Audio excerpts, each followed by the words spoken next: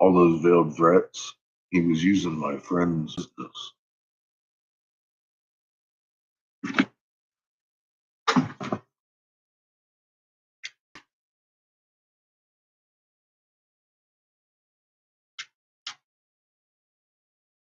Howdy.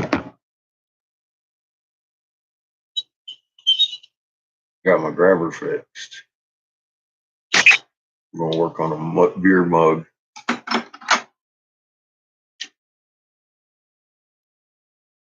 Today, or the glass that we made, I want to put the grabber on it and finish this bottom right. It needs more melting.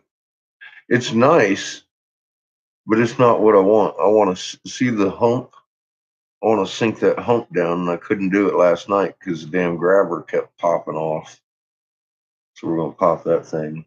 It's got the eye raw horse, and of course the onk. When you're drinking it, you'll see the onk. It'll be magnified if I can do it right. Which now that I got my grabber fixed, let's put this in the kiln. See what happens. How we all doing today?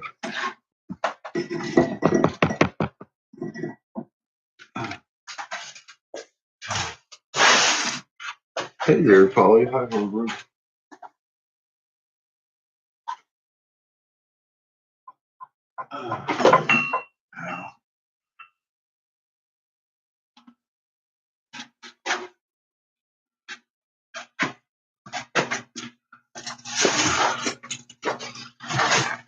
Can't get this fucking stupid leaf cigar to even light today.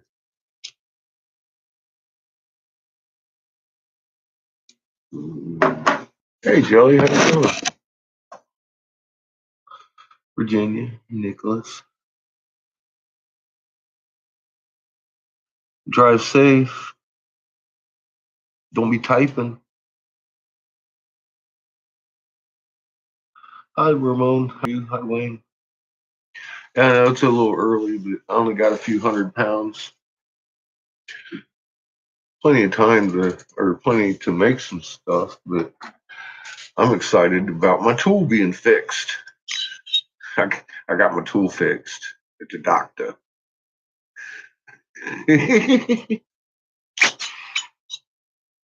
I'm pretty good. It only cost me $2, and I got enough of these stupid screws to last for like both our lifetimes. And I got spares for this one also, just in case. That way I'm not short later.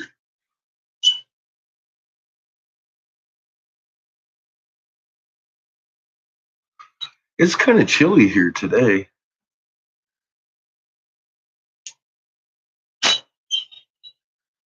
I can't wait to put these are expensive grabbers right here. These are my $80 set. I've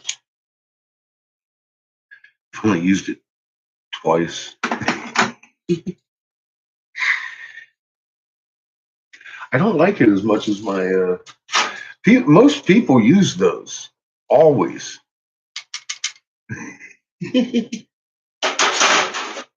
You see what I use? What's up, pancakes? How you doing? Nice, John.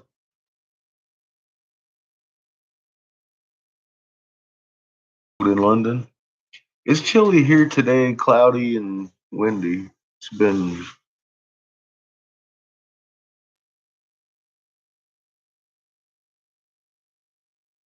high G. I mean, we're on a little bit early, so I guess we're catching everybody in North America.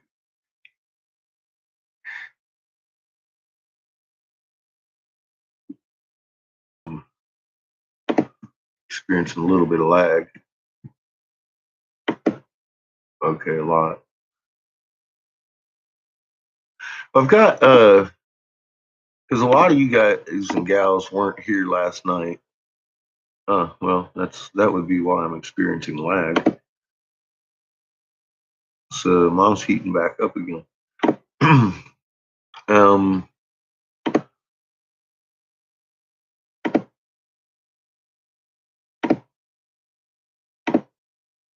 being as hell, yeah, there's been a lot of people just kind of find the channel by accident. It ain't no coincidence. But you should probably hit that video and work your way to the top of that page. If you're new here, if you're not reading hieroglyphs, give them fair warning. My wrenches do. Everybody that talks here do, and they can tell if you don't. So be careful what you say. You might find yourself on a 600-second timeout because we don't talk about that shit here. Just fair warning before we get started today.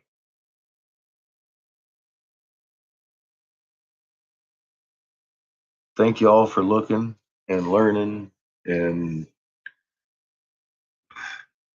holy fucking crap. We are changing the world and learning new things every day, aren't we? The band hammer look out. John actually has his fucking blueness and wrench attached. For those of you that weren't here through all that, he's finally got it to stick. uh yeah. Um this whole last couple weeks have been a little bit of whirlwind.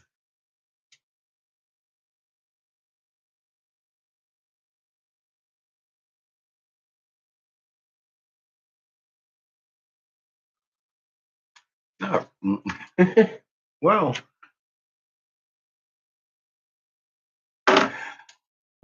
you know, in light of fucking everything, every time I listen to these fucking tablets, I learn something new. And last night I was listening and they talked about the crops dying and why. And I was like, oh fuck. But basically it gives us passing. It says if because Nibiru's with the red sun.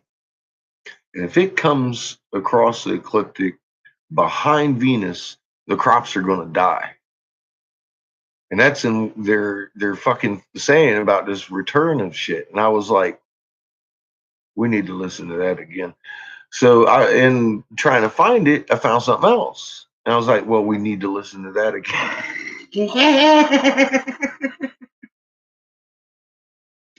See how this cuneiform is? You can't just listen to it once. Hey Chad, how you doing?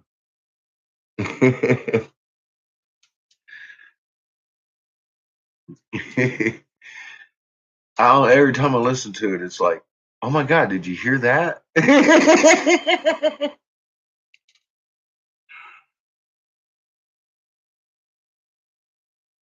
Don't do that.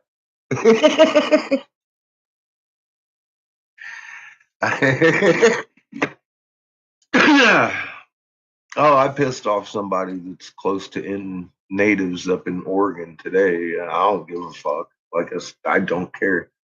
He was telling me you got to be careful with it. I was like, fuck careful.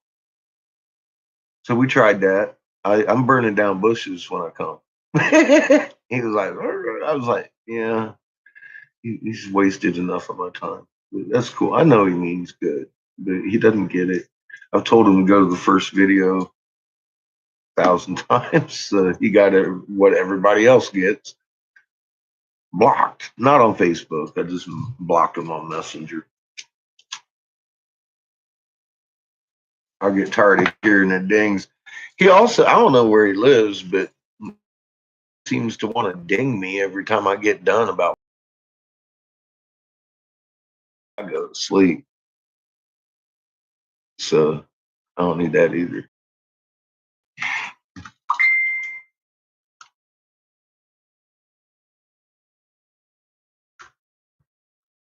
Yeah, I mean, you got to forget everything about his native stuff and the Toth goings ons, and But from the perspective of their guarding some kind of covenant and fucking religious shit, and I'm all like, you got to understand who those people are and what their gods are. And I just I don't care. Creator don't care. This shit's good. Reset. This is your chance to heal your fucking planet right now. And that's it. If not, that's it. It's gone.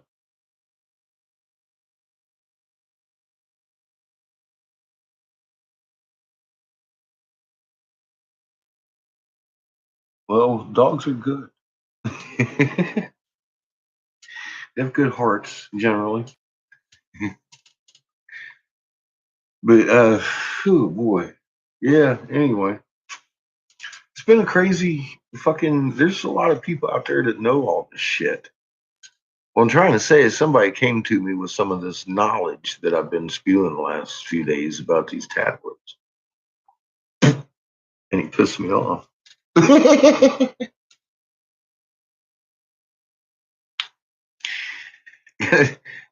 I don't read anywhere in that fucking thing. I'm supposed to like anybody I'm dealing with or have to accept their bullshit. And that wouldn't be me. Getting laggy for you. Have a good night, Nick. Hope to see you later. I don't know though. I don't have too many. There's some rescues and other drop offs. It's the best dog.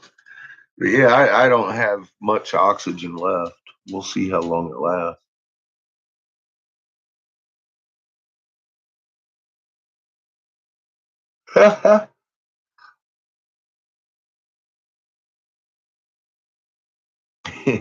Yeah, Chad, it's kind of like that when NASA comes out and says the Earth done tilted. The sky might be rolling to show somebody the moon that the cartwheel's upside down. The fucking rolling around up there, you know? It kind of made that job easier.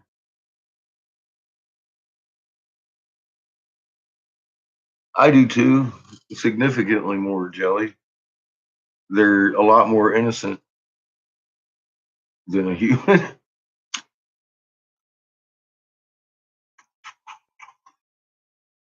It's that unconditional love, Jelly. When's the last time your dog complained when you brought a different woman home from the bar?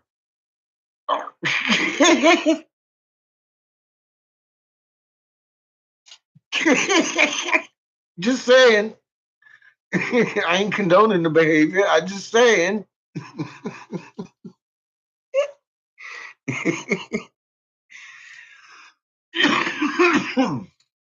That's pretty unconditional. They're still wagging their tail. They ain't yelling at you. Oh God. Yeah, lock your dog and your wife in the truck. I love that. That's a good one. See what comes out. Happy to see you. God. That's pretty.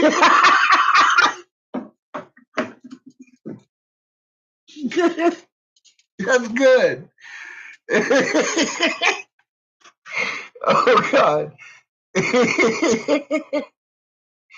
Be safe, memory. Don't be texting driving. We're over here making fun of women anyway. It's just one of them things.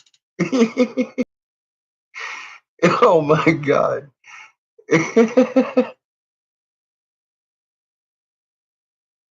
Oh, well,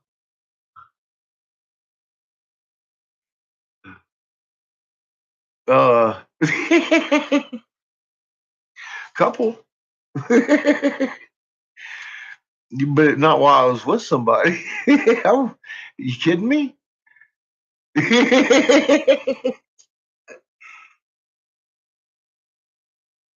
I don't. As long see, that's nice. As long as he brings me treats. I I don't want tied up in the corner and beat on.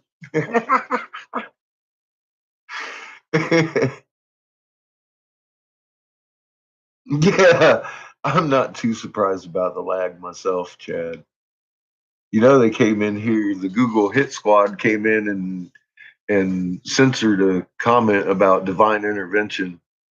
Somebody came in and made, I was like, if you would please put that back up there where they fucking took it down and I started yelling at Google's. I was like, can you read hieroglyphs? My wrenches can. Oh, I gave them the rules. So far, so good. They've not been monitoring. Well, they might be monitoring, but they haven't been policing. You always took. See, that's where I was thinking. See, me and Angel used to go to the bar, and we'd bring home people all the time, but it was usually her friends.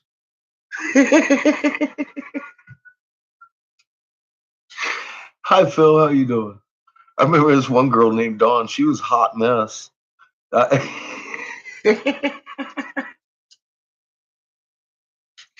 Glad I left that alone.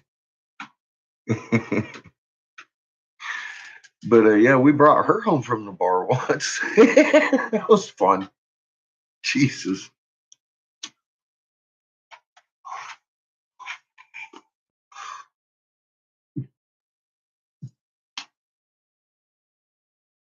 Well, now see, now you're touching into that. I've already told that story for a couple of them.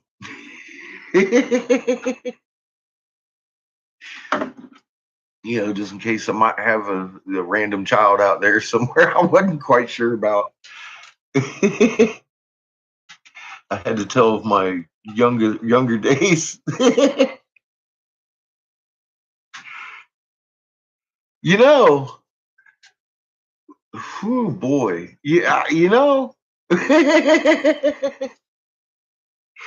when you're young and you're out to sea for a long time and you pull into this port and you're in the bar playing pool with these friends of yours and this little thing walks up to you and says, "Hey, you pay my bar tab?" I'm like, first thought, and it's like, no.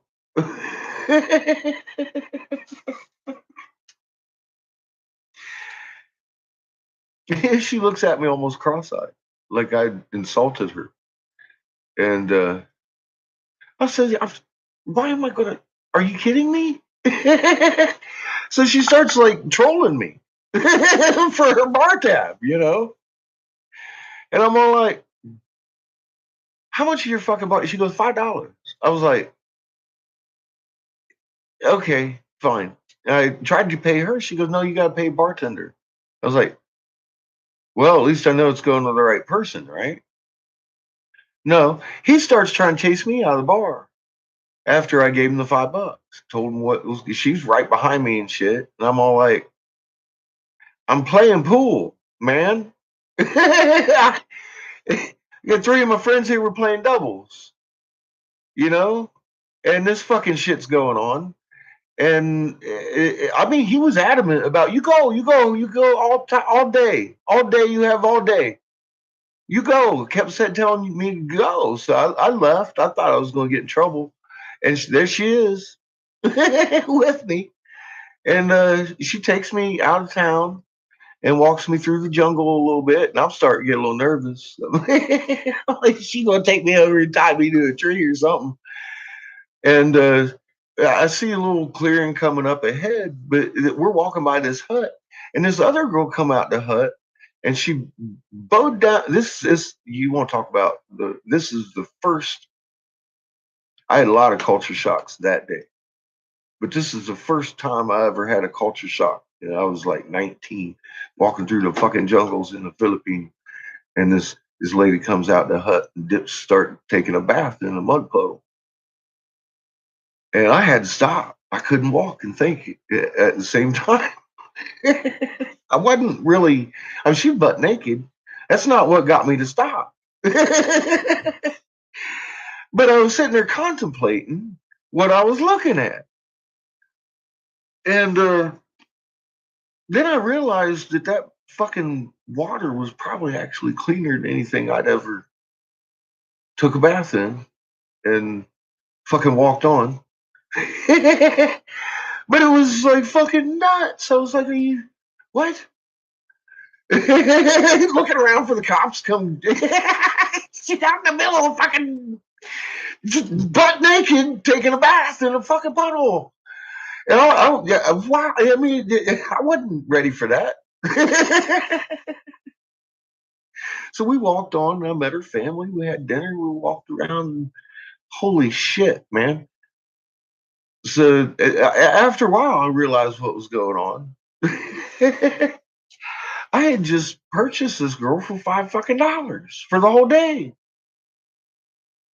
Well, she got more than $5. And I mean, like, I gave her mom money for food and shit, man. I was like, fuck, dude, you guys are awesome. She gave me some fucking good food.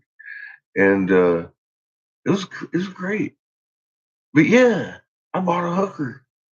I mean, that wasn't, that wasn't a hooker experience though that I've ever heard of. For God's sake, it was fucking nuts. It was like we was like friends for the day, man. It was a hell of a culture shock for a kid that had never been anywhere before. But yeah, I learned not paying bar tabs if I want to play fucking pool. So that's my lesson.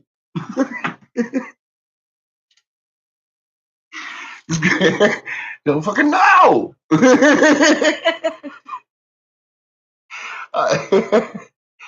Well, she's a beautiful young lady, for sure. I had no idea what was going on. For the longest time, I was sitting there chatting with her mom, dad, and everything. I just thought this is how Filipinos were. I was like, all right, cool. She just grabbed my hand and started walking through the woods.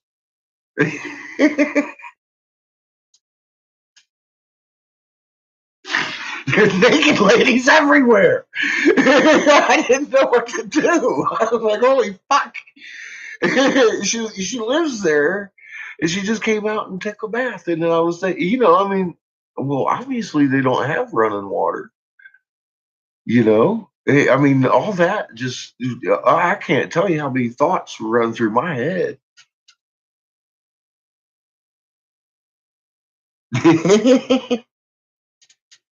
Did you get your money's worth?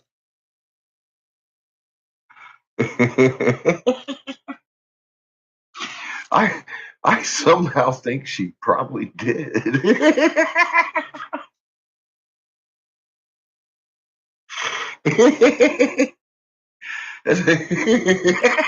That I'm not surprised.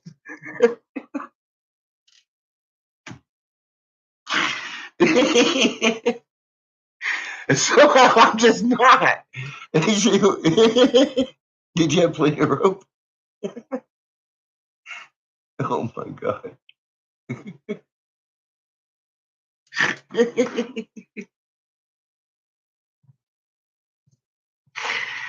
Oh man.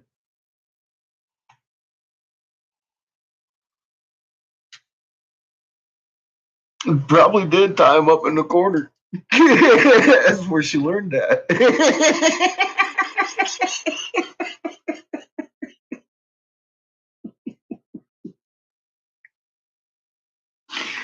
Oh god. It makes my side hurt.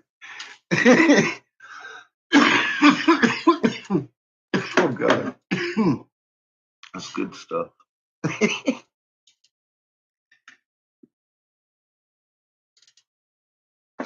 Here, let's see how hot we are. Oh.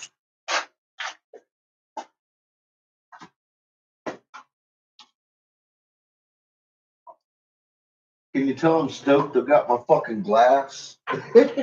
For fuck's sake. 10:45. We got a ways to wait. Still, I got my glass. Fuck, man.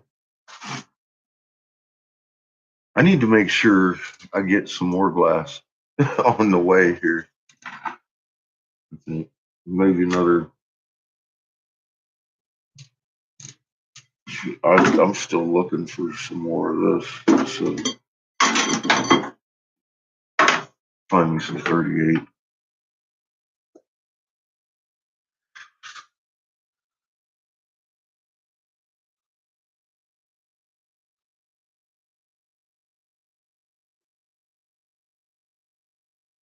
Thelma and Louise.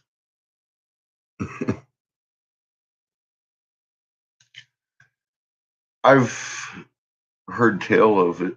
I've not seen it yet. Is it free on HBO? I might see it. I know they drive off the cliff once. Just once. I assume. I've never seen it. I would not doubt that you fucking drove off cliff and walked away to Apollo.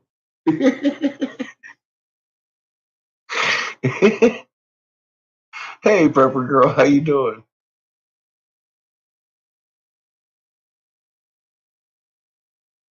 Well, it's been a problem for months, Glenn. I've been waiting on Chad's caller to come, and I've been waiting on this. Fuck, I've been waiting on that 38 tubing forever. The black, I got kind of quick. Debbie wanted the black pipe, and I ordered it, and they slapped it on everything because they'd let me know my back order would come in. I was like, well, slap that on there too, and some red, orange, and yellow. And I got it all at the same time. And I asked him, I was like, any more 38? He goes, not yet.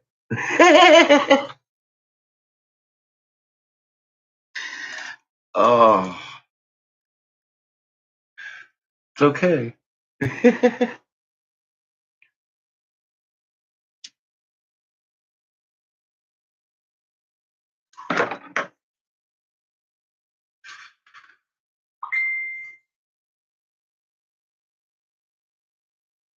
Yep.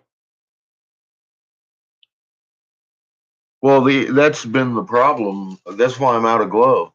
I've got that much glow stick. Um, they're having hard times making some of this shit. Yeah, already.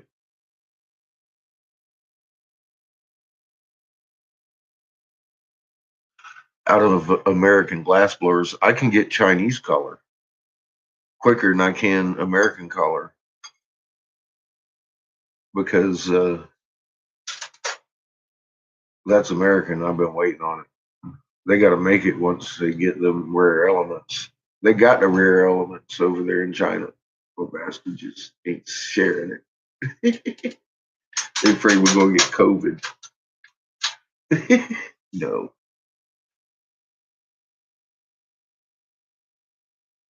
Hey, Daniel.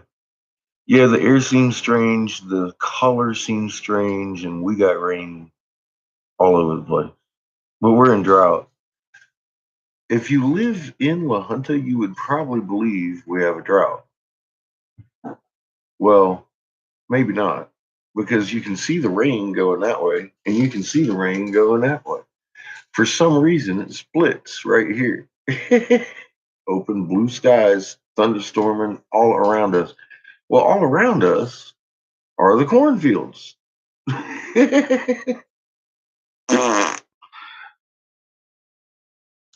Why'd they die at 2 foot tall?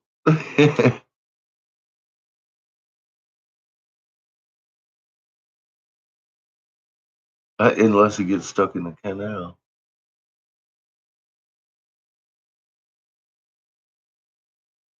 Yeah, Glenn, it's getting to be that time again. I'm looking at,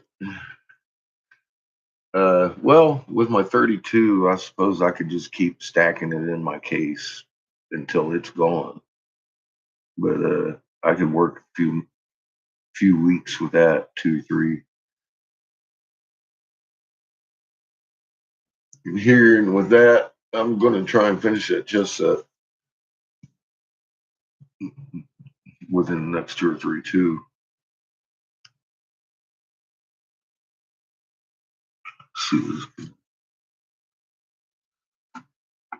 See, isn't that funny? Suez Canal breaks loose, and all of a sudden they got my back orders. I have a feeling my shit was stuck.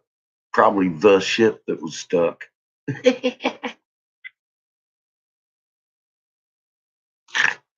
Thank God they got it loose.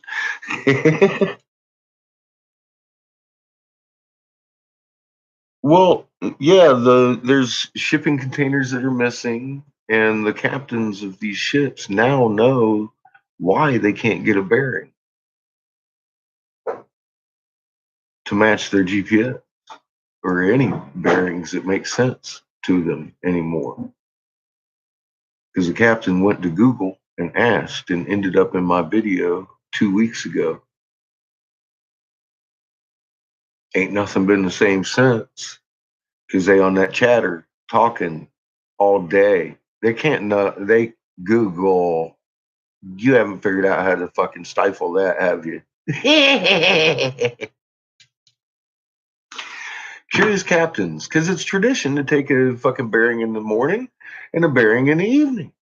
When you got stars and when you don't. You take it on the sun, you take it on your fucking night sky.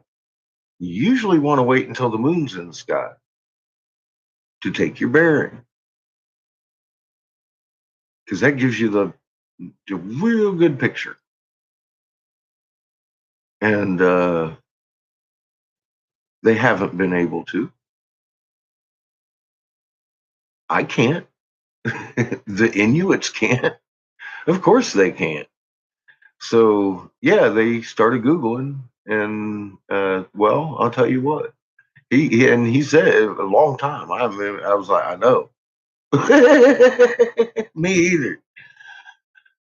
Fucking and one tells one tells 10, 10 tells 100, and it happened like that the first fucking day. Everybody that drives these fucking shipping containers across the globe. So NASA had to come out with this cover story to make it a decades long tilt. Like nothing to really see here. That's why we haven't mentioned it. It's a gentle tilt. It's over decades. It's kind of began in the 90s. That's what the story's telling them. Keep driving those ships. The ocean's not going to do anything crazy. Don't worry. Wave hi to the passing polar bears floating around on a block of ice. Don't drive your truck, your SUV. Heaven for fucking bid your cow farts. But we're on our side. Gently. Hmm. Yeah, they talk to each other. Dude, as soon as he left that remark, I was all like, it's over. It's off of YouTube. It's exactly where it needs to be in the public.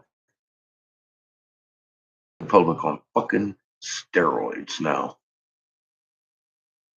See what knowledge does, folks. We have the truth.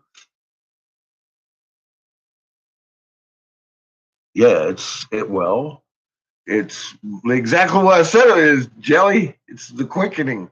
We've been in the fucking on our side for 11 years now. We're out of tribulations. We're in that next stage.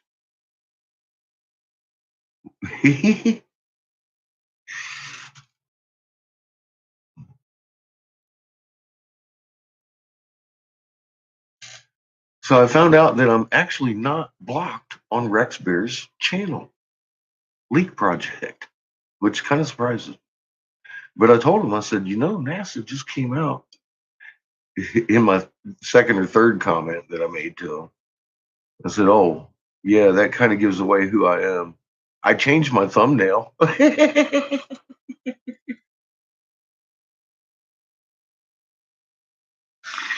didn't leave no links. Left him about 4 thumbnails, comments over there on his page. Like, come on, man, you got a voice way big enough to fucking make a difference here. 30,000 fucking subs.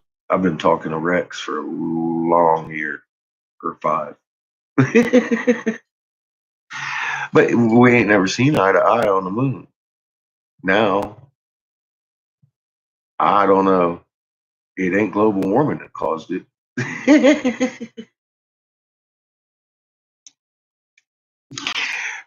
Where's that Dingley Cobra again? Well,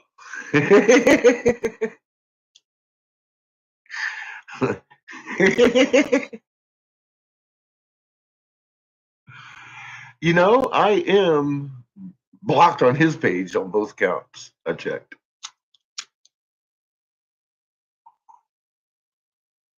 He may. I'm not sure. I was able to tag him in that thank you video. So he has seen it, I think. He will.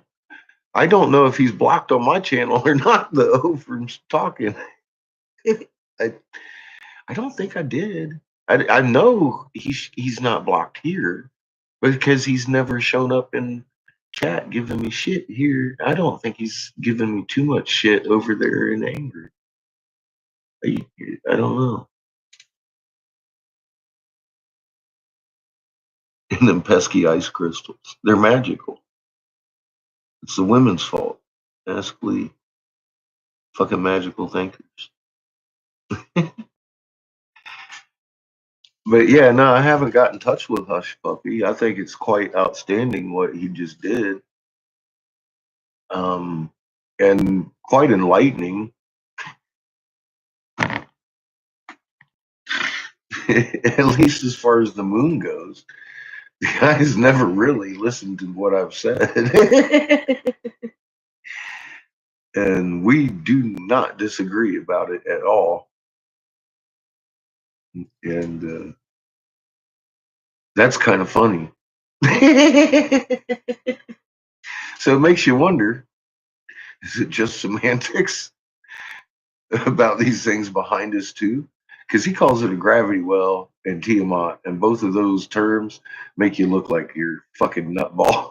And I can't help it because fucking I mean, it just does. And I can't. I just can't roll with Tiamat and gravity wells. It's not what's going on. It's a magnetic field, and it's a big sun with a bunch of planets.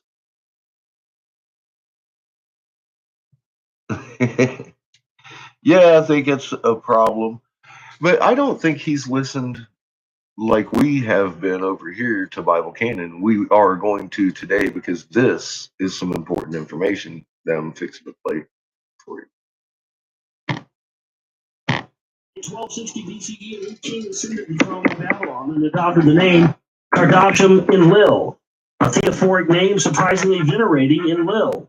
It was no passing gesture, for he was followed on the throne for the next century by Kassite kings bearing theophoric names venerating not only Enlil, but also Adad, and a surprising gesture, suggesting a desire for divine recognition. Definitely, it's starting to coalesce into something crazy. I mean, look at other people I've had problems with in the past. I've left alone, and all of a sudden they start coming to the same conclusion. Some people are held over by why is the 12-hour night and day thing not changed? Well, for God's sake, we still live on a ball that's spinning. That's why. One.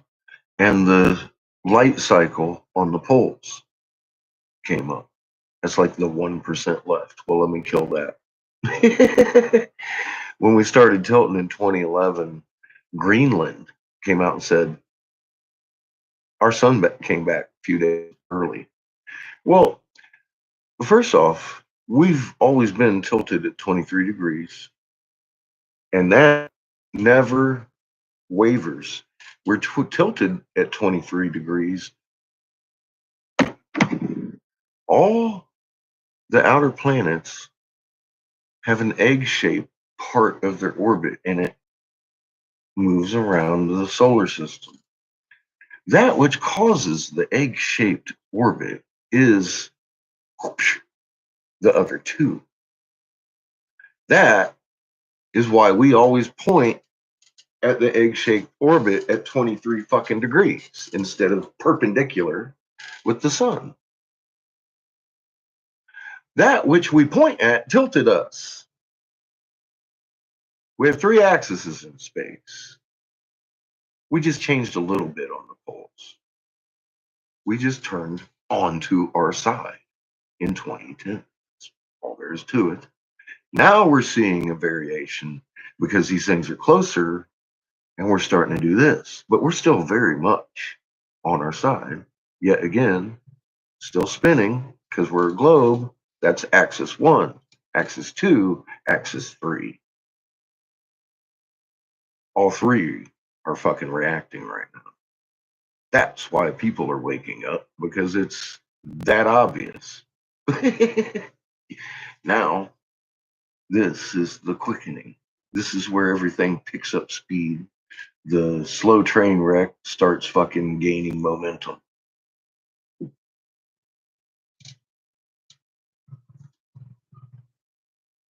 That flat earth banner. I know. You gotta. I sit there and I could chant, "We're on a globe, we're on a globe, we're on a globe." And they would hit me with a flat earth banner because I'm talking about the moon.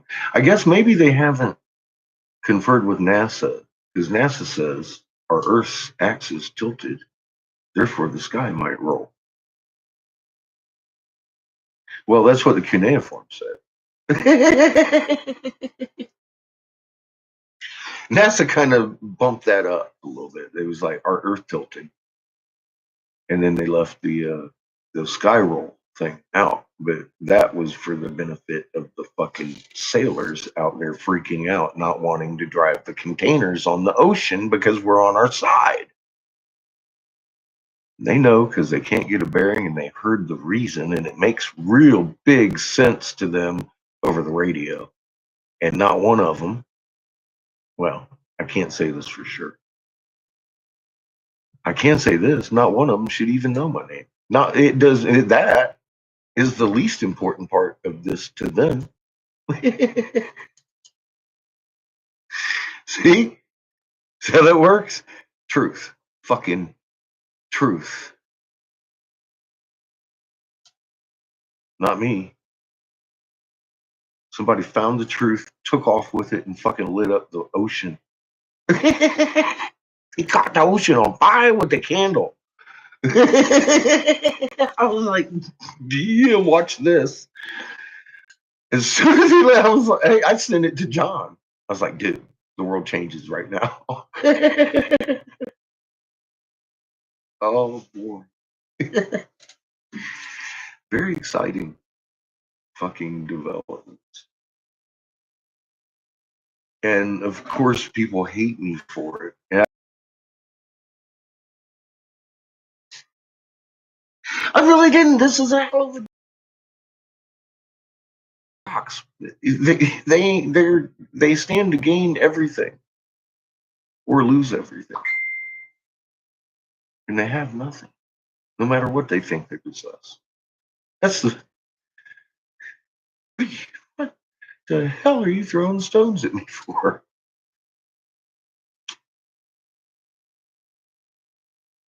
They've been searching for the reason they're magnetic for sending to fix their shit. Here it is. We know now. It's on the wall. Want to go read one? Because they said right here in their own cuneiforms, I don't know what the hell they're drawing, but they don't talk much. Well, of course we didn't. We, we were talking. They just didn't understand our language. For God's sake. It's a language of creator, the intent of your heart. They talk about it. It's the one unified language. For God's sake, of course, it's a unified language. And not just on this planet, every planet. It's the laws of creation. They lost their language over there before they came here. And that's why we scared them and they had to divide us. And it wasn't a mud baked brick thing we were building. Look at these monoliths laying around. They tried to hide us from ourselves.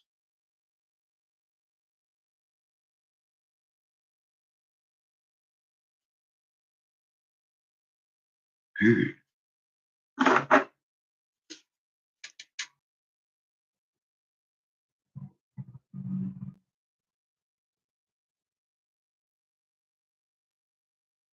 Yeah. One of the Navy ships ran into a reef that had been there forever with a chart that had been used for 50 years since we had been in the Philippine region. And they blamed the GPS because they couldn't blame the chart nor the sailor that was driving the ship. And it became a little bit of a news story.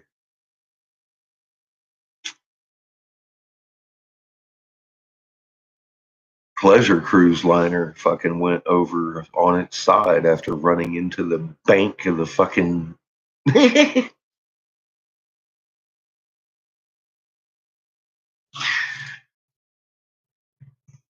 cetera, et cetera. Which one you talking about? They've been confused for a while, Jelly. They really had. I'm telling you what, man. Before he had made that comment, he'd already been telling people. He just told me that he was telling people. You know, that guy was busy, and everybody that heard his voice was, and they're still busy. Just, hey, you're looking at because now that they know, what else are they talking about? I what else are they talking about? They're starting to really watch now.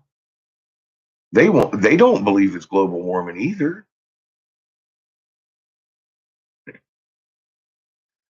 The world just changed, folks. Catch up. We're going to have major shortages. We're going to have.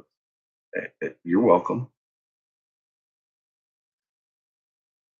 This is what happens when you shake the world violently, I guess, because it's not going to be pretty.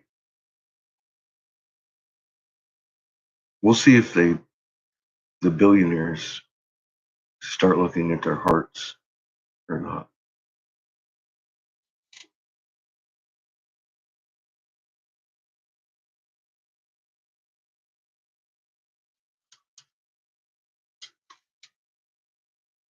Yeah, that was an actual U.S. Navy vessel, so it hit the news. Usually they'd fry a sailor. Couldn't. He was on track. They blamed the chart, Jelly.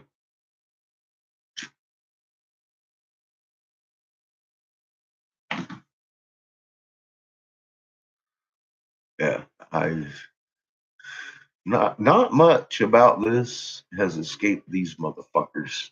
I've been watching for 10 years. Every time a ship runs aground somewhere familiar, well, I mean, where wouldn't be familiar or like easily avoidable? How do you run into the fucking literal shore with your pleasure cruise or ship with hundreds of people on board if you're driving with your GPS? Because you ain't watching where your GPS is steering your ass. That's how fucking dumbass in the wheelhouse can't be blamed. Even though he's a fucking dumbass, he's wrong with the numbers.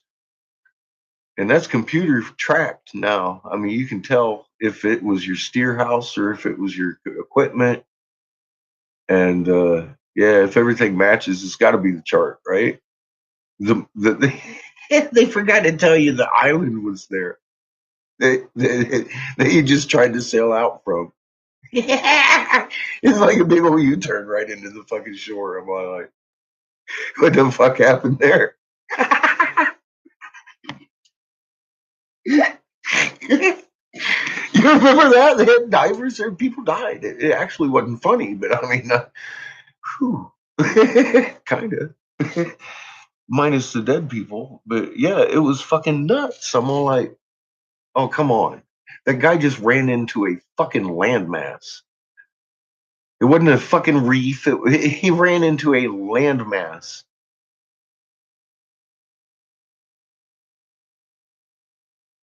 Your cat may hate you.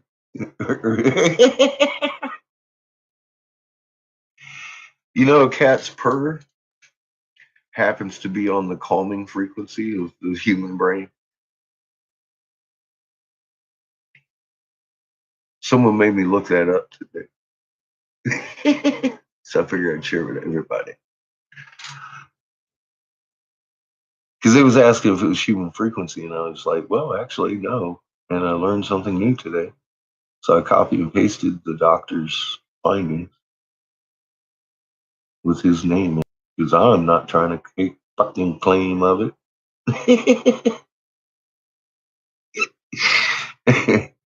A GPS update? Yes. And they had to shut the GPS down and reset the whole damn thing. Yes.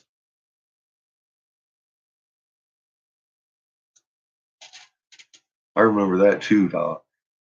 They also had to realign the airports. Just what, last year? Remember that? They shut down all flights globally for a couple of hours because they had to reset the fucking entire fucking navigation system for the airline. Reorganize, and they blamed the wobbly pole. I was like, okay, it's wobbling.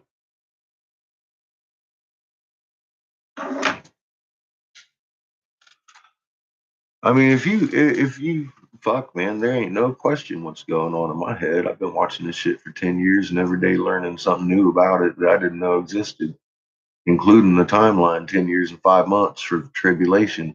And then you got a short period before the big event. And between that period becomes, well, it's going to seem like the big event when it happens, but there's going to be a revealing of what's around us that you can already see very clear, way bigger than you want it to be, huger than the moon. And people are like, well, how do you not see it? Well, it's hidden in the fucking shadow and it's amazing, but I'm sitting here looking at it.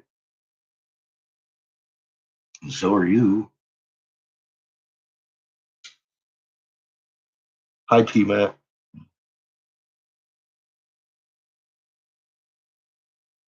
Sleepy buys. Get you some rest, Doc. Stewards aren't necessarily wicked, so they need to rest. You got to take a little rest. Well, Mama's been pushing. She's been pretty active lately. Hey, generator, how are you?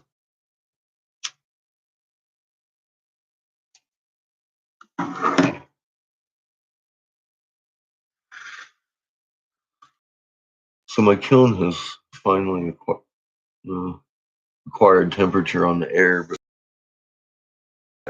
we'll give it a little bit longer. What's up, Vigorous? How you doing?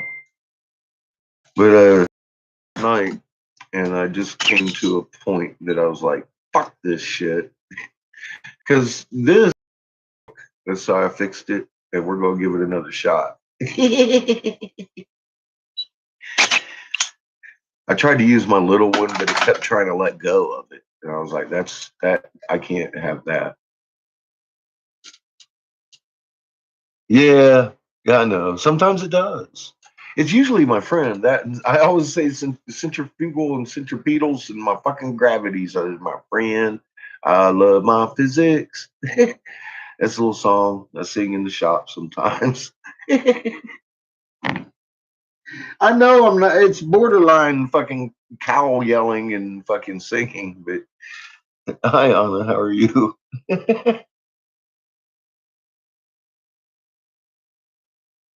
You know, pushing plates gets you tired. Even though you don't realize you're doing it, you're just doing what you can right now because you're attached to that magnet and been relaxing it. You're fucking living it, and it's very evident. We sat here last night, and every time I was like it and get the derps and shit, and I was like, and I'd check, and there was a bubble after she had been calm. You're feeling her push. And then, I remember I ran across it by accident yesterday about the humans feeling magnetic fields. So I went and started looking and made a video. I was like, because I mean, yeah, it was about the Schumann frequency yesterday, and that came up in the video yesterday. There was the top Google search was something about humans can feel subconsciously magnetic uh, fields, and I was like watching the video and didn't really it sink in until I was watching it, and I was like, I gotta look at that. So I looked at it. you know. You know why some people are getting the ringing and not feeling it? Because they've got their magnet up like this. And what's the field line doing? They're closed. So they're pushing everything away, right? Nothing can communicate to you. You don't feel anything. What happens when you start fucking entangling the magnet? You see it. Get used to it. It's what we do.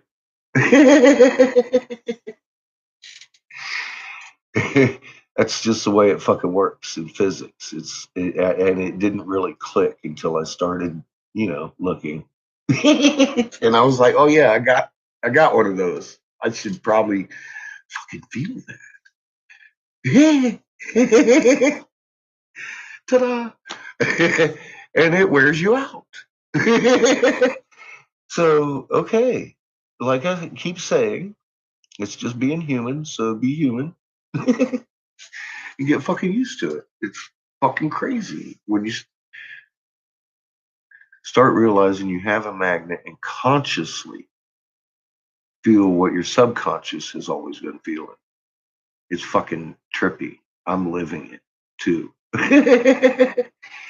And now I got it. I'm like, no way. That's why I'm like, but I'm not dizzy. I feel a push. And I feel a physical heavy, like it weighs. You know what I mean? It actually has weight to the push, and it's like, yeah. If you're feeling it, that's physical, and if you're subconsciously feeling it, you should be aware of it. And as soon as you become aware of it, you understand it, and then it makes total sense what's happening to you. It did for me. I was like, holy shit. Okay. Because I'm not an expert at this. I'm still new too. But it takes a little bit of research, and bam, all of a sudden my mind's blown too. Again today.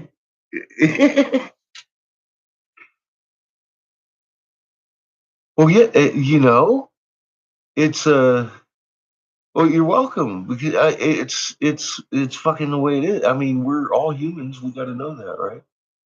Hey, Cosmic, how you doing? It does. It makes you stop and think. See, and I didn't even know I was actually like going over that yesterday. That's one, man. This is how this works, man. If I need to know something, there it is. It's been like that. It's kind of exciting. It's not crazy anymore. When you get to that point, all this fucking miracle shit that you're looking at or walking through, it just becomes like, okay, this is creative. This is what this shit looks like. 'Cause I ain't never seen nothing like that. And it has everything to do with us. It is. It's confusing until you actually kind of get to know the person and see how they work. It is a mystery. I kind of appreciate the mystery that's there, but I also know that I'm going to know what I need to if I just look.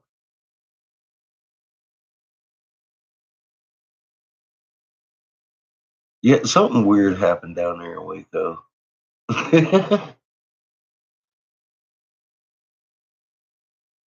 Good, generator. Good. I'm glad to hear everybody is feeling these same things because, I mean, I'm new to it and I was wondering. Am I still missing something? Yeah, I was. That was an intent, you know what I mean? I asked with intent inside myself, and the answer came. And I'm like, well, and that's happened like that. Every time I feel like I need an answer, it's all about the intent. And it's like, and it became an intent to find out. And it was there before I even knew where to look for it. Human beings can feel magnetic fields. And I was like, well, I might want to look in that direction because I think I'm feeling one. I didn't know. And this morning, I think I cleared it up because I'd been looking last night too. I didn't get much sleep again. But I also, I haven't been, yeah, I get rest, but I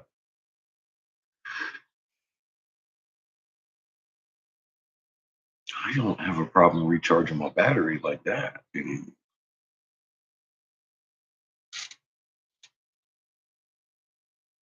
we are all natural uh, mystics.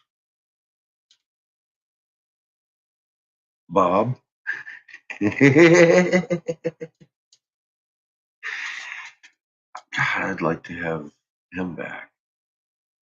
That would be fun. I'd like to just sit and chill with him, Albert, and Tesla on one porch. Not in a room, but on a porch. That way, if anybody didn't want to smoke, me and Bob wouldn't be offending them.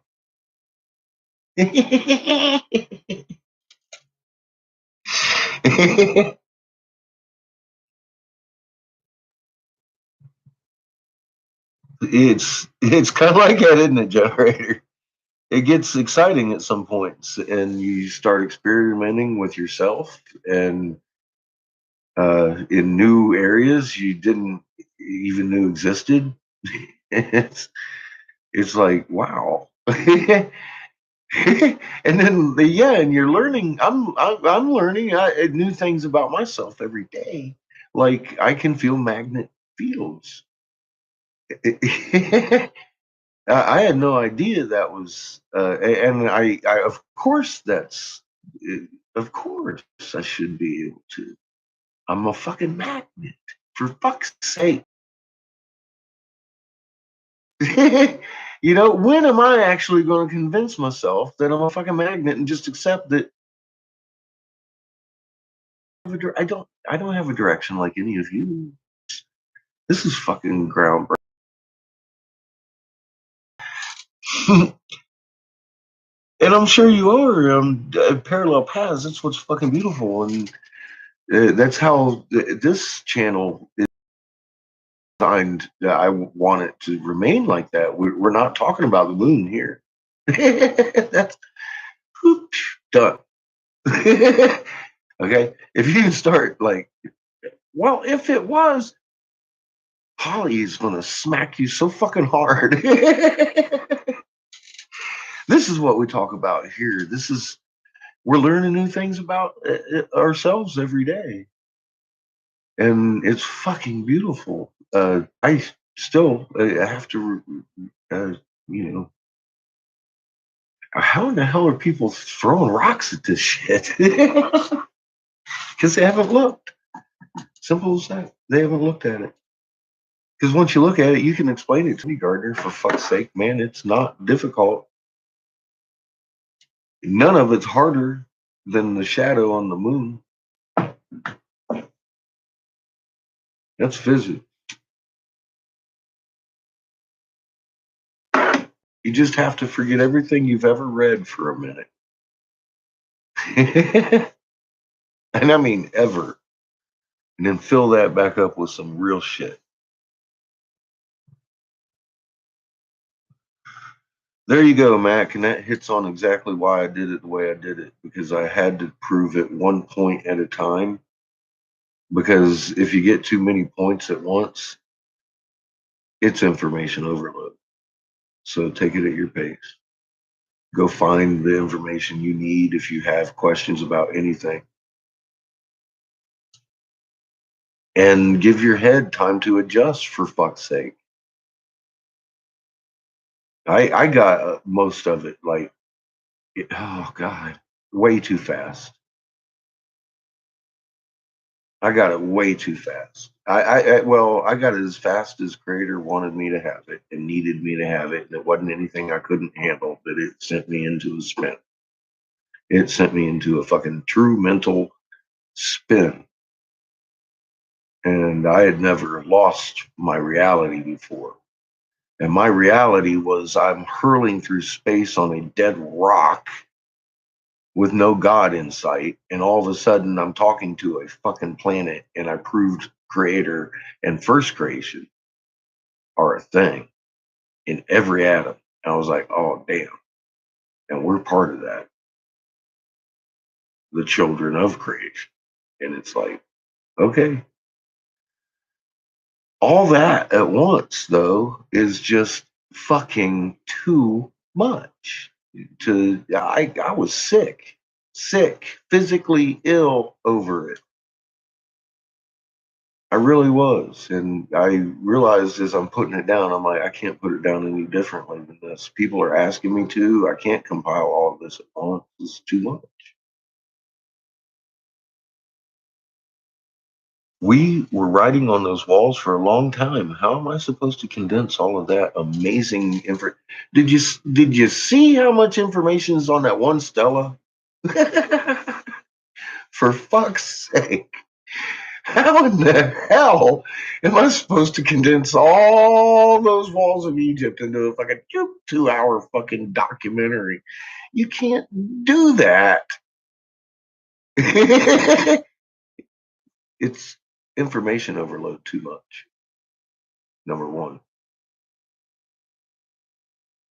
Number two, it's too much. It wouldn't fit in a 2 hour documentary. It might fit in a series of documentaries of 2 hours long on maybe two or three subjects would honor the information its rightful fucking attention.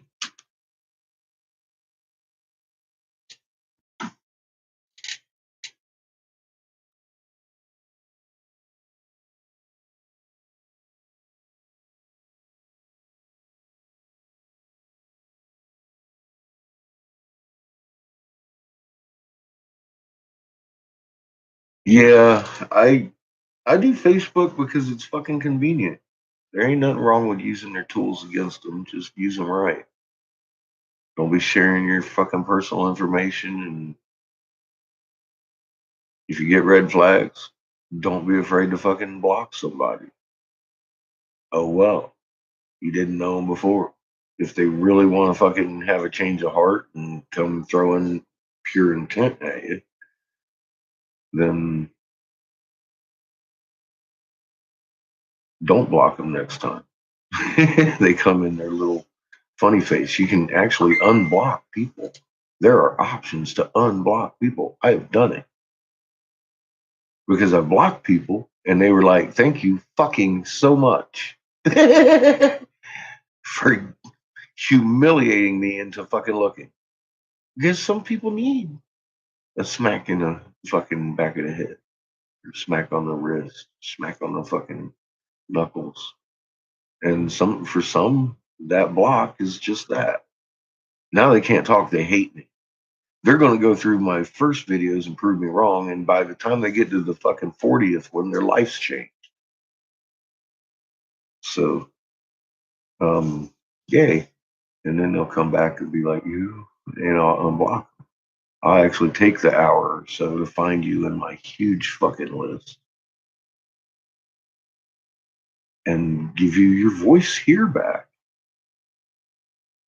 Not afraid of doing that.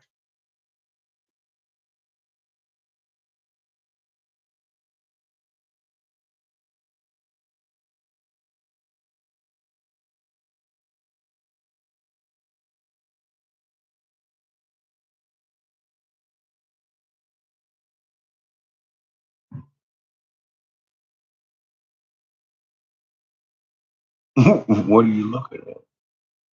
Cell phone savvy.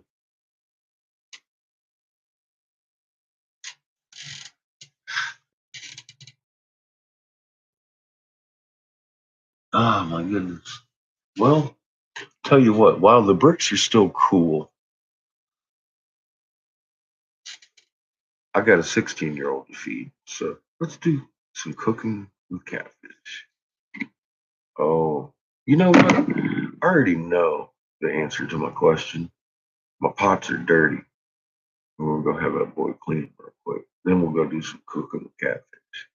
Oh, rigs for us. Oh, yeah, she's got some beautiful stuff in there. Guy named Jonathan. He's a younger kid. He's a sculptor. He sculpts stuff. He learned from his dad. He's old. He's my age.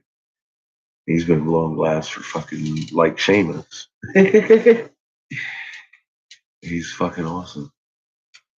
She's got some of my nice stuff in there too. But I mean, if you're looking for collector's glass, American made quality, there you go.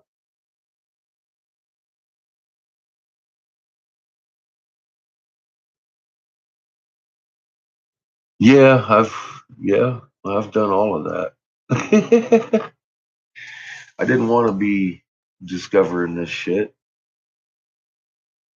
but I couldn't fucking keep it to myself. I couldn't do that. I had fucking nuts if I did. Hi, Denise.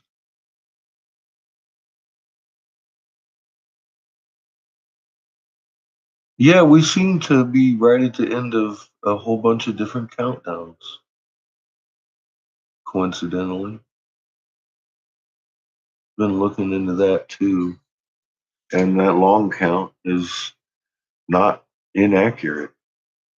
Um, as far as I can tell, it marked for what they would consider the return, which was really close to the point where we started dancing 2 years before with the, as far as I can tell, what the legend is telling me, we danced with the Blue Kachina in the plaza. Well, that's where we're at. And we were dancing on our side. He's spinning, it's on our side. So, in 2010, I noticed. So they said 2012, right? And I guess that count is off. So debatable between then and what, 2018? Well, either way,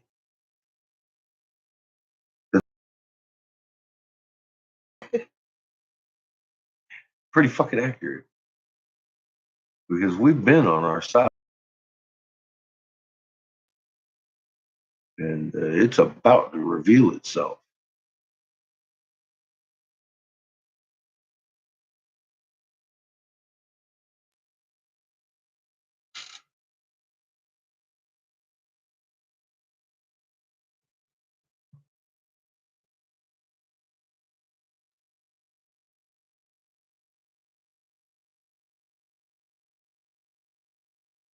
To Gregorian and it messed up that count. Yeah.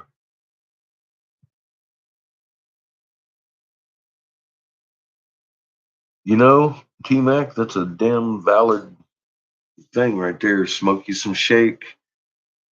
And I've been thinking about rolling up some shake, but what happens when I run out and I want a tobacco again? I don't know. This has helped me quit smoking cigarettes. I was 3 pack a day kind of guy. Now I generally only cough when I hit hash or right after. 75 foot tall and telepathic. Well, you're probably going to get telepathic first. The 75 foot tall, I'm not so sure about. Although I do believe we were about 12 foot tall. There seems to be generally two species of 12 foot tall humans. One of them has double dentation, one of them does not. Um, as I understand, the ones with double dentation used to eat man. Now, I don't know for sure if but I've seen evidence of the skeletal remains. So I'm not sure what the natives, the reason they hold their hands up and say how at the edge of the field is because you really don't have a real good size reference of a man walking towards you, but you can tell if he's got 6 fingers from a good distance. And they were kind of nervous when they'd pop it up 6 fingers. Because those motherfuckers would be apparently gripping up on buffalo and running around with them and shit. I was like, that looks interesting. Indian art showing giants. Well, there's skeletal remains of these damn things. That's us when we were on a higher star, as Toth would put it. Ra, a higher energy star. He just left out one word. And now it makes sense. We're on the lower energy star because we got trapped in the void that was created when Tiamat got destroyed. So, and became the asteroid belt because it exploded, obviously. And there's that separation of heaven and heaven from earth. That was a physical separation of us, where we were on the sun over there. You shrunk in height. I have too.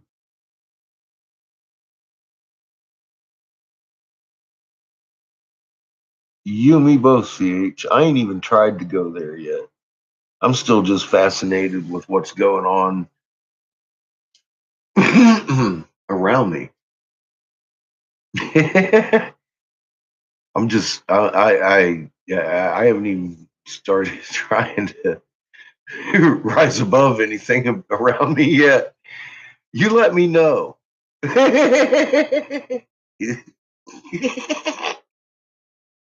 You let me know how you pulled that one off. Because I'm just barely fucking starting to feel things and shit. Scare myself occasionally. Because I don't know what the fuck's going on.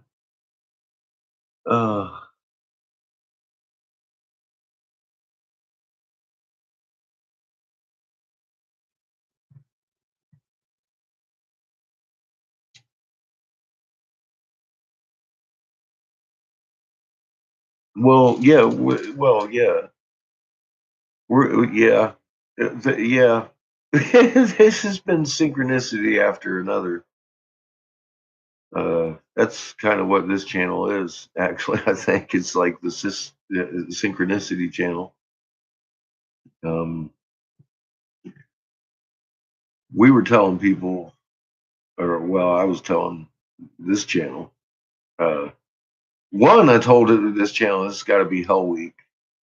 I had been on vacation basically from. Mom told me to come home and rest, and I did. And then started poking me in the ribs, talking about get ready. So I started telling people, I don't know what. Everybody else was like, I don't know what, but something. And then all of a sudden, this last 2 weeks happened. And I'm getting it's time to get on the road and do other things now. Signals pretty clear. Because all this shit escalated, and I was like, you know, who would be upset if I didn't tell them what was going on? My landlord.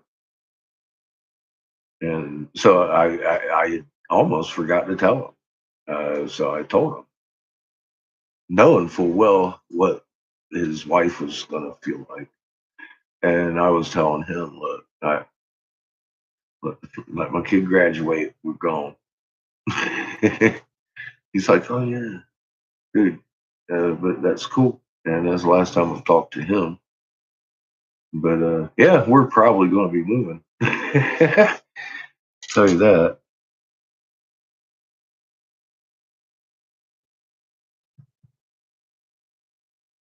But I mean, I could have withheld from him what's going on, but how could I? His fucking house is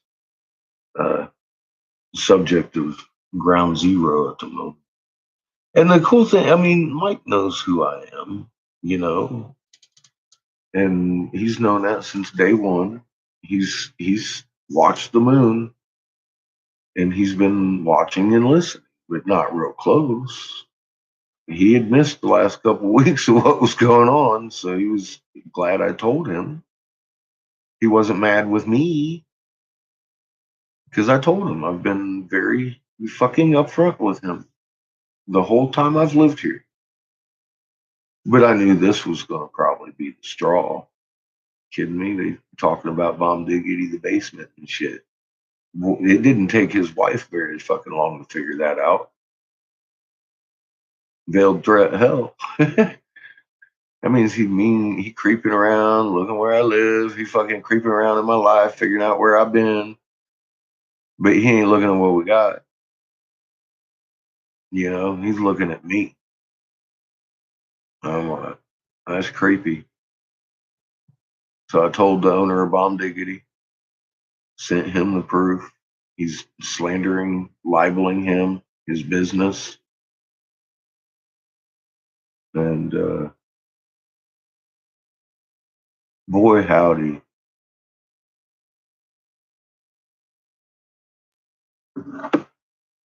And it began with a veiled threat that my landlord's wife.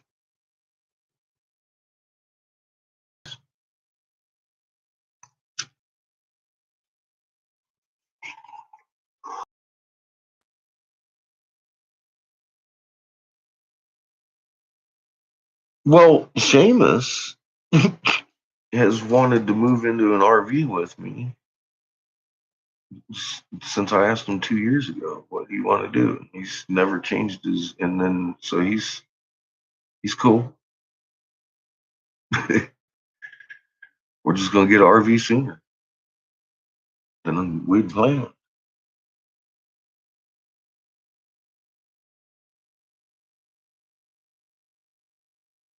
Good, Denise. I mean, yeah, I'm glad you've been watching it for that long. Most people haven't.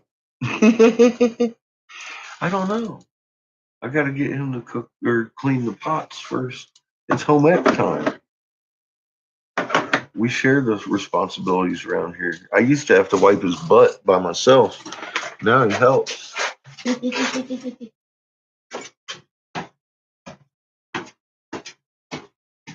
Hey, kid. Remember them pots? Dog eat that up? And picked up and put this in? Arlene? What? What am I cooking dinner in? Love you.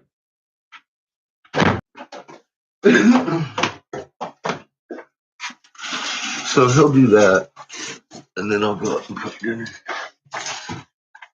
As we call it, the nightly pig slop. I was gonna make fucking shrimp Alfredo last night, and then I didn't have the Alfredo sauce. I didn't have the right cheese. I was like, so we had spaghetti over baked potatoes instead of because I was gonna try something. We ended up trying something different anyway. It was spaghetti over fucking with meatballs over potatoes, baked potatoes instead of noodles. And we got noodles, but I wanted something different. So, baked potatoes, it was great.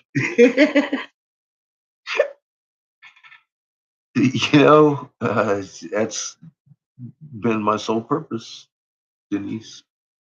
Thank you. I appreciate that. Is cauliflower puck. That sounds pretty good. I like pizza. The cauliflower crust sounds good. But yeah, he's a good kid. I'm happy with the time I spent with him to help him be a little person that does things right sometimes. He's 16. He's still working on it. Spaghetti. It was fucking delicious. Spaghetti over potatoes. No noodles. Just baked the fuck out of my potatoes. A couple of them each. I just fucking, and then we mashed it up and poured it on there. It was delicious. I was like, oh my God. Better than noodles. And so I can't wait to try it with the shrimp Alfredo, but I still don't have the sauce or the cheese because I went everywhere but the grocery store today.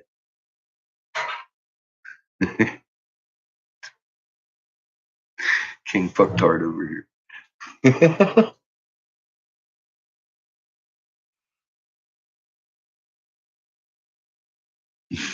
So I'm not sure what we're going to have. I hear him over there.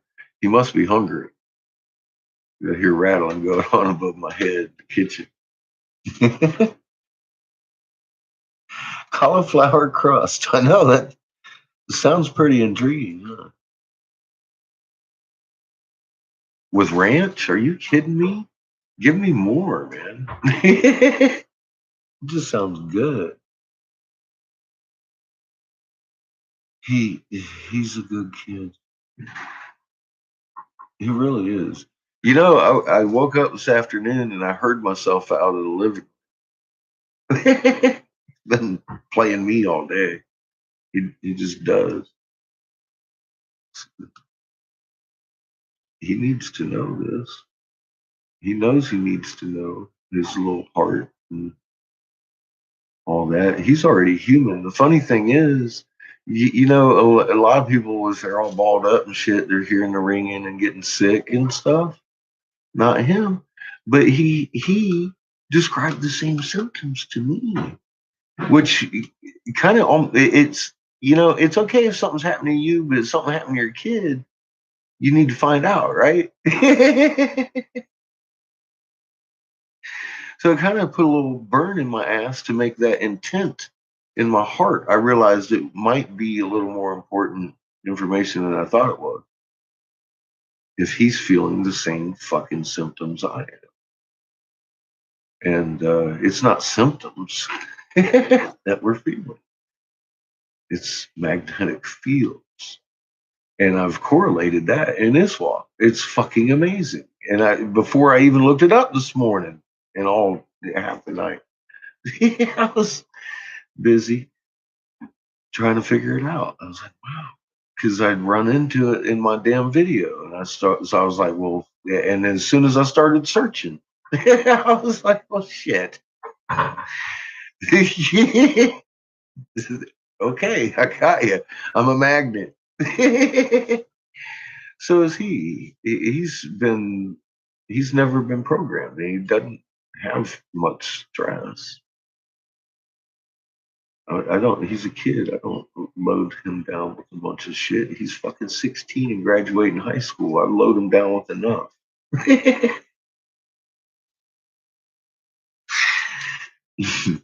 You know.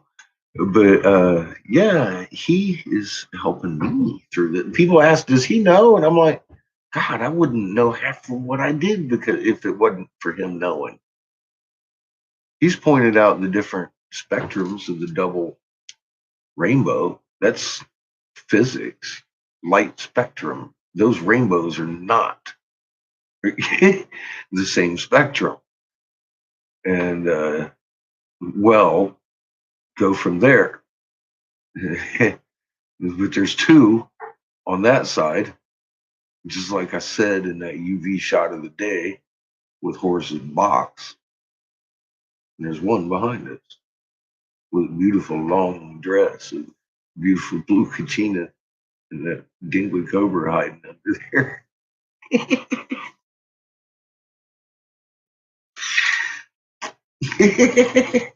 God, what a surprise.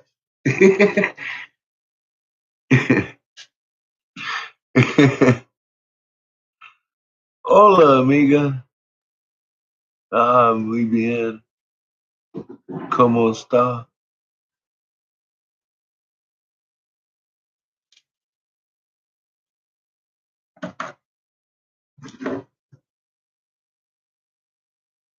Got here on time. Yeah, I'm doing an early show because I only got about 500 pounds once I crank it on. And at last touch, the bricks were still cold as a frog's ass. Yeah, they're starting to warm up, but we're still going to go cook that kid dinner. He's doing dishes. Kind of obligated myself.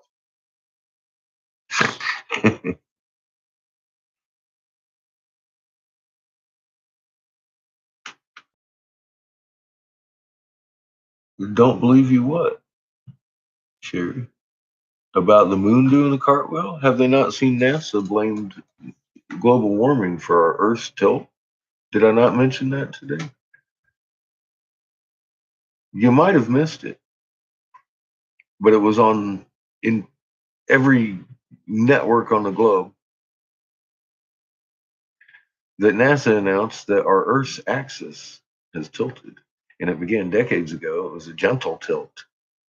Your moon might not supposed to be doing cartwheels in the sky. So tell them to stop arguing with NASA. Now, if they say, well, it's not global warming that caused it, then stop talking because they're already on page with you. If that's all they're worried about, they've already admitted to, okay, well, it's cool for the tilt. Well, then why do you think your fucking moon's confounded?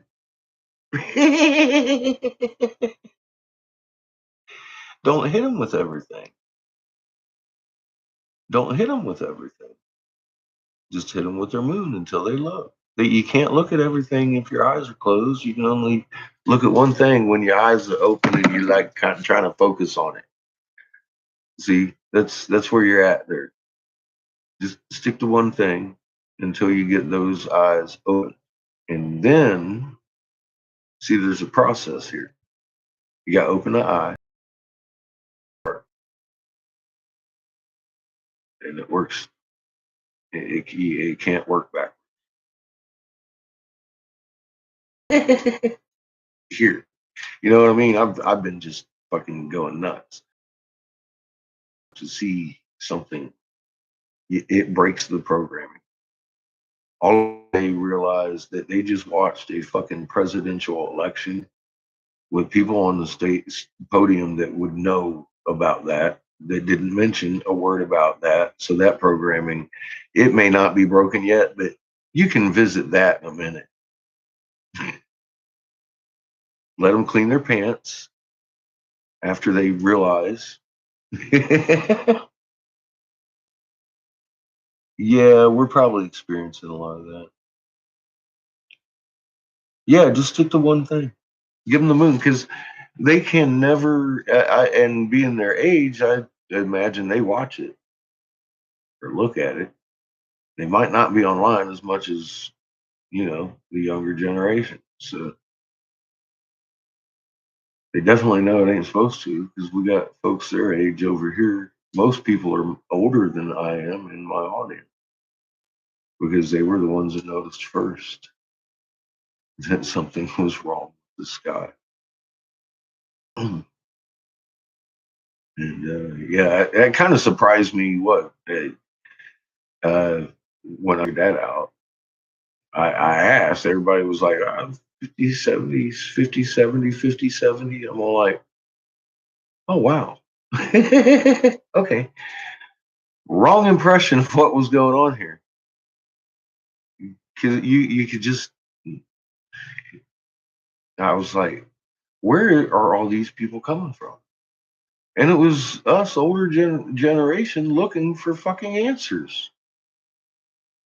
And I hadn't run into anybody looking for answers in years. So it kind of threw me off balance. I was like, really?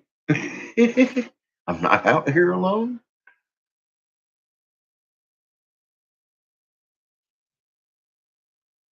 Hi, John. How are you?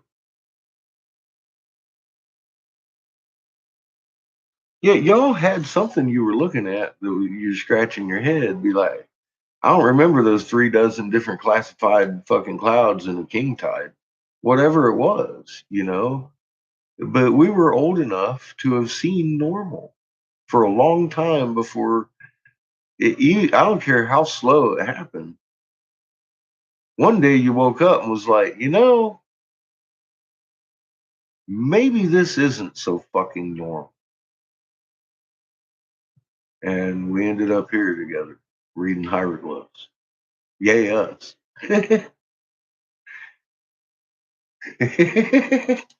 Knowing our magnets. Talking to the first and the first.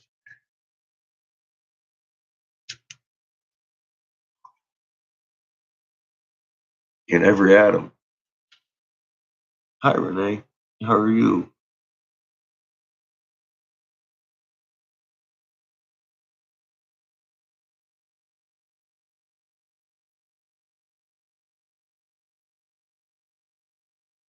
Yeah, maybe we're not exactly where we thought we were. Yeah, and once you start looking at this information, that's in my head and my heart. I can only know that that's a very releasing thing of any kind of anything you might have all pent up in there. It helps in so many aspects. There's no way if you actually look at this information that you could deny it. And it begins to affect your life. And that's why I want this to the leaders of the globe, not their little minions that are throwing rocks at me. You need to pass it on, task boy, instead of throwing rocks at this one.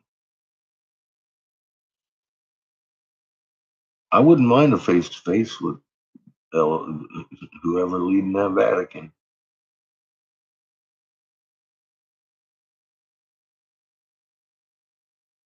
Give them raw, sit them down, hold their heart for a minute. Because it's not something they should be fearing. They truly have nothing. They stand to gain everything or lose what they don't even have. And that would be pitiful. So that choice came last.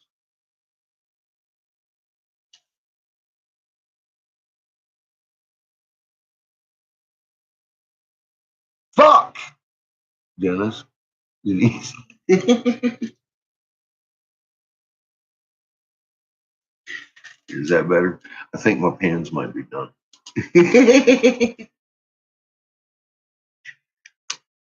Are you saying I'm not cussing in my videos? I didn't realize I'm being too calm. Because I'm figuring out information and understanding so much more. I'm like, oh my God. Every day. I'm going to have to start saying fuck more on purpose again. We're going to have another hell week.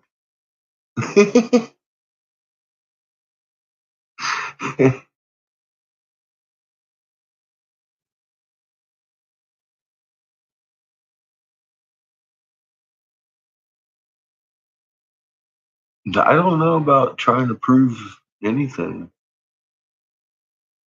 I just showed people how to read our old language, and they learned and went out and got new walls and read them because I ain't never looked at this shit.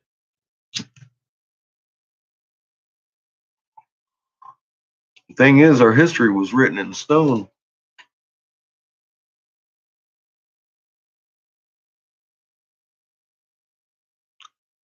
Just didn't know how to read it.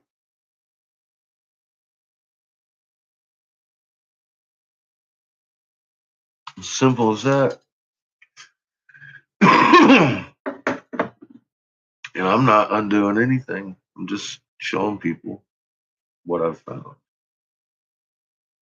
It's truth. It's creator that's doing it. I just happen to found creator in every atom. And CERN backed us up 2 weeks ago, so I'm not so sure.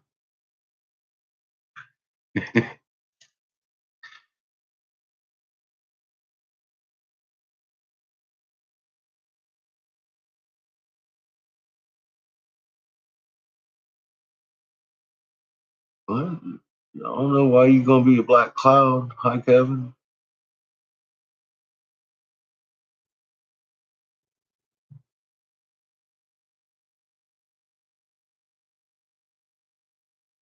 Well,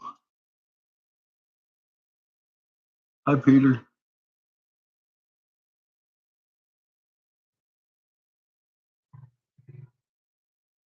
Well, there was research to be done. Yeah, I'm tired, and I'm contemplating the new findings. It's like I said, every time I mean, for God's sake, we're off going and feeling these symptoms. Then we start doing what we're doing, and the symptoms change. And now I know why. And yeah, if I hadn't stumbled upon the truth, none of this would just be happening like it is. Y'all wouldn't be able to read these hieroglyphs. I'd still be trying to figure out how I was doing it. It was meant to be revealed to you how I was doing it because this is our language and you can't lie in it. It's physics or it's not. It's your intent or you're not. You can feel your intent. Your intent is pure. It comes from your heart and you can't lie. That's why we get along. You feel somebody's intent, you know what's going on, that we stand there and be like, no.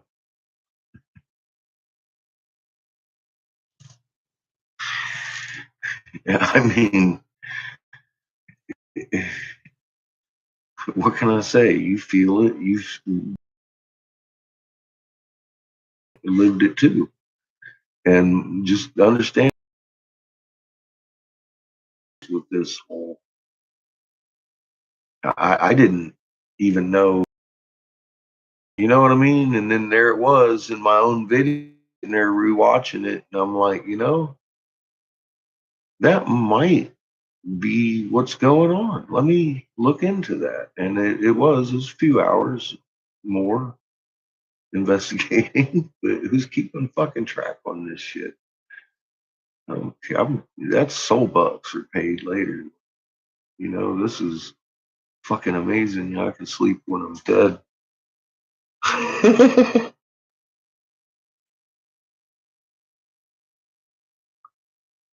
We haven't known this information for too long. And the more we find, the more amazing creation is. And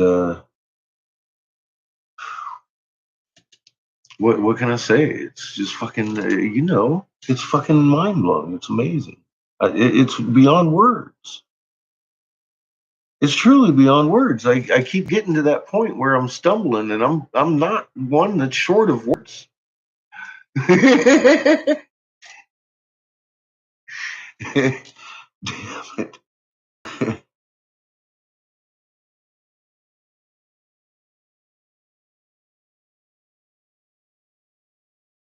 There's a spider over there. I know.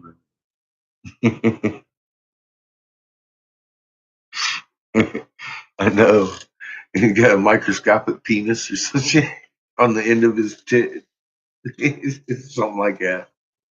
And they depicted it right. I was like, well, that's cool. They was splitting jeans, yo. They had to have something they could see what.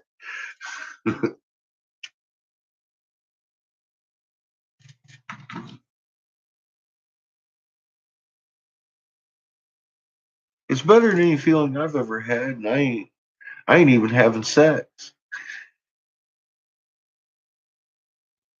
You know what I mean? It's just fucking. It's fucking great. Knowing information and not being confused about every fucking thing you look at and afraid of everything. It's like, holy shit. You know what? Are you fucking kidding me? If I'd have known this fucking 50 years ago, I had a magnet in my chest. Yeah, I might be trying to over there levitate with Chad now.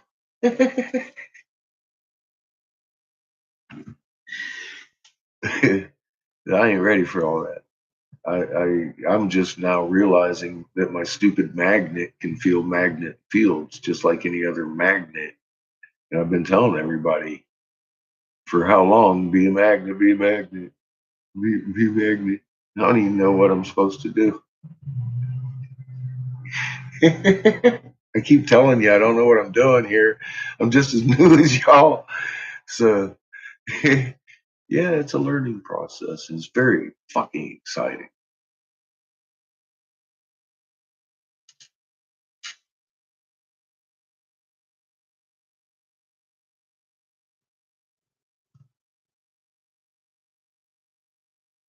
Yeah, I'm way more worried about my soul bucks.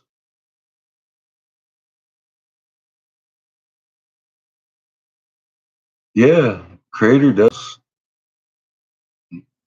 I mean, the arms of that magnet are very gentle. There's a lot of arms on a magnet, especially Creator's magnet, obviously, because it does. It drives everything. And that makes sense too. Birkeland current, suns ride the Birkeland currents. Sun's got the direct connection. The planets orbit around them. They get their energy through the sun.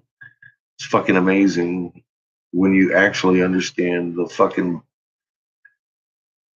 physics down to the atom at 1748 fucking hertz.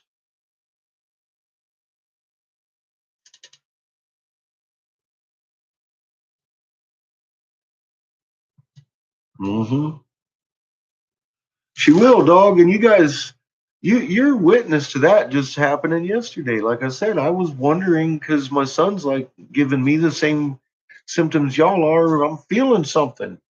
It's not the same, but I'm feeling something. I'm not sick, but I'm feeling something. And I'm all like, me too. And then I'm tired. And it fucking makes sense now.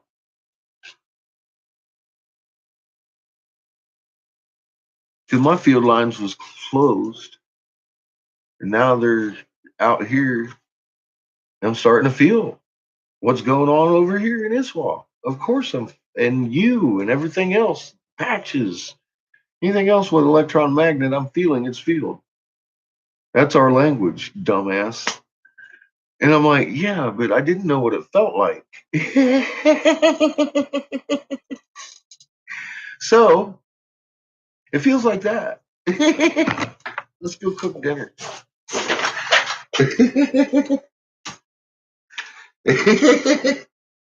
I said, I don't know what's going to happen. We'll find out together. And that's how it looks. Mama made it present. You know, that had never showed up in my fucking search terms. I don't know what I typed in there, something we had said. And that came up. I was like, well,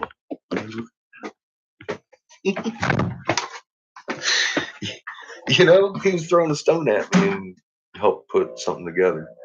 I'm going to keep letting him throw stones at me. That happens to happen all the time when he shows his little butt. Let's see. The sun moved back over into my window. It was over there.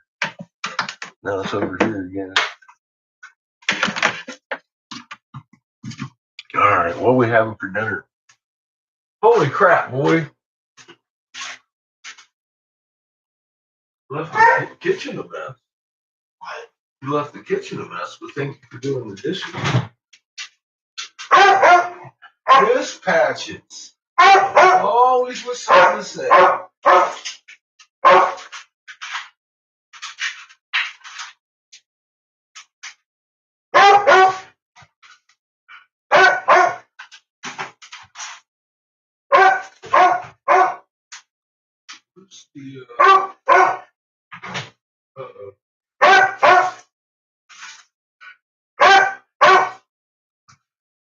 What do you want for dinner?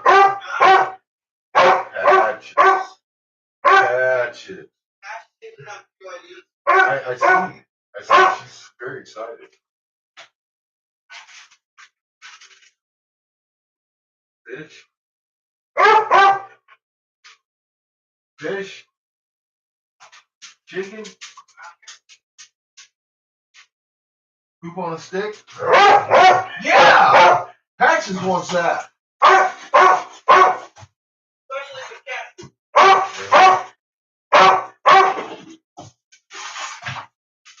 Cat poop on a stick. Now that's some chicken out for tomorrow. Plethora of that. Make some chicken tomorrow.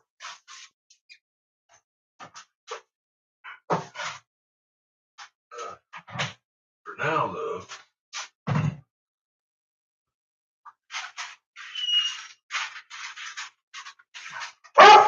Patches are relentless. Relentlessly relentless.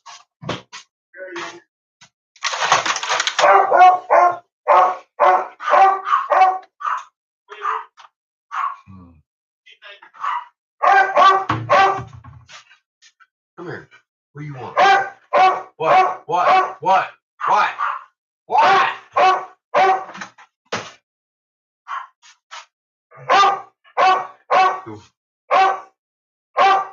Arf. Arf. I'm not looking at you. Arf. What do you want? What? Right here. You come right here if that's all you want. I'll give you love. Oh, where did you be? What the hell do you want? Alright, that's exciting enough. No, I don't think so. Yeah, she doesn't either, obviously. Please stop.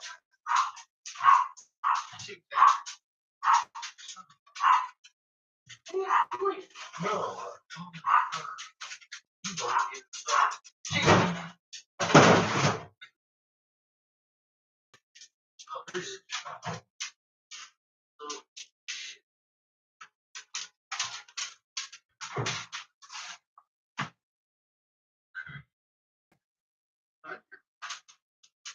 You know what we do? Because the shrimp's already thawed out. I don't want to sit to get fucking sauce. We'll have shrimp jambalaya. That's right. Stop. Threw it on the ground. I'm going to throw it on the ground. Threw it straight onto the ground. All right, now I've got to read directions on this. I don't know how much water, because I'm not measuring it myself. Directions straight down. Throw. Don't.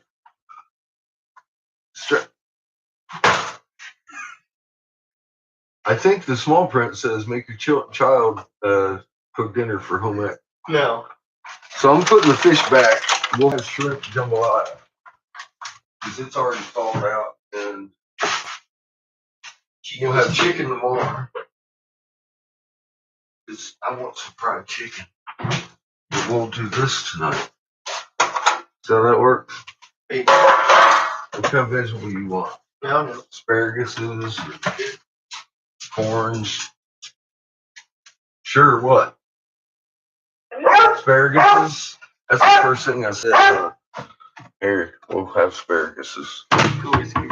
Mm-hmm. I wouldn't be you got to be eaten. We're about out of meat. There, Dad. Sandwich, boy.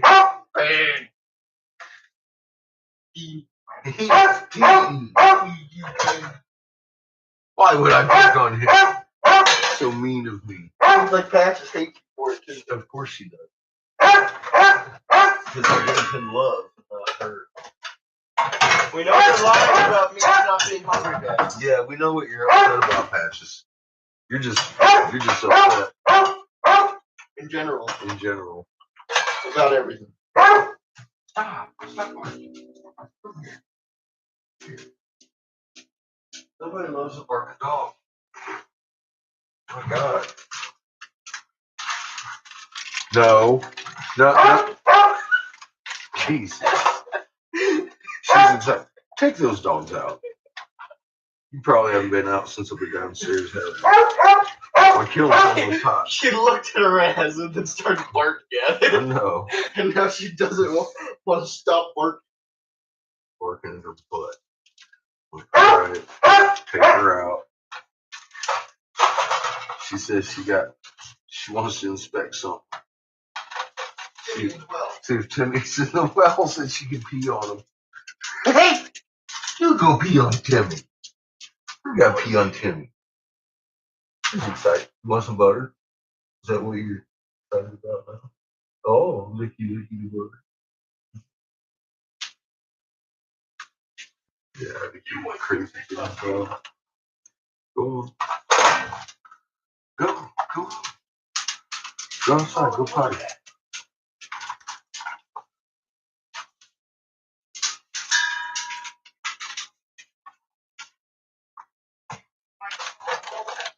He may have fallen in the well. Because she seems upset about it. Something. Get him. Don't you let him give you love.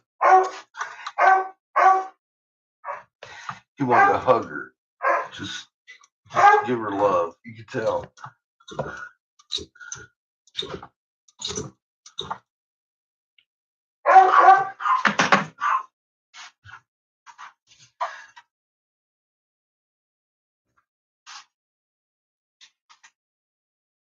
Anytime she goes, you can tell that he has hugging her on his mind. That's his big sister, I guess.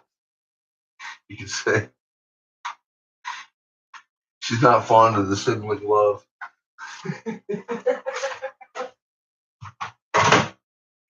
She loves hugs from me, but not from that boy. Oh, man. Now look. I forgot we had a smoothie yesterday. That shit sat in the fridge, and it's melting.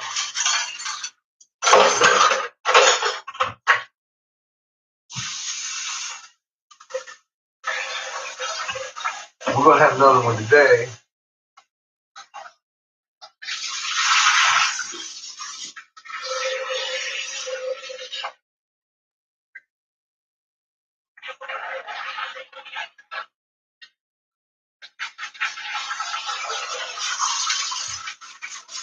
That means I got to do fucking dishes.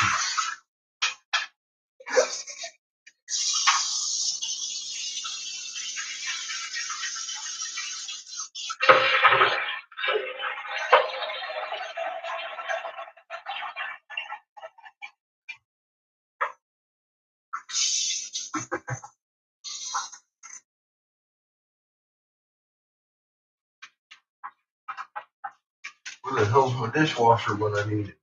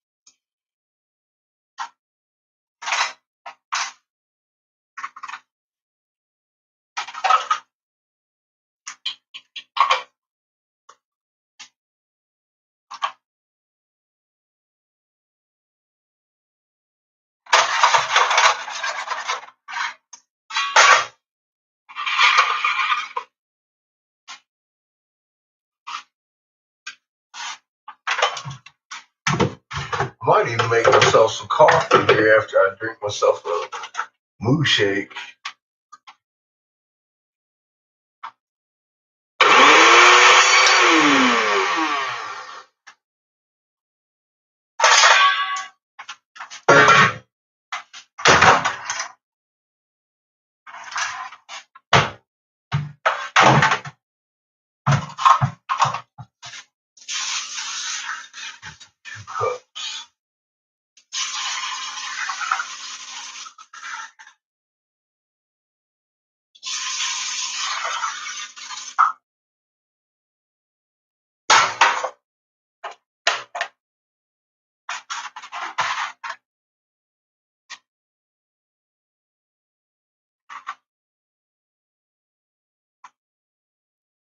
Mm.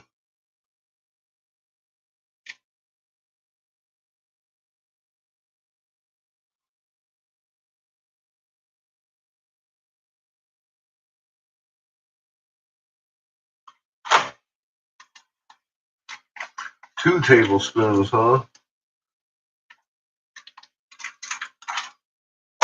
There you go.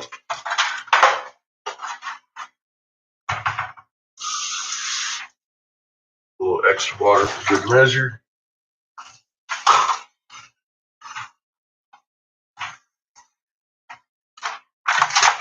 What's this shit look like? I got this on sale for $1. It's a rice packet.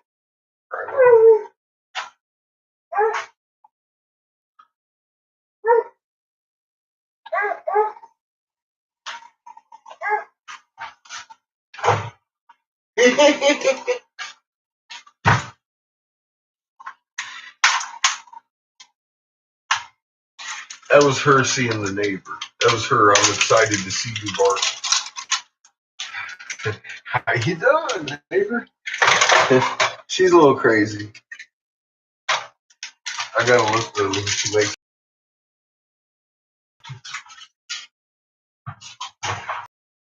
Too excited.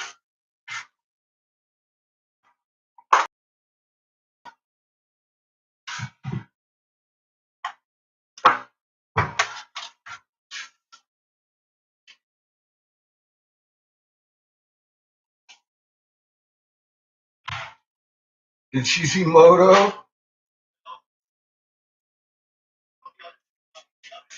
Oh, she's excited about the other neighbor's yard. I was wondering who she's. That's her.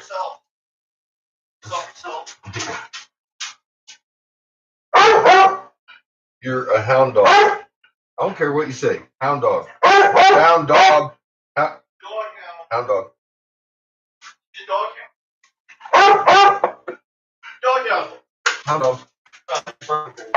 I know. Your butt. He's burning everything. Oh, she's good. I asked you to stop at dinner. Never.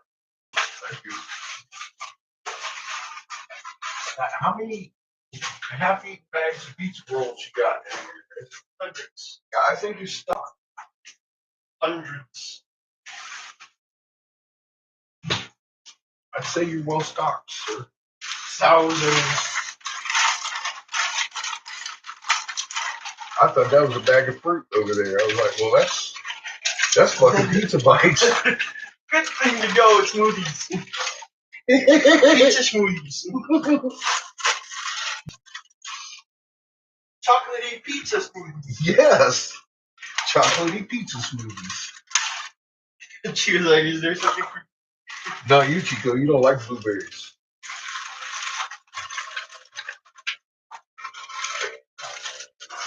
Here you go, Captain. Thank you. You handed me the blueberries. They're gone. Uh-huh. I'm fixing to hand you something. A little butt on a platter.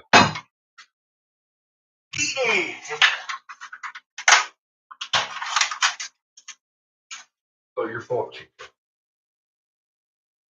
You're the smallest in the group. What's this? Everything. For what? Because he's the smallest in the group. You can't fight back. I thought it was Pat's because of how loud she is. All right, well, it's his fault that she's that loud. Does it work? He's confused.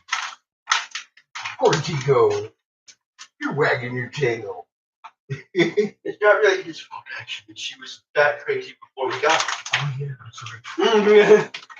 I think it was more her mother. No. What? Oh, God. Her mother. Speaking of which, how's yours? I don't know. We're supposed to have another movie night. We all watch it. You don't know yet? Chico seems terrified about what you're doing. Wouldn't you get that too, right? Did she bring in your grandma? I don't know about my grandpa. Well, she better bring your grandma. She's a good buffer zone. I said, I like your grandma.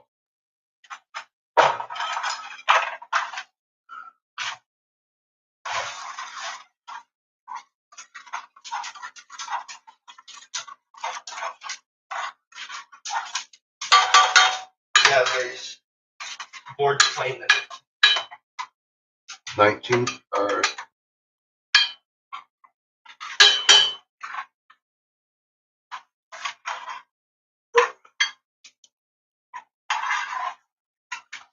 Burning everything. I am. Watch. This is how you don't do it. Oh, Pay God. attention. Oh, Pay attention, God. boy. Don't do it this way. Oh, God. You set them all to max. Even the oven's on max. Yep. There ain't nothing in that shit. Okay, I'm gonna put an oversized lid on the pot. Oh, God. That's rice. Oh, dear Lord. Fucking everything up. Wait until you see me pour this shrimp into the rice Oh, my and God. cook it all together like some kind of Madman. madman. Oh, my God. He's losing his mind. I might. Patches I'm gonna make coffee. We'll see if I can handle it. just pushed him over to the over the brink.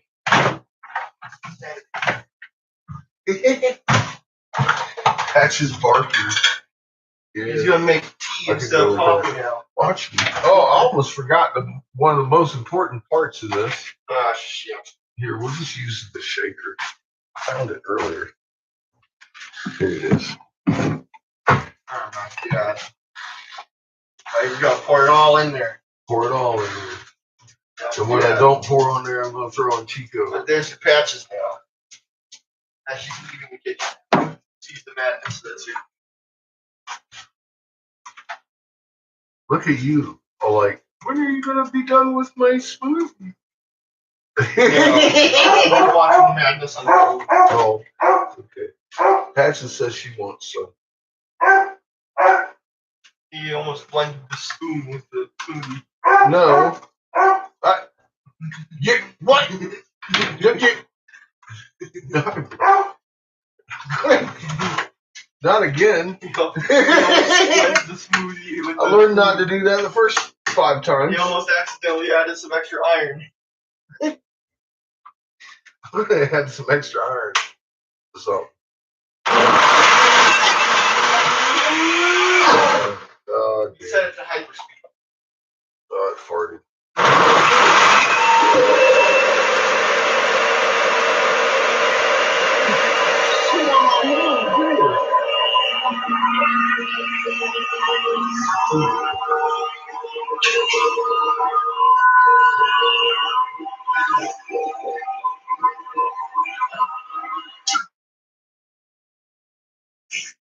Yeah, you can go back in the living room. Way too delicious for children. And then hook patches. Miss Matilda. This candy's way too delicious for children. Give her butt rubs. You don't get any. You don't like smoothie. Butt rub. She was wild like, yes, my butt is. I think I made just the right amount that time. Perfect. Grab yourself one.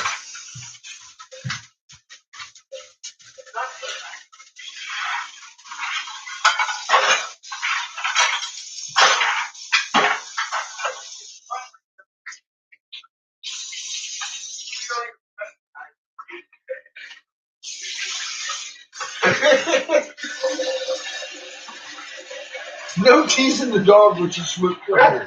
You right here. You. You guys can't watch his movies.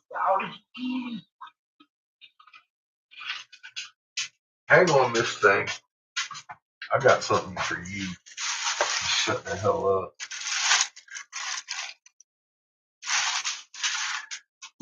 They like bread.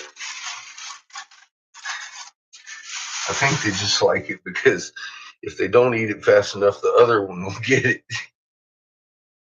So I got to break off little chunks for Chico so he doesn't choke. Fucker. There you go, Chico. And then toss hers so she doesn't come over here and steal his. Just gotta separate these two. Get it, Chico.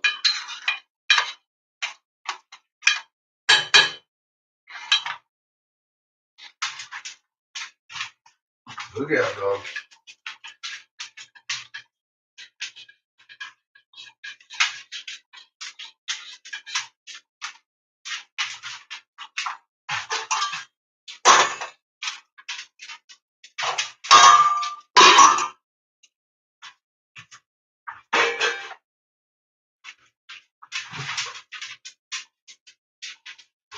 Yeah. You're all waiting for it. Garlic. The fucking garlic has come out this.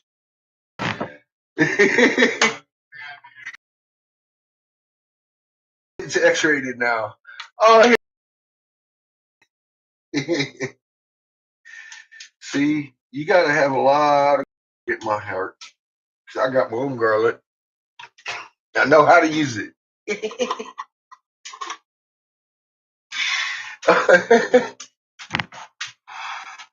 See that? So you do.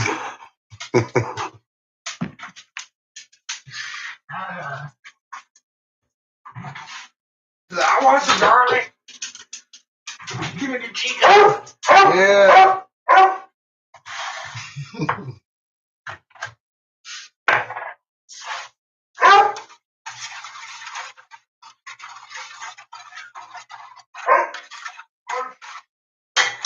That actually smells pretty fucking good for a box. The fuck. Let that cook a little bit.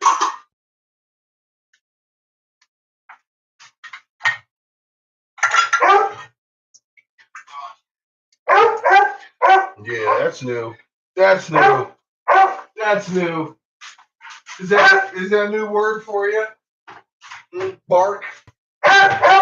Bark.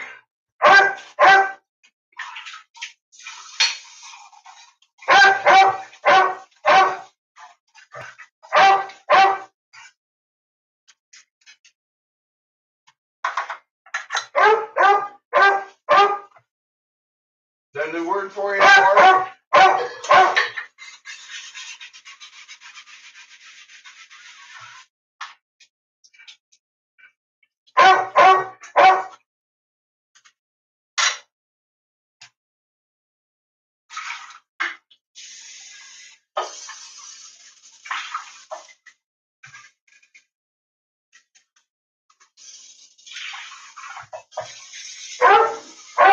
No, bark. Yes, it's exciting. How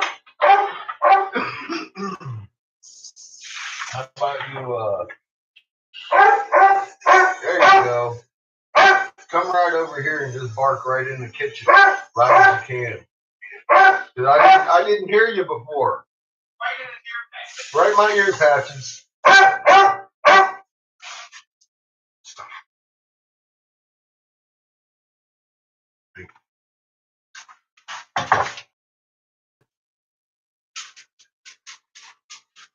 Okay. Is that here? No, right here. What the hell's wrong with you? Are you yelling at me again? Are you? She's not quite sure. I didn't know anything was broken. What do you want? Okay. You look like carpet. You just right down there and I can step on you.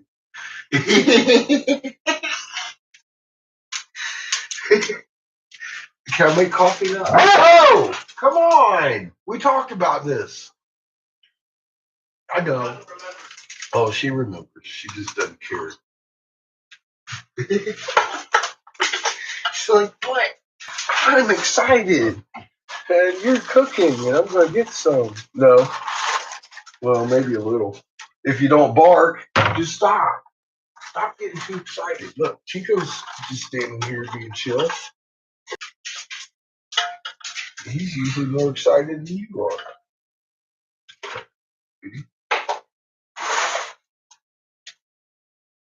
are.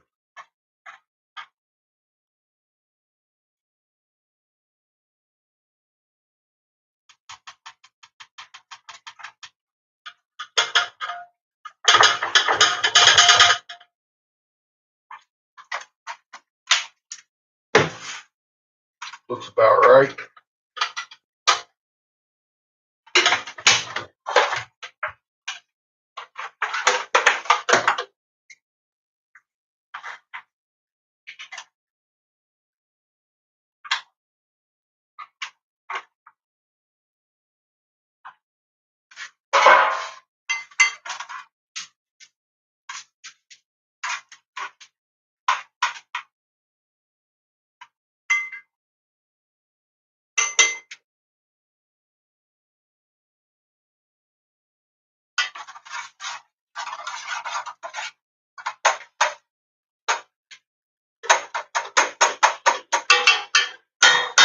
Alright, last time we stirred that for about 20 minutes.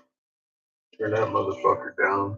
Let them fucking sprouts just simmer in that butter and get all fattening. Because I need my fat.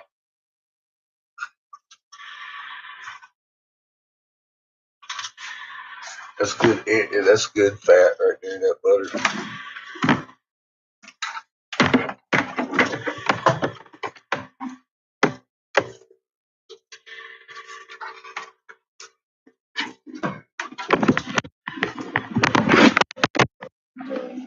See if I can take you and the smoothie down. I'm getting old. Not quite as nimble as I used to be. Don't look at me, Chico! He's like, where are you going? Where's my fucking dinner? Smell the rice. I don't taste it. It's coming, Chico. 20 minutes.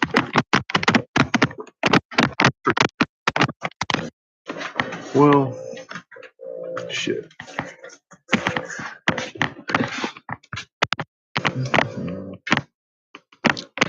Let me take care of that too. I'm gonna plug you back. You can listen to Josh. Oh yeah, I wanted to listen to Josh. But let's do that real quick.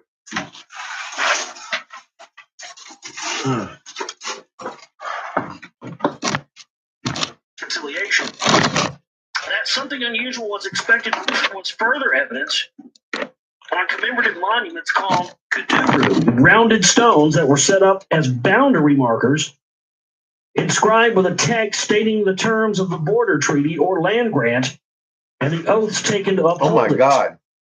The kuduru was sanctified by symbols of the celestial gods, the divine zodiacal symbols of the sun, she's the been moon, pretty and calm. the Nibiru. Another symbol for Ninma. Significantly, Nibiru was depicted no longer by the as the planet of the radiating cross, befitting its inscription by the Sumerians in the olden days as a radiating planet about to become the planet of the crossing. This way of showing the long unobserved Nibiru by a symbol of a radiating cross began to become more common, and soon the Kassite kings of Babylon simplified a sign of the cross. Hey, Otto. I actually made a video probably about 6 months before it ever happened. And a couple after. Yeah. I told about wave 4 before wave 1 was even a topic. Yeah. And I told the excuse they're going to use. Want to hear it? When they find out that it's a vaccine, all that, they're going to come clean on it. It's part of it. They're going to give it to you, though. They're going to be like, see, we was rushing because the Russians was rushing to beat China, and the Chinese was rushing to rush the Chinese, and everybody was rushing, and then we had to rush to beat the Chinese, who was rushing to beat China's, and we had to rush. We didn't know that the fucking, well, we forgot. We weren't thinking that the coronavirus will stick in your nerve cells for 20 years and possibly come and get you later. So, when we shoved it in that little piece of fat, we thought it was dead. It wasn't. It because it couldn't be to fuse to your genes.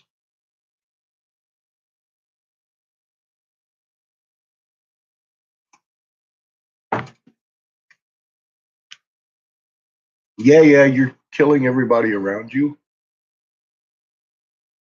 because it's a more human version.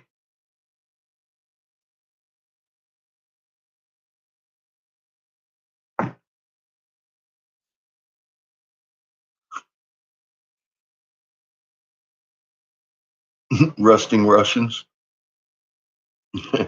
But yeah, I told him that last Christmas. And we're just seeing it happen.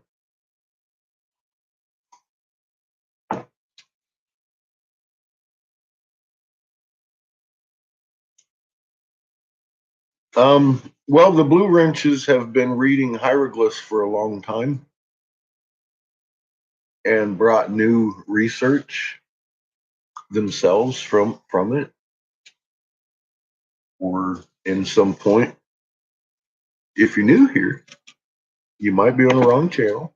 And that's okay, because I've got the link you're looking for to understand everything we talk about here and begin contributing to humanity's change. Change back to original design, actually.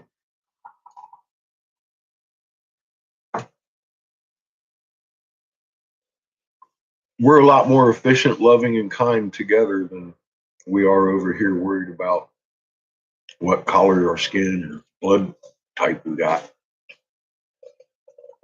It works better the other way, where we're all equal in one frequency, and that is omnipresence. Amazing enough, in every atom, provable. Bam! I was like, oh damn, we discovered some stuff. You should. That's that one. I think it's only about 8 minutes long.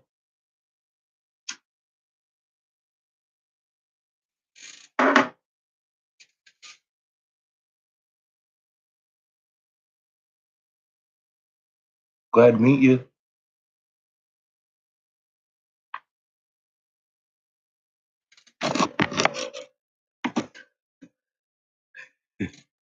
I know it sounds crazy, but if I was wrong, they wouldn't be doing it.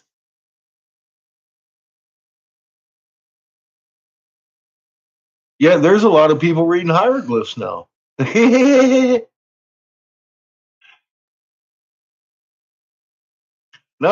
It's not just me saying these crazy things. People who actually depend on navigation are saying the same thing. I used to. Yes. And it's like, I mean, riding a bike. I don't forget what I'm supposed to see in the sky just because I'm not driving a ship around anymore. I noticed it.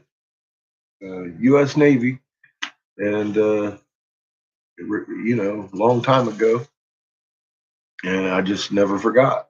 And I saw it one day upside down, and I knew it was upside down, and it kind of freaked me out. I had to find myself as actually it was a tennis ball at the time, but I've graduated to golf.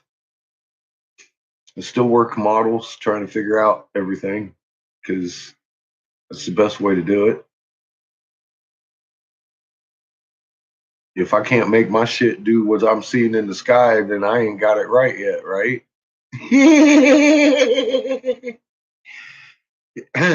So I've based everything I've ever looked at on that. If I can't make it happen, then I might be looking in the wrong direction. And everything I've been looking at lately is just like a fucking astounding.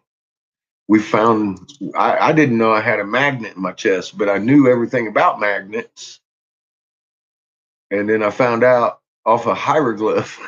I was like, so I had to go look. I mean, that's in stone. I should have took it that the writing's on the wall in stone, but I had to go look and see what doctors was saying about my chest. And that magnet came up. And I was like, wait a minute.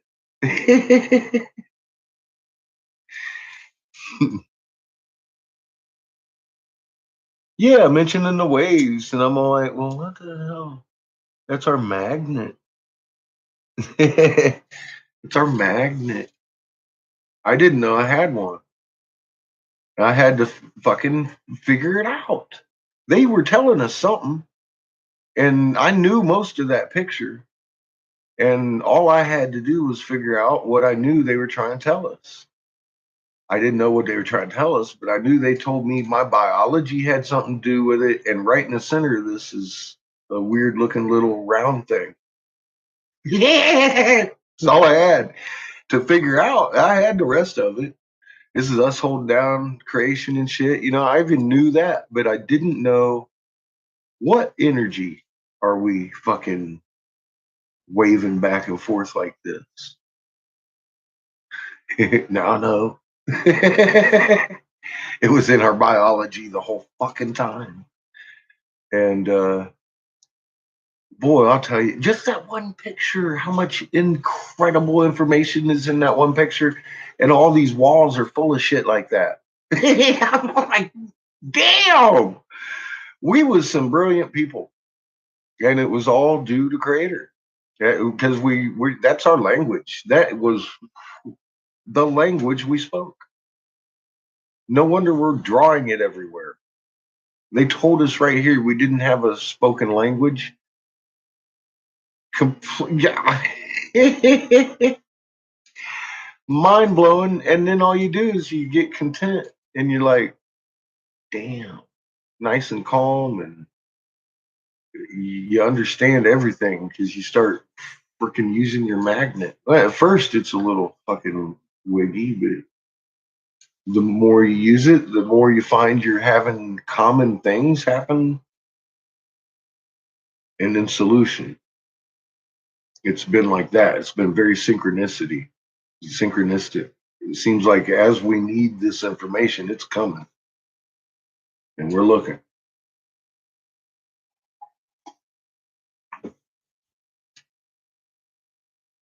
You're an outcast. Well, you belong here, Dana. I keep telling y'all, don't try and give them the heart first. Give them the moon. They can't unsee it.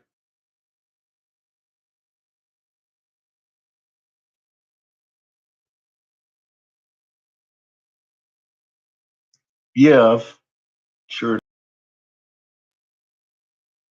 They're ordered in Giza.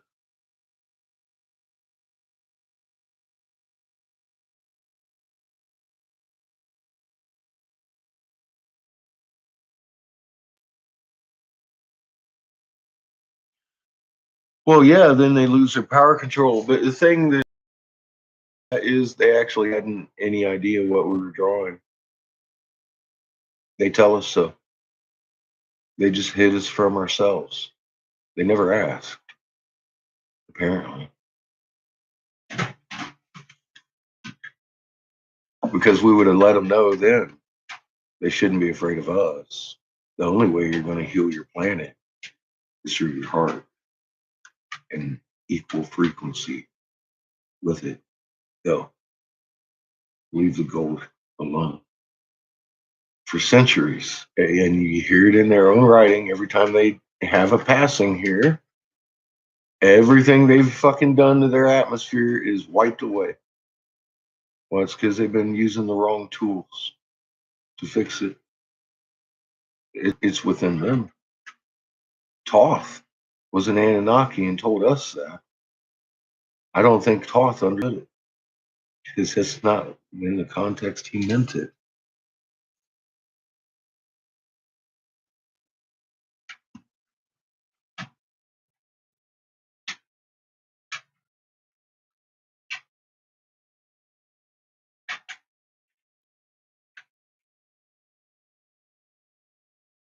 It's very bright at night, and it's never been like that. For God's sake,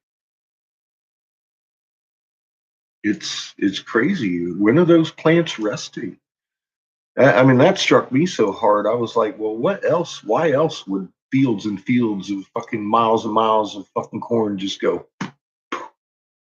done? 2 foot tall. It didn't make sense. I was, and then all of a sudden, bam! I was like, oh my god, the nighttime is no longer dark.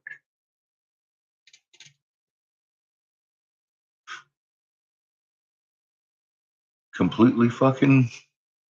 It's just, yeah. Honest God, I'm just playing Captain Obvious. Iron Man around his heart to save his life. Hey, you know what? Coffee. That's a good point. That's a good fucking point. Coffee. Hmm.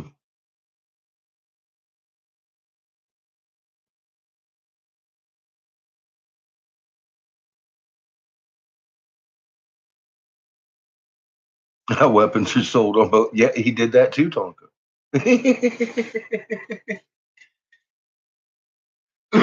Although I think Iron Man had it backwards though, but he's still on the same concept.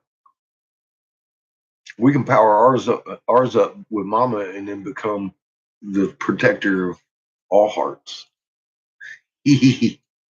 That's our job, and it's fucking awesome.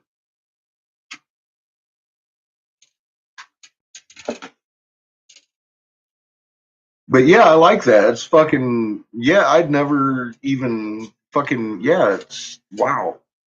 I'm with you. I'd never even thought of it that way.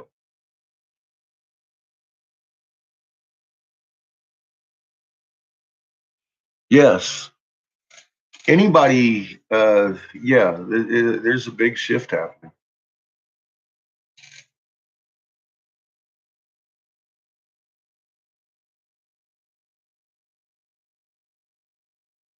They do. Coffee, we got that omnipresence on the back of the screen, 1748 hertz. They knew the frequency of a magnet.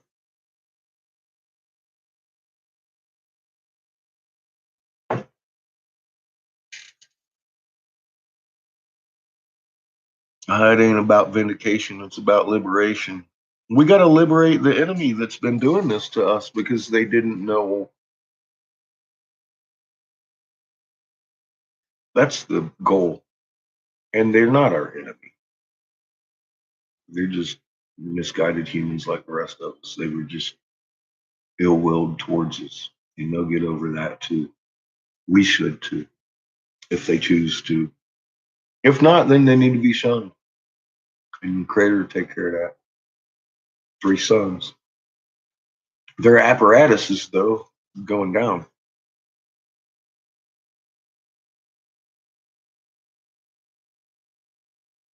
Those are not of the right frequency. They will not be here in the end. That's what Creator's loving. So that's what you're loving. You get to go home and hang out after you unzip. We've been recycled for a long time. You don't need toss formulas to escape their fucking machinery because it ain't gonna fucking be here. I know. Yeah, I know. Whew, I thought I did, but yeah, I found out that I actually know 6 months later after I realized, holy crap, I'm not actually here for y'all. I'm here for those who are doing this because, well, our planet, we have enough. We're on it. See, this is what that looks like. They ain't like this over there. Mom's worried. Creator's kind of concerned about this first creation named Heaven. There needs to be a new one of those too, not a past tense.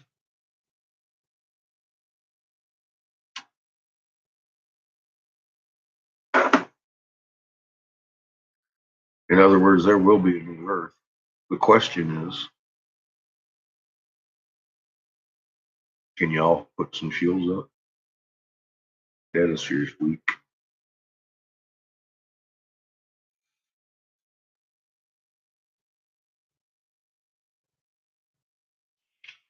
Well, that's what that is, Lauren. When you're feeling each other and when you're feeling her field react and stuff, yeah, you bet. That's yep, that's intent. That's you're feeling the effect on the magnets. You bet. But you're becoming aware of it. Yeah. Subconsciously we all were, but now as you realize, then you become conscious of it. And it's a little different, isn't it?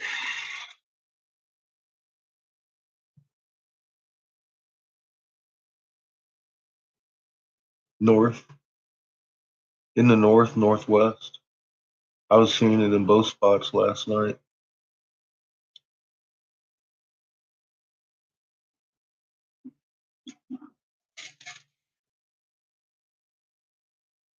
It's just dark.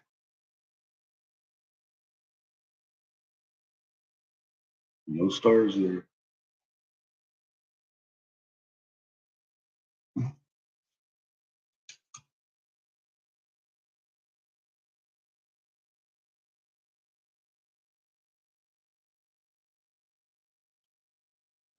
Forgiving others for theirs, understanding their misguidance, and moving on within yourself after you've made that choice never to be the person you were again. How can you actually be forgiven, even if you've made the choice, if you can't understand somebody else being forgiven for theirs? Works. It's a full circle thing, man. I didn't understand it. They gave it to us in a bad framework there, you know?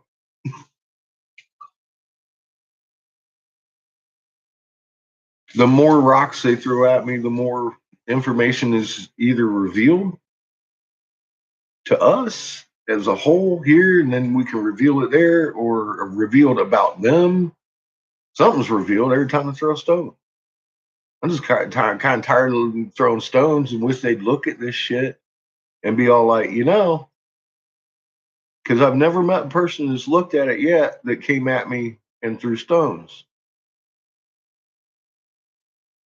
I've met them before they looked at it and they were throwing stones, and then they looked at it a little bit and they was like, fuck, dude. I'm like, I know it sounds crazy. But there it is. Beyond a doubt, creator exists. Here's his plan. Bam. First video up to the top. It's definitely a creator driven thing, not me. Yeah, I've had this quandary, but I've tried to speak with the billionaire himself, and he comes over and says things in chat sometimes, but he never says what he wants. So I don't know if he's doing it for my good.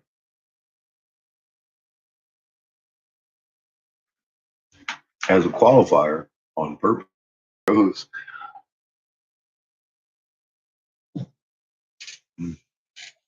Trying to get me promoted.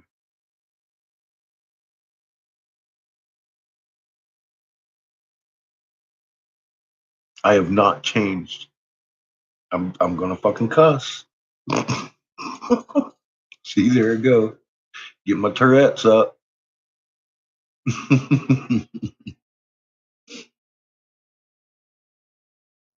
Yeah, I'm just along for the ride. I'm cool. I'm learning. And that's what we're supposed to do. That's how your spark grows. You learn.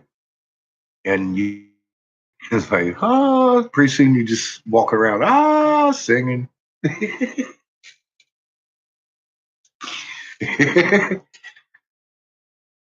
kind of like that.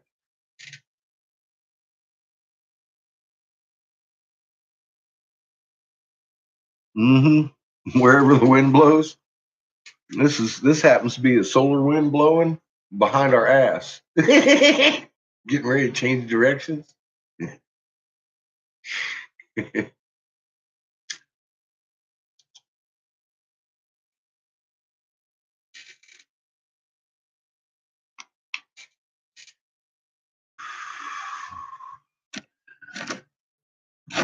Yeah, I feel like a kid again. All of a sudden, I'm like, you gotta be kidding me! It's like this. It's this easy. It's like this. Everybody's been looking for these secrets, and it's like this. It's a magnet. That's as deep as we're going. I'm just gonna put my calculator back in my pocket. 4-9 Indonesia.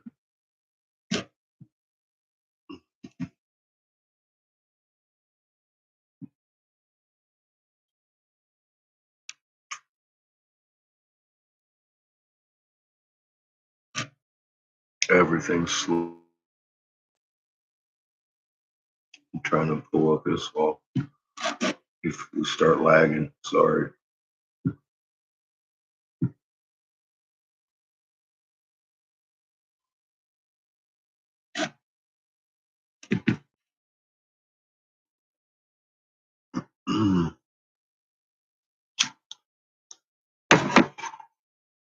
Why in the fuck is my nut lagging like this? Why am I wobbling? Why am I wobbling?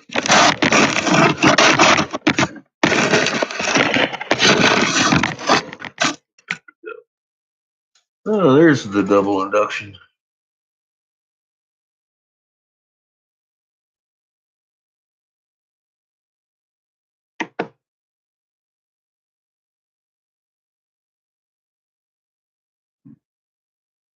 It doesn't want to load.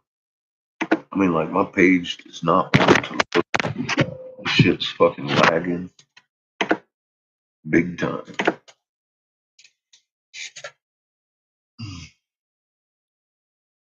Just proud of us all. Very happy. Oh, there's huge stuff happening here. Yes, Chris.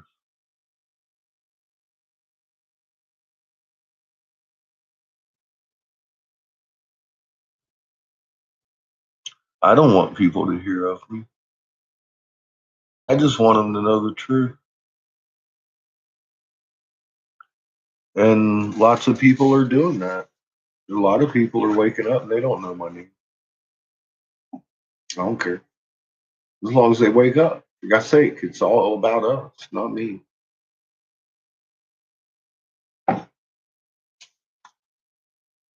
This is what we're made to do. I need help. See, it's not about me. It's about us. What are we going to do? We know what's going on. We know what we're made for. We're going to continue doing this shit, or we're going to get to feeling good about each other.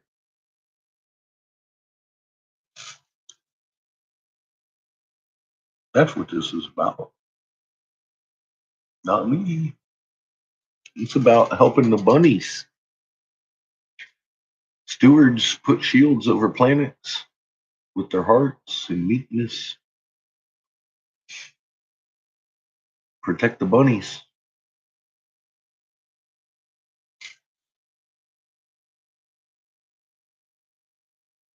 They are. I know, Chris. But there's better ways to help than trying to frame me for a crime.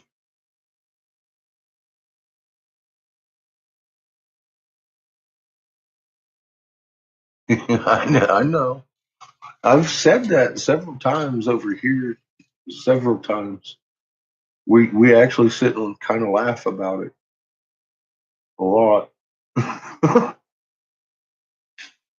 Fucking look at what happens, man. It's crazy. What can I say? It sounds crazy when you fucking hear it coming from my lips, but I swear to God, man, I can't make this shit up. And just the reaction of these people shows everybody this ain't mine. If they was throwing rocks at me, I'd be all bruised up. They're throwing rocks at the truth, and that shit is hurting them. That shit is fucking pounding their own face. I told Polly Dad But from it, all of a sudden, because Lee was throwing a fit, see, all these folks here, they've already calmed their magnets, no ringing and shit in their ear. Well, all of a sudden, we're all starting to feel different symptoms. And then because of Lee throwing a fit, I came up with a search out of his terms and resulted in we can feel magnetic fields. And I already knew that. For fuck's sake, I'm a magnet, but I hadn't. I'm not used to being a magnet, for fuck's sake, you know. But out of his anger, it was in my. I couldn't ignore it. You know what I mean? That kind of. It's fucking amazing how this is working. This is definitely creators. It's freaking awesome.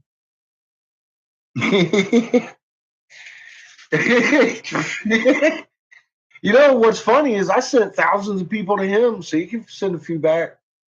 I'm feeling kind of concerned about their safety over there because I mean I don't know how long it's been since somebody actually looked at a Lee video, and they might take his word on human frequency and be like, "Fuck it."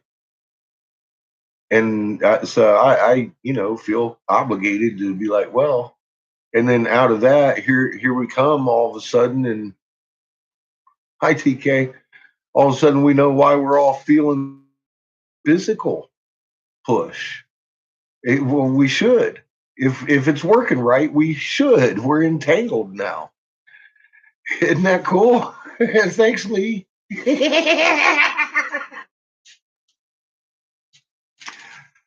I tag him in all my shit, hoping he's gonna learn something. It'd be a better day if Lee forgot my name and just started telling the truth. Honestly, because I've never wanted this to be about me. I'd kind of like if Lee just shut the fuck up and started being like, you know that magnet pattern that I saw in the that's 1748 hertz.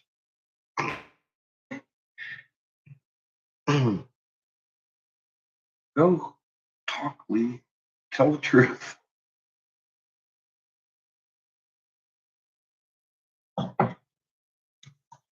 Anyone.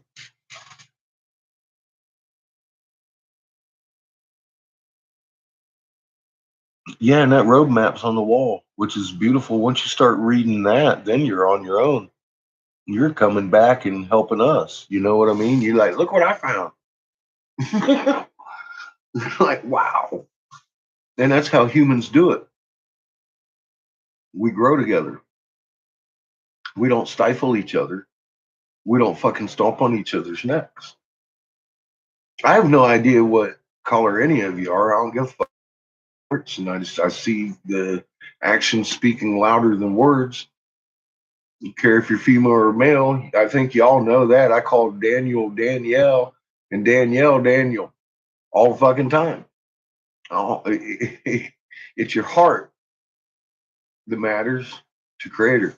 Why would anything else matter to me? It's fucking beautiful how we can cooperate together across borders, across fucking boundaries of all kinds, because that's who we are in creation. That's what we are. That's what we do. That's just what we do, and we've been not doing it for a long time. And we tried that, and it didn't work. So I suggest get your ass back over here and start cooperating as soon as possible. You don't want to be the last one. Come on. Green and blue. There you go. That's the colors, green and blue. But once you're in touch with this, you actually come to the realization, why would we need governance? We just hold each other accountable for our actions. Sometimes it sounds good with Creator in our hearts, with no harm or fucking division between us.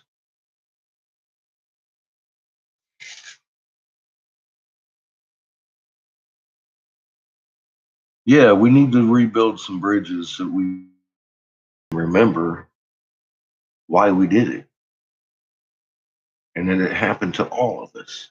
Because it has. It's happened to all of us over the centuries. Look at it. Look how they tamed Europe. Europe went through the same thing America's did. India, China, fuck, the crown just handed China Hong Kong back. This has been a global thing. We've just been doing it each other. So, the best thing to do would probably be stop. And there has to be a point of stop. And I suggest, right now would be a good time to stop. And if we stop, what are they going to do? Come out the White House and kick in your door? Because that's Uncle Joe down the street and cousin Willie over here wearing the badge doing that. So we got to give them the moon first.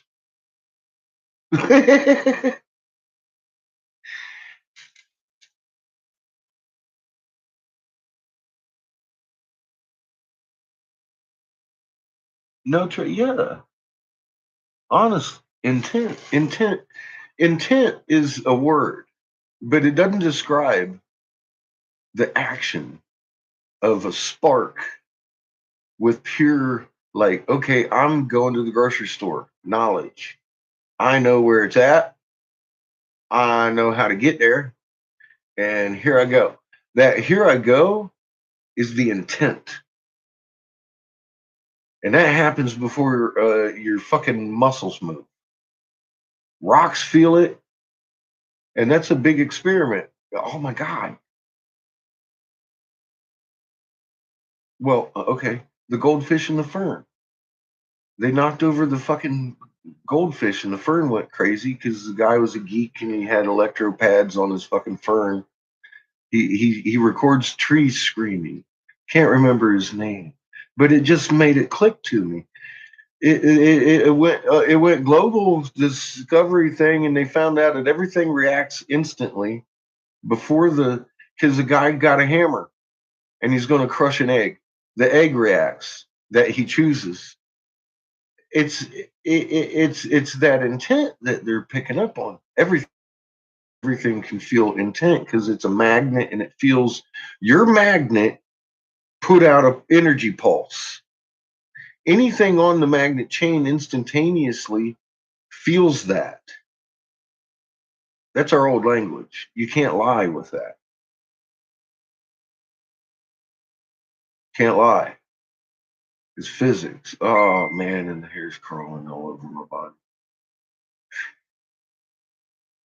But that's the way it is. It's us. It's our physiology. That's why we're the way we are. And we just fucking didn't know. I didn't.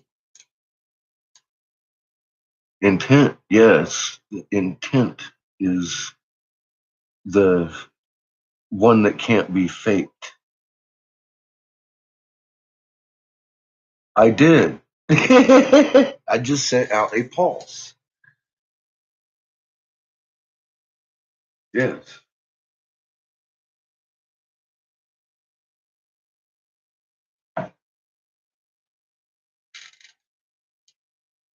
I can't put words to it, but I can show you.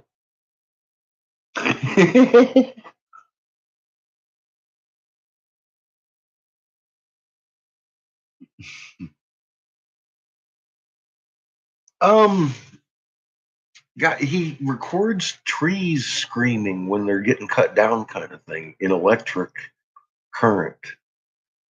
Um EEGs trees like puts fucking meters on trees to listen to their electric signals. It's creepy. Is that his name?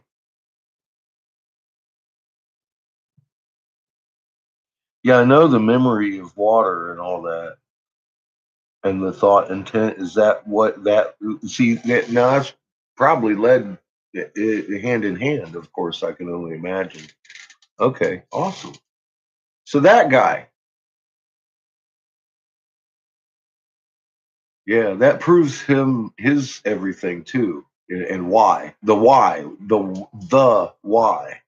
it happens like that. Yes, that's that's it. That that's influencing the matter around you because you're a magnet. You're sending the pulse. You're going to affect matter, electromagnetic.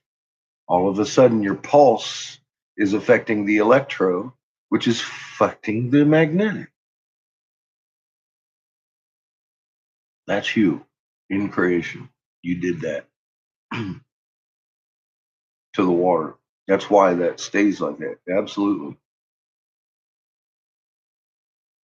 That's proof of creator right there. 1748 hertz did that. The pulse of your fucking into the magnetic field. You're a child of that creation because you helped just create. What did you? Are you proud of your creation? Did you put ugly into the water or did you put pretty into the water? I like pretty better.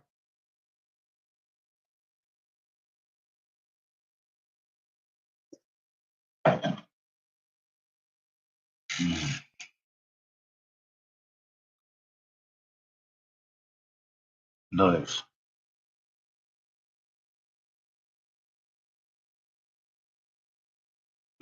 After the full moon, it starts rising later and later. It's hard to get your friends to stay up. But you can at least look at it at rise and notice by morning when you're putting your car keys in, that motherfucker's upside down. It's like on your way to work, you're half asleep and you come out after sleeping the night and you're like, hey, and then you look up and that motherfucker's, and then you see your friends laying on their back with the car keys in their hand. Motherfucker was right.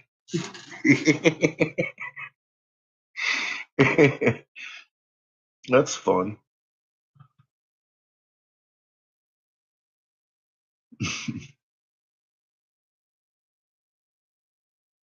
Big universities trying to discredit him. Well, he was on the track of the same thing.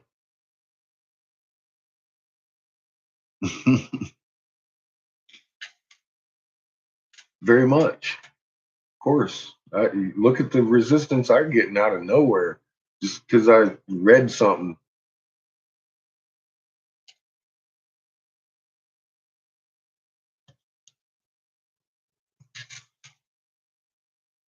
I'm gonna go check my motherfucking rice. Replacing it with the winged disc symbol on their royal seals. Oh, yeah. This cross symbol, which looks like the much later Christian, in 1260 BCE, a new king ascended the throne in Babylon and adopted the name Kardashim Enlil, a theophoric name venerating Enlil. Enlil did it. It was no passing gesture, for he was followed on the throne for the next century by Kassite kings bearing theophoric names venerating not only Enlil, and a surprising gesture, suggesting a desire for divine reconciliation. That something unusual was expected was further evidence on commemorative monuments called kuduru, rounded stones that were set up as boundary markers, inscribed with a text stating the terms of the border treaty or land grant and the oaths taken to uphold it. The kuduru was sanctified by symbols of the celestial gods. The divine zodiacal symbols, all 12 of them, were frequently depicted. Orbiting above them were emblems of the sun, the moon. In another depiction, the Nibiru was shown in the company of Earth, the seventh planet, and the moon, and the umbilical cutter symbol for Ninmah. Significantly, Nibiru was depicted no longer by the winged disc symbol, but rather in a new way as the planet of the radiating cross, befitting its inscription by the Sumerians in the olden days as a radiating planet about to become the planet of the crossing. This way of showing the long unobserved Nibiru by a symbol of a radiating cross began to become more common, and soon the Kassite kings of Babylon simplified this cross symbol, which looks like the much later Christian Maltese cross, is known in studies of the ancient glyptic as a Kassite cross. That's very important to understand the origins of the Maltese cross, and when you see that being used, when it's going back to these Kassite kings that were, using the name of Enlil. These were demigods. These were the ones that were in charge of that. These are the very people, the Knights of Malta and the rest of this stuff go back to this day. Folks, that's the origins of the priest class. As another depiction indicates, the symbol of the cross was for a planet, clearly not the same as the sun, which is simply shown along the same moon crescent and the six-pointed star symbol for Mars.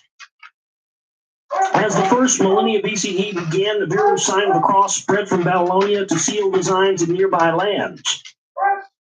In the absence of Kassite religious or literary texts, it is a matter of conjecture what messianic expectations might have accompanied these changes in depictions. Whatever they were, they intensified the ferocity of the attacks by the Elamite states, Assyria, Elam on Babylon, and the eventual adoption of the sign of the cross in Assyria itself. As royal monuments reveal, it was worn most conspicuously by Assyrian kings on their chests near their hearts, the way devout Catholics wear the cross nowadays. Religiously and astronomically, it was a most significant gesture. That it was also a widespread manifestation is suggested by the fact that in Egypt, too, depictions were found of a king god wearing, like his Assyrian counterparts, the sign of the cross on his chest. Syria and elsewhere was not a surprising innovation. The sign had been used before by the Sumerians and Akkadians. Nibiru, let crossing be its name, the epic of creation stated, and accordingly its symbol, the cross, had been employed in Sumerian glyptic to denote Nibiru, but then it always signified its return into visibility. The Enuma Elish, the epic of creation, clearly stated that after the celestial battle with Tiamat, the invader made a grand orbit around the sun and returned. Since Tiamat orbited the sun in the plane called the ecliptic, as other members of our sun's planetary family do, it is to that place in the heavens that the invader had to return. And when it does so, orbit after orbit after orbit, it is there that it crosses the plane of the ecliptic. A simple way to illustrate this would be to show the orbital path of the well-known Halley's Comet, which emulates on a greatly reduced scale the orbit of Nibiru. Its inclined orbit brings it near to the sun from the south, from below the ecliptic near Uranus. It arches above the ecliptic and makes the turn around the sun, saying hello to Saturn. And then it comes down and crosses the ecliptic near the site of Nibiru's celestial battle with Tiamat. The crossing marked X and is gone, only to come back as its orbital destiny prescribes.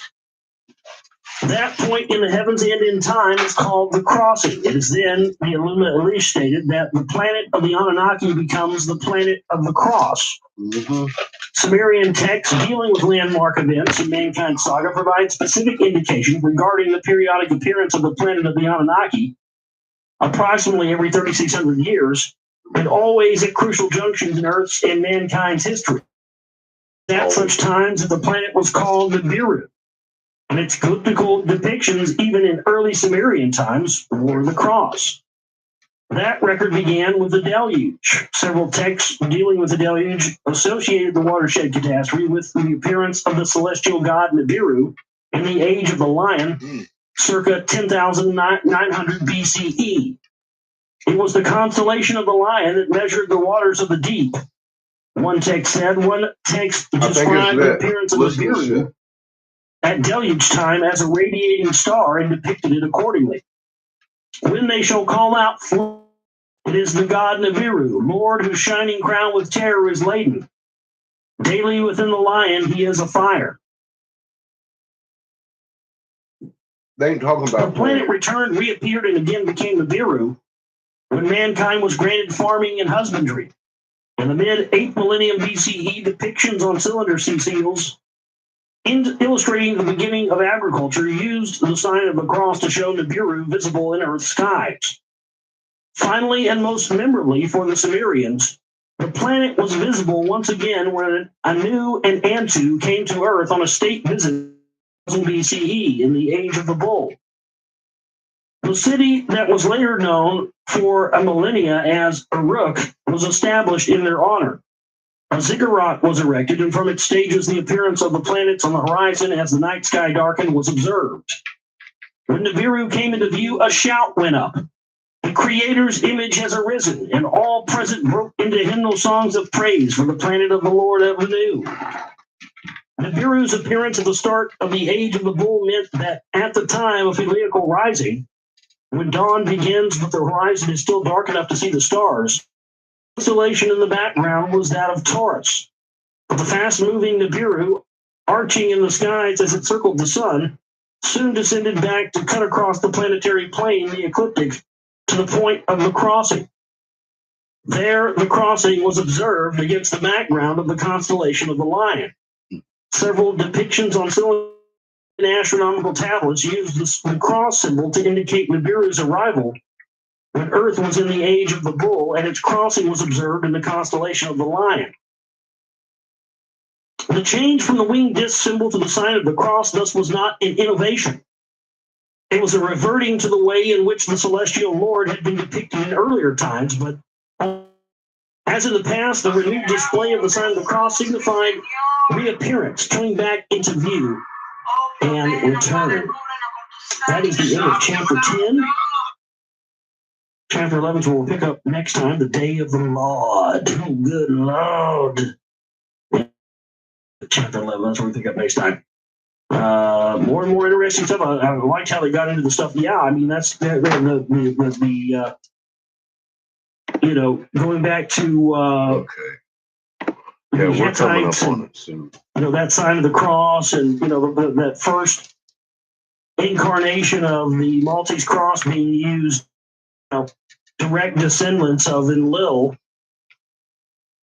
To me, it's like, boy, that's everything you need to know about why Alex Jones or these guys will tell you not to look into this information. And his will was carried out by emissaries, be it angels, be it a king, be it a nation. Adopting the Sumerian distinction between were told because it was all pre-planned, yet on the way thereto, things could change. Assyria, for example, was at times called God's rod of wrath, with which other nations were punished. But when it chose to act unnecessarily out of bounds, Assyria itself was in turn subjected to punishment. And that supposedly is exactly what happened to Atlantis, is that everything was fine and it was a utopia and these were great on Atlantis. And then they, the Brotherhood, as they called it, attempted to, essentially from the terminology of the writings and stuff, set up a world government, essentially a global government where people were going to be suppressed under it, and that's when Atlantis was destroyed. So, yeah, there definitely is a history of that. The prophets seem to be delivering a two-track message, not only events but also in respect to the future. Isaiah, for example, prophesies that mankind should expect a day of wrath, when all the nations, Israel included, shall be judged and punished, as well as look forward to an idyllic time when the wolf shall dwell with the lamb. Men shall beat their swords into plowshares, and Zion shall be a light unto all the worlds. Ugh. I don't know why. It just automatic. Just reading that kind of shit just gives me automatic gag reflex. Zion shall be a light unto all nations.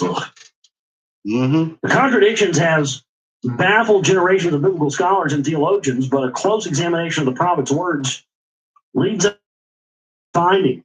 The day of judgment was spoken of as the day of the Lord.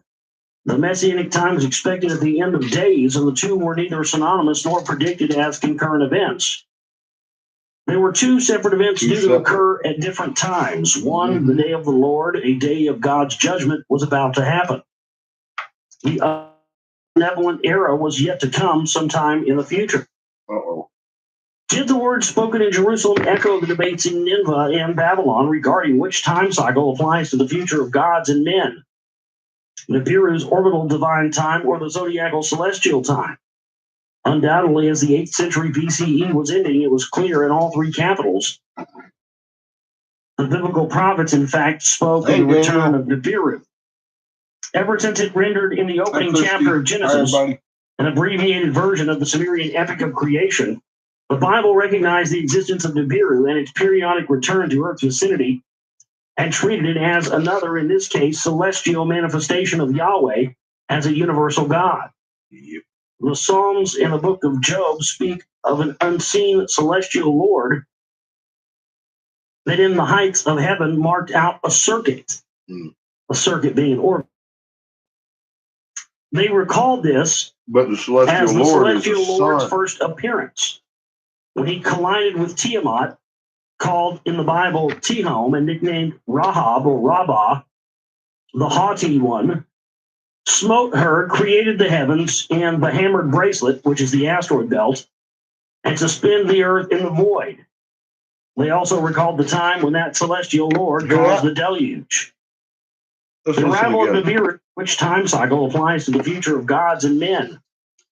Nibiru's orbital divine time or the zodiacal celestial time. Right there. Time cycles were not identical. About how we got here. Speaking of the coming day of the Lord, the biblical prophets, in fact, spoke of the return of Nibiru.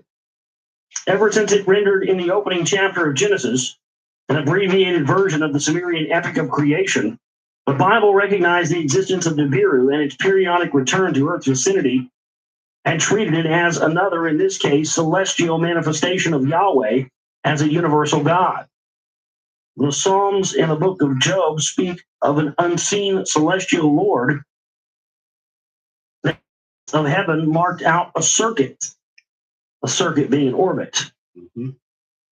They recalled this as the celestial Lord's first appearance, when he collided with Tiamat, called in the Bible Tihom and nicknamed Rahab or Rabbah, the haughty one, smote her, created the heavens and the hammered bracelet, which is the asteroid belt, and suspended the earth in the void. They also recalled the time when that celestial Lord caused the deluge. The arrival of Nibiru and the celestial collision leading to Nibiru's great orbital circuit in the majestic Psalm 19. The heavens... You mean the emerald tablets of Ningur? Shit, I fucked it up. Ninurgle? Shit. Ra's brother? You speak the glory of the Lord. The hammered bracelet proclaims his handiwork. He comes forth as a groom from the canopy. Like an athlete, he rejoices to run the course. From the end of the heavens he emanates, and his circuit is to their end. Ninarda. Forerunner of what will happen next time the celestial Lord will appear. I'm just going to sit over here in my corner. Verse 6, pages 719. I shall recall the Lord's deeds, remember thine wonders in antiquity. The waters saw thee, O Lord, and shuddered. Thine splitting sparks went forth. Lightning lit up the world. The sound of the thunder was rolling. The earth was agitated and it quaked. The prophets considered those earlier phenomena as the guide for what to expect. They expected the day of the Lord, to quote the prophet, when the earth shall be agitated, sun and moon shall be darkened. 3 days of darkness in 2012. And the stars shall withhold their shining, a day that is great and terrifying. The prophets brought the word of Yahweh to Israel and all nations over a period of about 3 centuries. The earliest of the 15 literary prophets was Amos. He began to be God's spokesman circa 760 BCE. His prophecies covered 3 periods or phases. He predicted the Assyrian assaults in the near future in an end time of peace and plenty. Speaking in the name of the Lord Yahweh, who reveals his secrets to the prophets. That's where we're at. He described the day of the Lord as a day when the sun shall set at noon and the earth shall darken in the midst of daytime, addressing those who worship the planets and star of their gods. He compared the coming day to the events of the deluge, when the day darkened as night and the waters of the seas poured upon the earth, and he warned those worshipers with a rhetorical question. Woe unto you that desire the day of the Lord. To what end you? For the day of the Lord is darkness and no light. Sounds pretty ominous. You know, the Lord was also supposed to be puffy clouds and sunshine. That sounds like darkness and death. Ahab, a century later, the prophet Isaiah linked the prophecies of the day of the Lord to a specific geographical site, to the mount of the appointed time.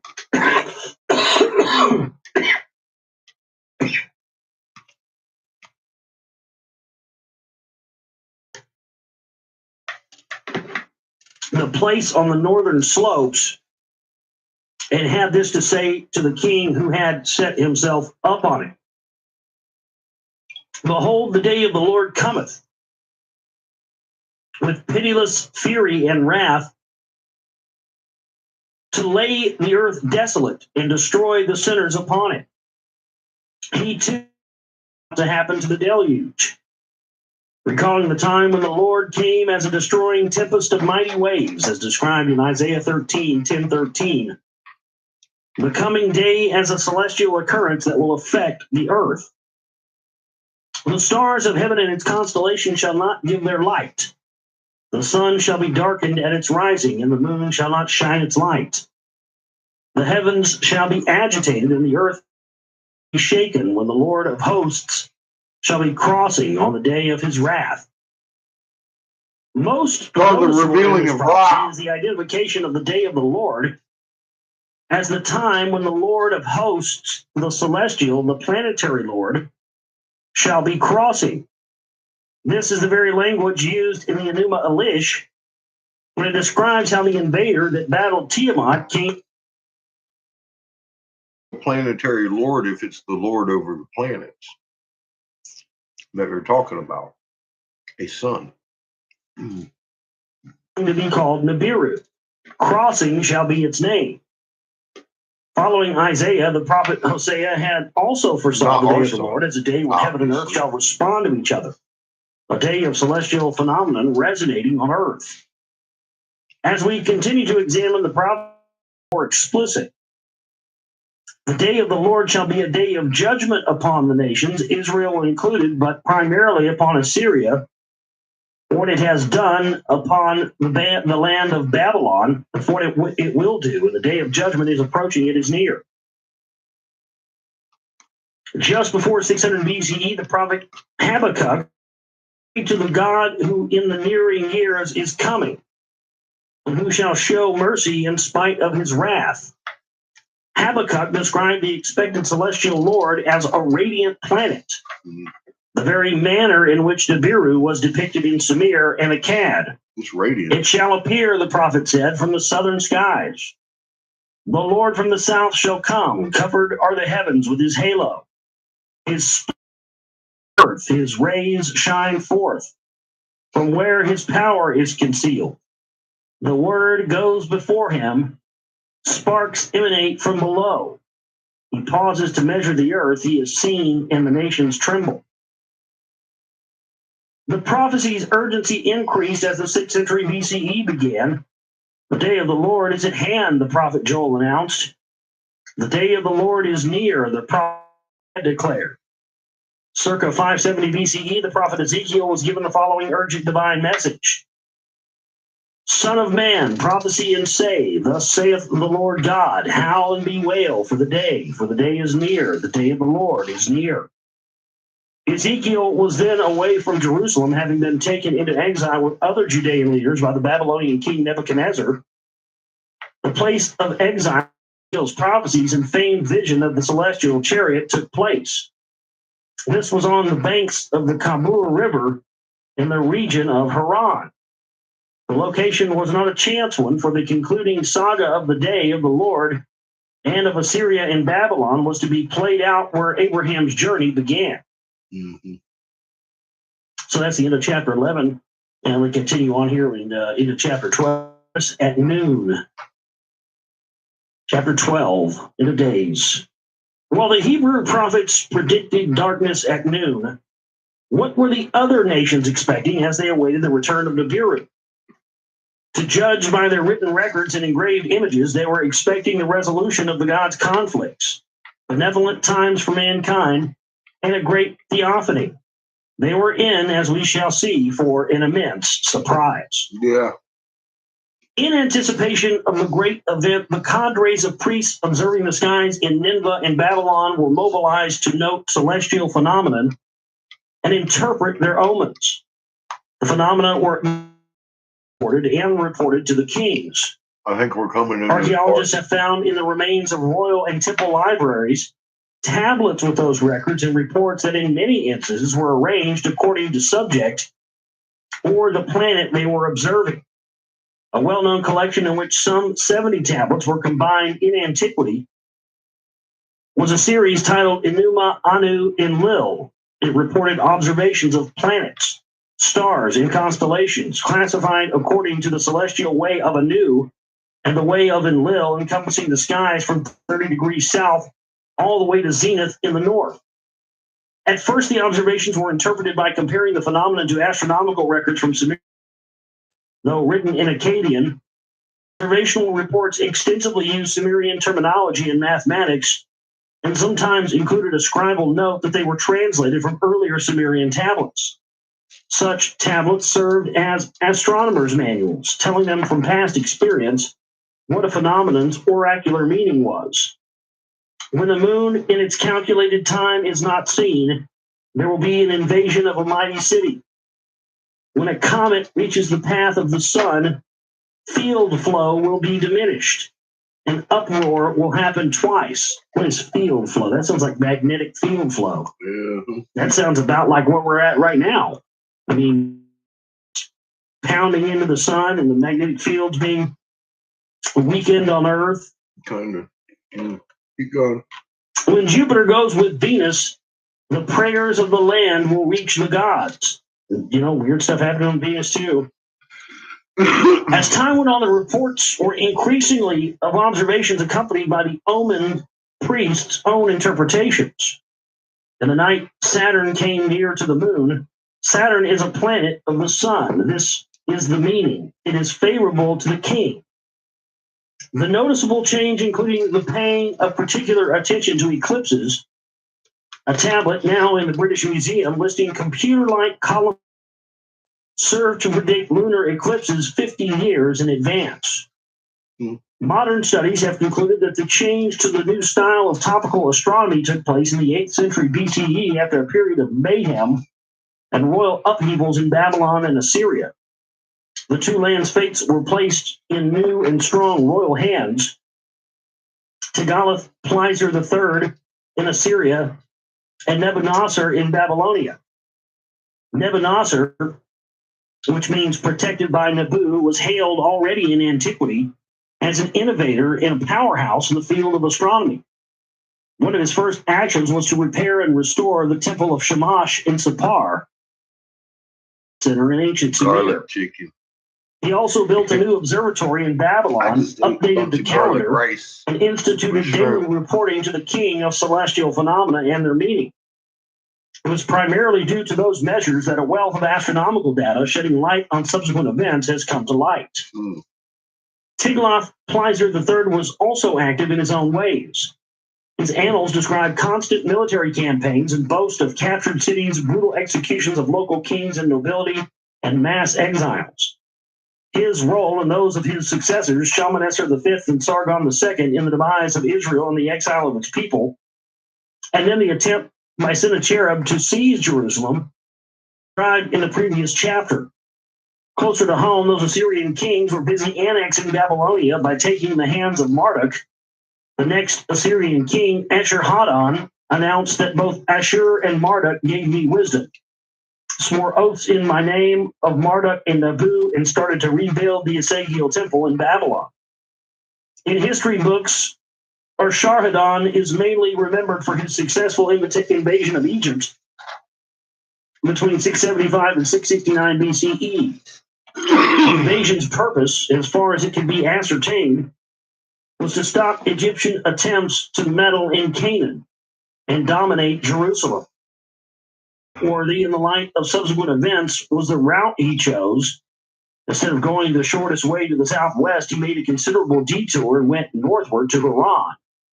There, in the olden temple of the sun god Sin, Esarhaddon sought that god's blessing to embark on the conquest, and Sin, leaning on a staff and accompanied by Mushuku, the divine messenger of the gods, gave his approval. Esarhaddon then did turn southward, sweeping mightily through the lands of the eastern Mediterranean to reach Egypt. Significantly, he detoured away from the prize that Sennacherib failed to seize, Jerusalem. Significantly, too, that invasion of Egypt and the detour away from Jerusalem, as well as Assyria's own eventual fate, had been prophesied by Isaiah decades earlier. Busy geopolitically as Esarhaddon was, he did not neglect the astronomical requirements of those times. With guidance from the god Shamash and Adad, he erected in Assyria's cult center a house of wisdom, an observatory, and depicted the complete 12-number solar system, including Nibiru on his monuments. Leading to a more lavish and sacred precinct was a new monumental gate built according to cylinder-sealed depictions to emulate Anu's gateway on Nibiru. It is a clue to what the return expectations really were. All those religious political moves suggest that the Assyrians made sure to touch all the bases as far as the gods were concerned. And so by the 7th century BCE, Assyria was ready for the anticipated return of the planet of the gods.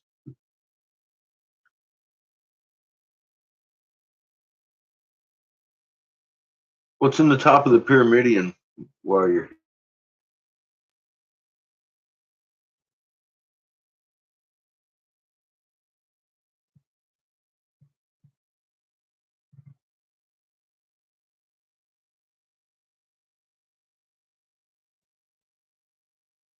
Is that Micah?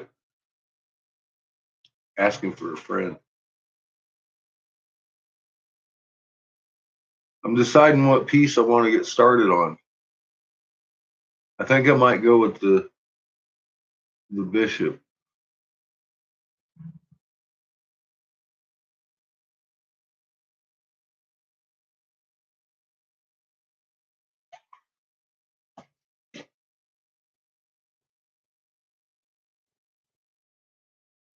I like how you have the clef in the eye like that.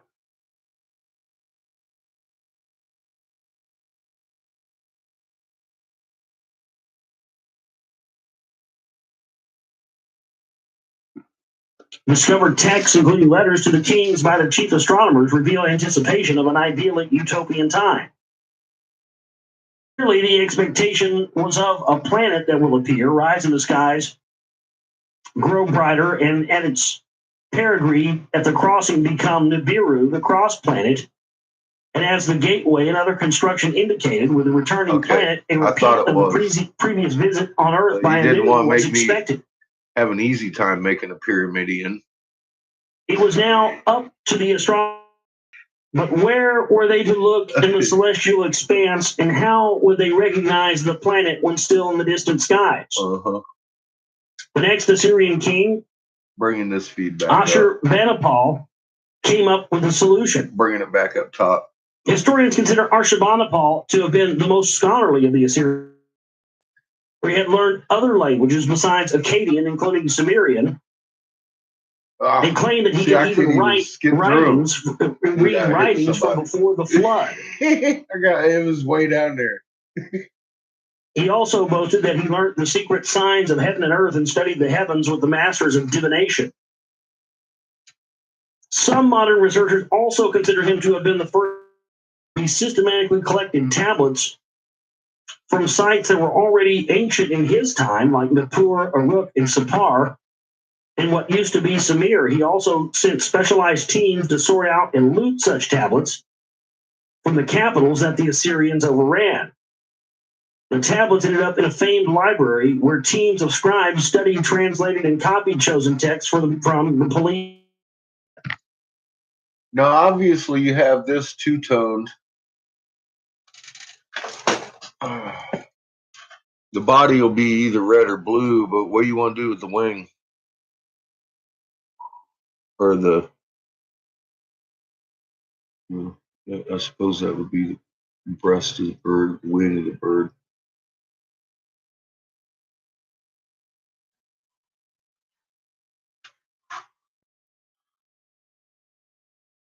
Or do you just want it a solid color with a crease in it, or no? I mean, like a.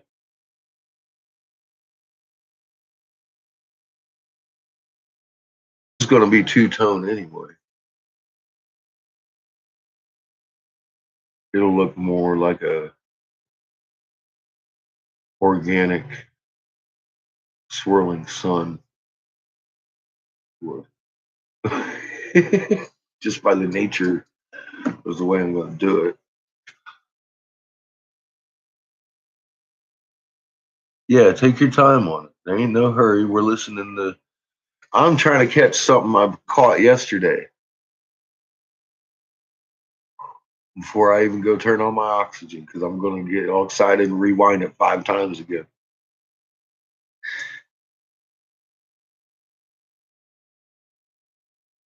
A visitor to the Museum of the Ancient Near East in Istanbul can see a display of such tablets neatly arranged on the original shelves, with each shelf headed by a catalog tablet that lists all the text on that shelf. While the subjects in the accumulated range, what was found indicates that particular attention was given to celestial information. Among the purely astronomical texts, there were tablets that belonged to a series. Well, we got to think also, one of them's red and one of them's blue, Daniel.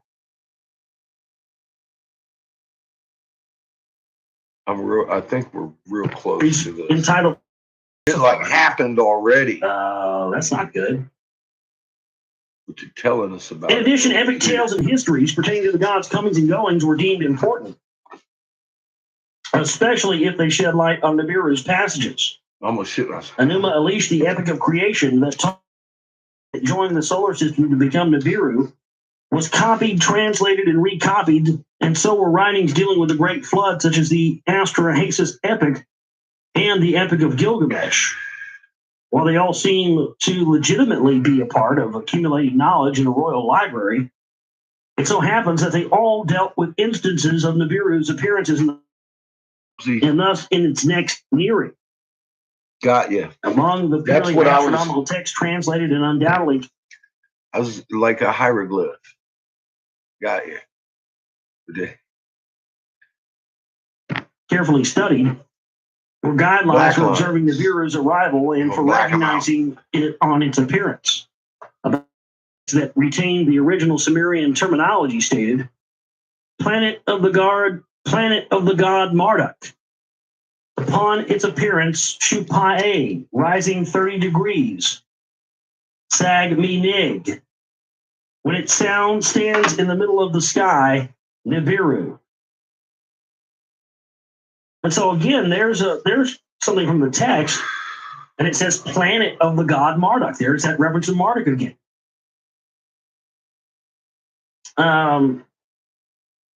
So we'll stop right there, but you see how he's making this connection that, the stuff about Jesus is actually all code for the returning of Nibiru and the returning of I think it's more has to do with the return of Marduk and Marduk setting himself up as, Marduk's dead. The one true God, and all world religions have been misinterpreted, and they all really were saying it's about Marduk worship. Alexander the Great was his last known child. It is interesting stuff nonetheless. But we're going to leave it there for tonight, and we'll pick back up there Monday on the show. Don't forget, I also do a last known half-breed. I don't know what happened to his full-blood children, but Marduk's fucking dead. Sunday night music show. I'm coming up on 8 p.m. Central Standard Time Sunday night, so I hope you'll join me over there for that. It's always a lot of fun. TheGlobalReality.com is my website. We have the chipping banner up there. That's how you support our work. We have a donate button if you want to help us out. We're still looking to have a budget. And you thought the natives escaped Marduk? No, his name was Massaw, the trickster. For people to come on and be co-producers for the Rockwall film. all and the we need some world. cash ASAP to get that going. And now that we've got a possible dig site going, it's going to be looking good, especially with the new info I have. So just please support our work if you can, folks. My name is Josh Reeves. I love each and every one of you. We'll see you next time. You guys have a good weekend. Take care. I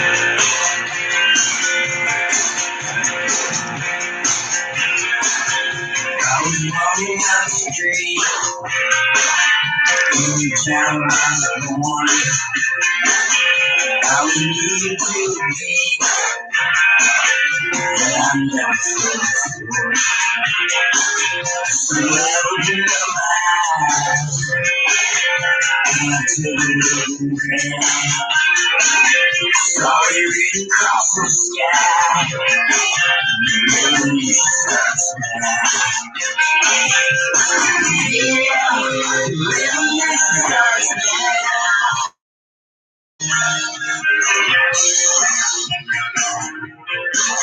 Revolution starts now. Maybe I was waiting for you.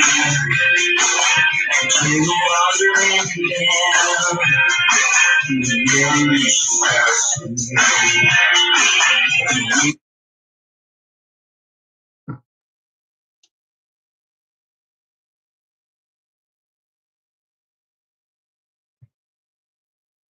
Said that in the book, the planet they turn into a sun is actually Saturn, and in the movie it was Jupiter.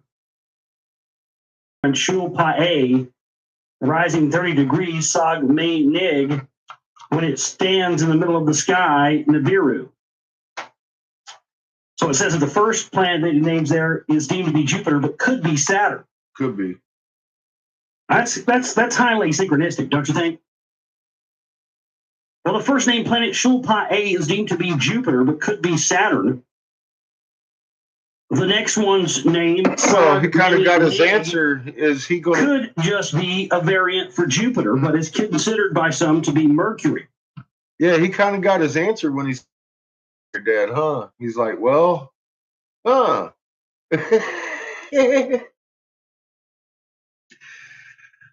I guess I'm not going to be a fucking mortal.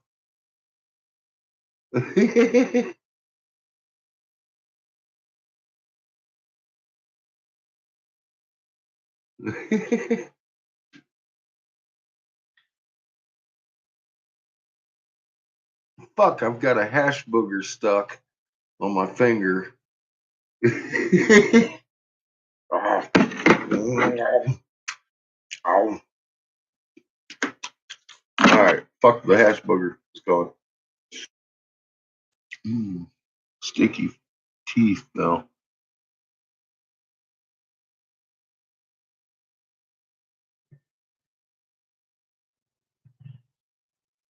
I don't want the rights to it, but hell yeah, man. Throw it up on the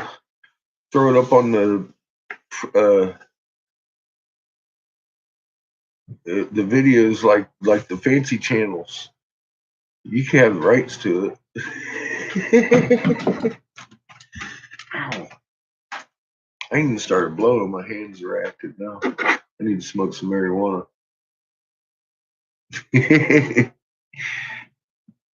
Yeah, I love hash boogers.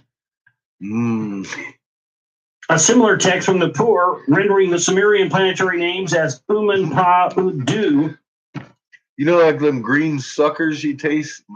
That's what it tastes like. And Sag Mi Gar suggested that the arrival of Nibiru will be announced by the planet Saturn.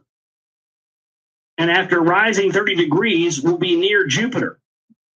Other texts, a tablet from the Sumerian times shown as tablet K3124, state that after passing Shul Pa'e and Sag Megar, which I think if I fucking had anybody write me any song other than my pitiful singing, they hit me with a fucking copyright strike right about now.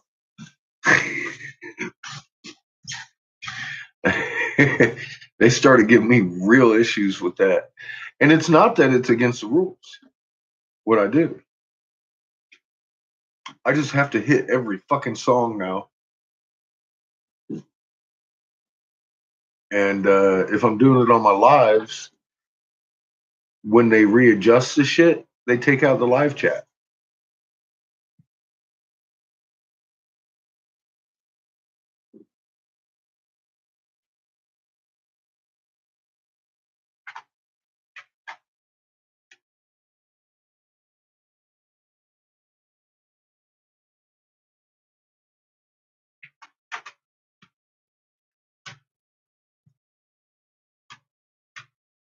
I'm thankful as you are, Lori. This is Creator. It's you too. You're gonna pass that feeling on to your neighbor.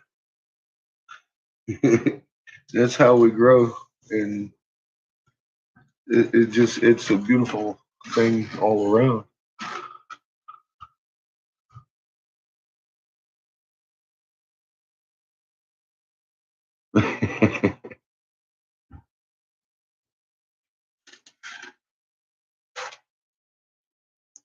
And coffee. You have coffee. You're gonna sit up and learn what your hell your freaking magnet field's been doing behind your back.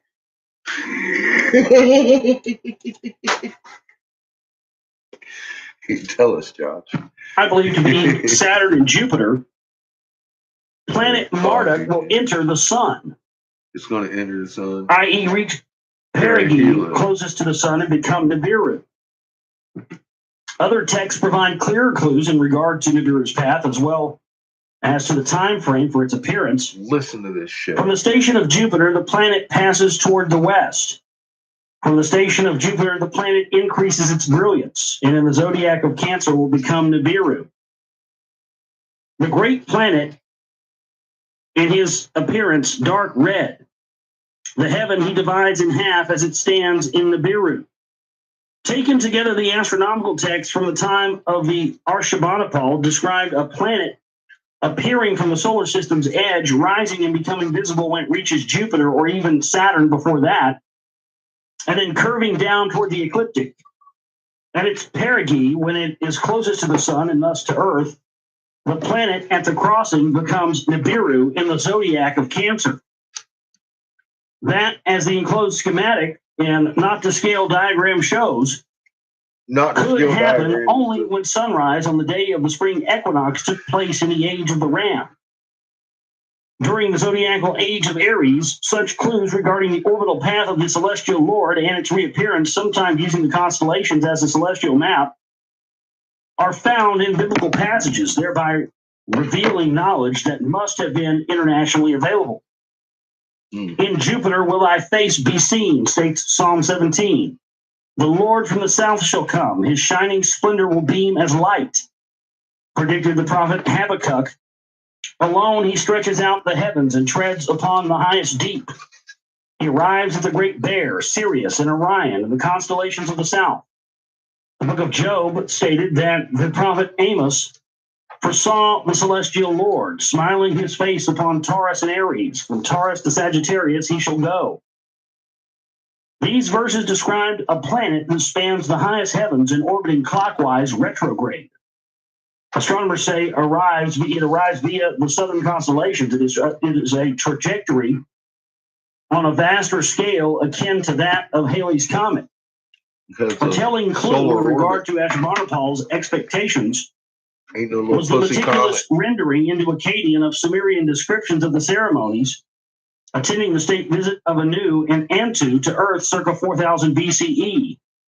The sections dealing with their stay in Uruk described how at eve time, an observer was stationed on the topmost stage of the tower to watch for and announce the appearance of the planets one after the other until the planet of the great Anu of heaven came into view. Whereupon all the gods assembled to welcome the divine couple recited the composition. To the one who grows bright, the heavenly planet of the god Anu, and sang the hymn, the Creator's age has arisen. The long text then described the ceremonial meals, the retreat to the nighttime chambers, the processions the next day, and so on. One can reasonably conclude that Ashurbanipal was engaged in collecting, collating, translating, and studying all the earlier texts that could A, provide guidance to the astronomer priest for detecting at the first possible moment the returning of Nibiru. Ah, well,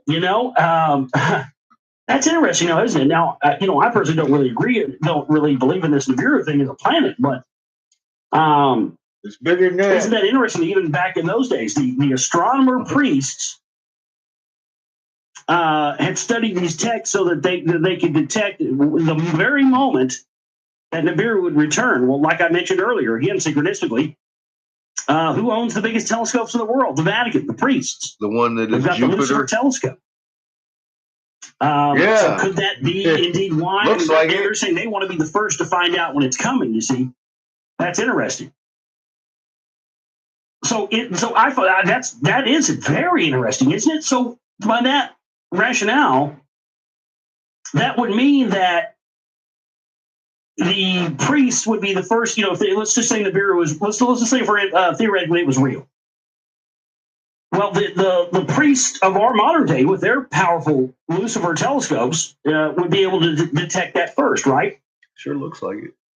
That would give them ample opportunity to be able to use their mouthpieces and their gatekeepers within mainstream media, alternative media, and the rest of it to spread disinformation or propaganda or misinformation or anything else regarding Nibiru. That's very interesting. Very, very interesting point there to point out that, it's these astronomer priests that were put in charge of detecting at the first possible moment the returning of Nibiru, and B, inform the king about the procedures for what to do next. Calling the planet of the heavenly throne is an important clue to the royal expectations, as were the depictions on palace walls in magnificent reliefs of Assyrian kings greeting the god in the winged disc as it hovered above the tree of life. Somebody in the chat room says, I wonder if Nibiru is kind of like the Death Star or some shit. Well, no, I mean, that's valid. No. I would say it's a reason. I mean, I can't argue with that. I mean, that's kind of what I thought. Not the Death Star. Because it seemed to me it's more like a ship than a planet, but at the same time, it's very possible that, I mean, come on, look at everything else that George Lucas has in those Star Wars films.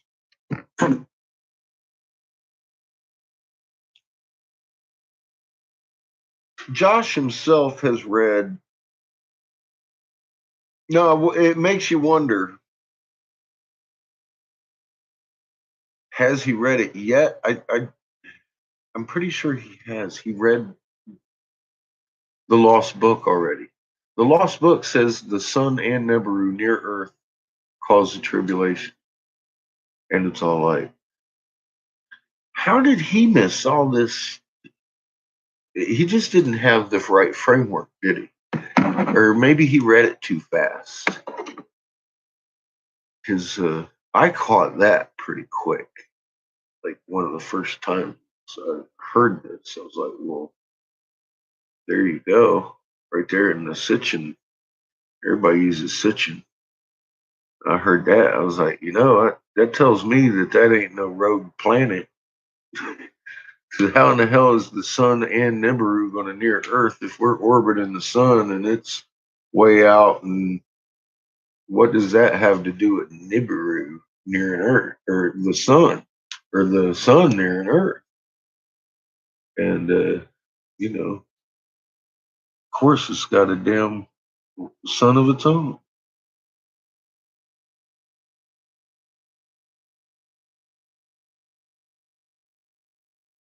Well, have a good night, Matt. Sorry, this computer's lagging here too. It might be on my end. I don't know. Yeah, turn, call, and push. All kinds of good stuff going.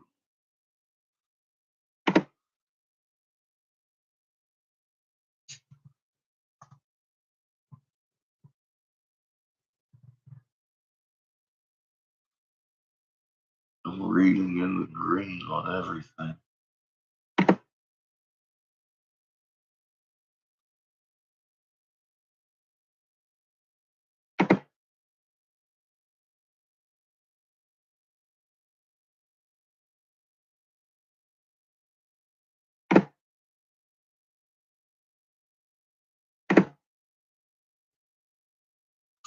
Oh,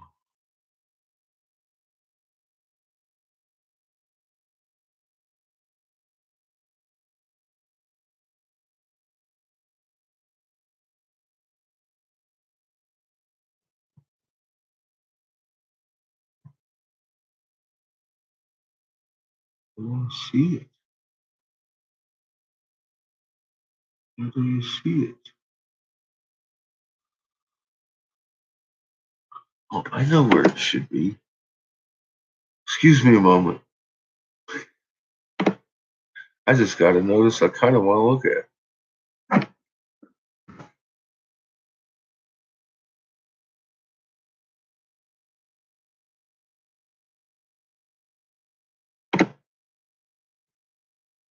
at. Uh,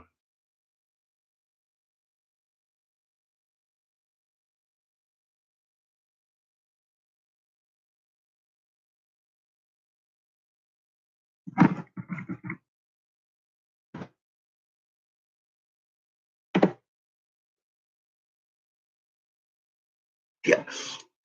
Let me right in.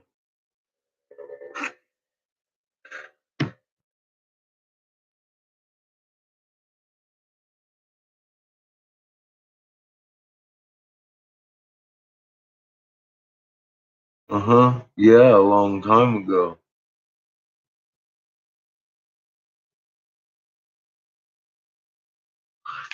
Exactly, a long time ago. Nice.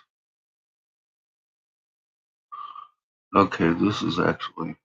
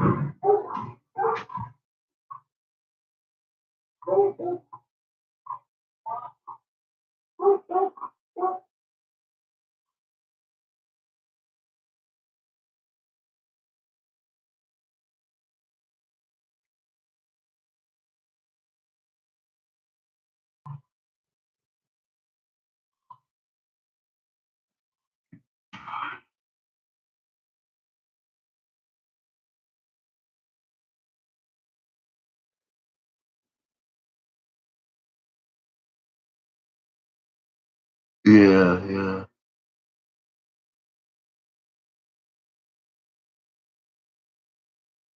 Oh,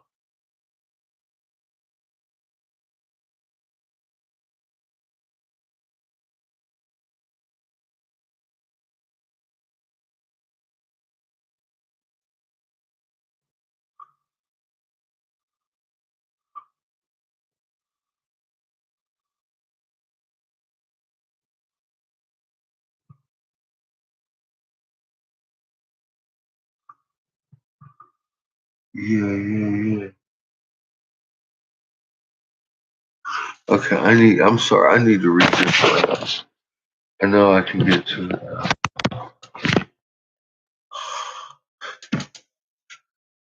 I just found out my magnet can feel fucking.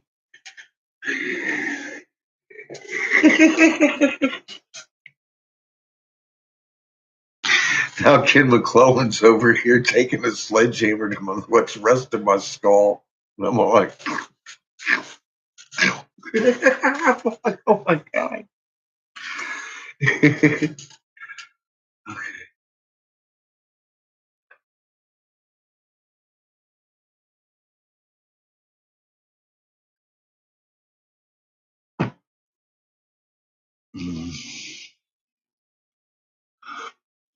He's throwing rocks at me, and they had pretty things on them.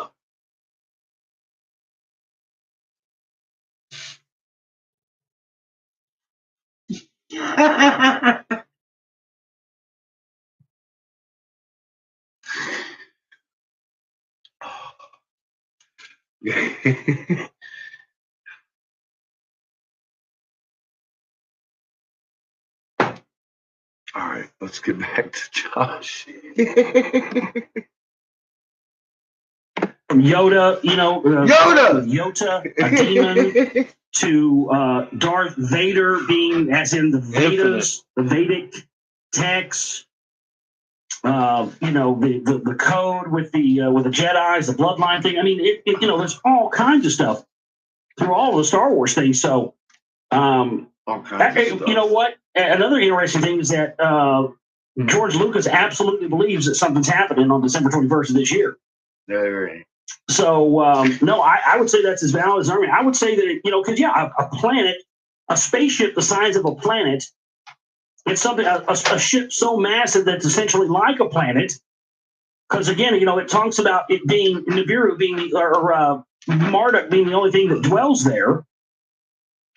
And, something of that size, you could probably affect gravity, affect orbits and everything else, sure. That big? I mean, look at what the Death Star did. That's a good point. It's definitely something to think about. I'm going to give you something. It was important to be informed of the planet's appearance as soon as possible, in order to be able to prepare the proper reception for the arrival of the great God depicted within it, Anu himself.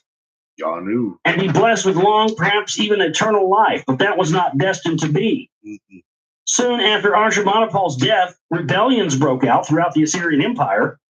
His sons hold on Egypt, Babylonia, and Elam disintegrated. Newcomers from afar appeared on the borders of the Assyrian Empire, hordes from the north. Hordes. Medes from the east. Everywhere, local kings seized control and declared independence. Of particular importance, immediate and for future events, was Babylon's decoupling of the dual kingship with Assyria. As a part of the New Year festival in 626 BCE, a Babylonian general whose name Nabopolassar, Nabu his son protects, implied that he claimed to be a son of the god Nabu and was enthroned. And Nabu, by the way, is one of these gods. Nabu is actually a planet in Star Wars. Again, I don't think that's a coincidence either. Probably not. It's just, connection after connection there to Star Wars. It implied that he claimed to be a son of the god Nabu and was enthroned as a king of an independent Babylonian. A tablet described the start of his investiture ceremony thus: the princes of the land were assembled. They blessed Nabopolassar, opening their fists. They declared him sovereign. Marduk in the assembly of the gods gave the standard of power to Nabopolassar. The resentment of Assyria's brutal rule was so great that Nabopolassar of Babylon soon found allies for military action against Assyria. A principal and freshly vigorous ally was the Medes, the precursor of the Persians, who had experienced Assyrian incursions and brutality.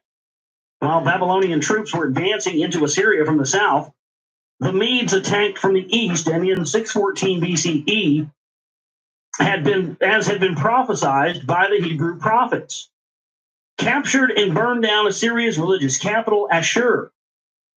The turn of Nineveh, the royal capital, came next. By 612 BCE, the Great Assyria was in shambles. Assyria, the land of the first archaeologist itself, became a land of archaeological sites. How could that happen to the land whose very name meant land of the god Ashur? The only explanation at the time was that the gods withdrew their protection from that land. In fact, we shall show that there was much more to it. The gods themselves withdrew from that land and from Earth itself. And then the most astounding and final chapter of the Return saga, in which Haran was to play a key role, began to unfold. I love how Haran sounds like Iran, and Assyria sounds like Syria. And that's what we hear about constantly in the news, Iran, Syria, nukes, nukes, nukes. The amazing chain of events after the demise of Assyria began with the escape to Haran of members of Assyria's royal family. Seeking there the protection of the god Sin, the escapes rallied the remnants of the Assyrian army and proclaimed one of the royal refugees as king of Assyria, but the god whose city Haran has been since the days of yore did not respond. In 610 BCE, Babylonian troops captured Haran and put an end to the Assyrians' lingering hopes. The contest for the mantle of successorship to the heritage of Samir and Akkad was over. It was now worn solely and with divine blessing by the king in Babylon. Again, Babylon ruled the lands that were once the hallowed, Samir and Akkad, so much so that in many texts from that time, Nabopolassar was given the title of the king of Akkad. He used that authority to extend the celestial observations to the erstwhile Sumerian cities of Nippur and Uruk, and some of the key observational texts from the subsequent crucial years come from there. It was in that same fateful year, 610 BCE, a memorable year of astounding events, as we shall see, that a reinvigorated Egypt also placed on its throne an assertive strongman named Necho. Just 1 year later, one of the least understood by historians, that is, geopolitical moves took place. The Egyptians, who used to be on the same side as the Babylonians in opposition to Assyrian rule, emerged from Egypt and rushing northward overran territories and sacred sites that the Babylonians considered theirs. The Egyptian advance all the way north to Carchemish put them within striking distance of Haran. It also placed in Egypt's hands the two space-related sites in Lebanon and in Judea. The surprised Babylonians were not going to let it stand. 5-7. The aging Nabopolassar entrusted the task of recapturing the vital places to his son Nebuchadnezzar, who had already distinguished himself on the battlefields. In June 605 BCE at Carchemish, the Babylonians crushed the Egyptian army, liberated the sacred forest in Lebanon, which Nabu and Marduk desired, and chased the fleeing Egyptians all the way to the Sinai Peninsula. Secret number is 52. Nebuchadnezzar stopped the pursuit only on news from Babylon that his father had died. He rushed back and was proclaimed king of Babylon that same year. Historians find no explanation for the sudden Egyptian thrust into the ferocity of the Babylonian reaction. To us, it is evident that at the core of the events was the expectation of the return. Indeed, it seems that in that year, 605 BCE, the return was deemed to be imminent, perhaps even overdue, for it was in that very same year that the prophet Habakkuk began the prophecy in the name Yahweh in Jerusalem. Uncannily foretelling the future of Babylon and other nations, the prophet asked Yahweh when the day of the Lord, a day of judgment upon the nations, Babylon included, would come. Yahweh responded, saying, "Write down the prophecy, explain it clearly on the tablet, so that it may be quickly read. For the vision there is a set time. In the end it shall come without fail. Though it may tarry, wait for it will surely come. There is a set for its time. Appointed time will not be delayed." Habakkuk 2-2-3. The appointed time, as we shall see, arrived precisely 50 years thereafter. The 43 years of Nebuchadnezzar's reign are considered a period of dominant Neo-Babylonian empire, a period marked by decisive actions and fast moves, for there was no time to lose. The nearing return was now Babylon's prize. To prepare Babylon for the expected return, massive renovation and construction works were What we've been doing for 50 years. Their focal point was the sacred precinct where the Assyrian temple of Marduk, steroids, now bombing the fuck out of everybody. Baal, that's what Baalbek was, in Lebanon got its name from. DC. It was now renovated and rebuilt at 7-stage ziggurat, ready for viewing the starry skies, just as had been done in Uruk when Anu had visited circa 4000 BCE. A new processional way leading to the sacred precinct through a massive new gate was erected. The walls were decorated and covered from top to bottom with artful glazed bricks that astound to this day, for the site's modern excavators have removed and put the processional way and the gate back together at the Vorensaschitz Museum in Berlin. Babylon, Marduk's eternal city, was ready to welcome the return. "I have made the city of Babylon to be the foremost among all the countries in every habitation.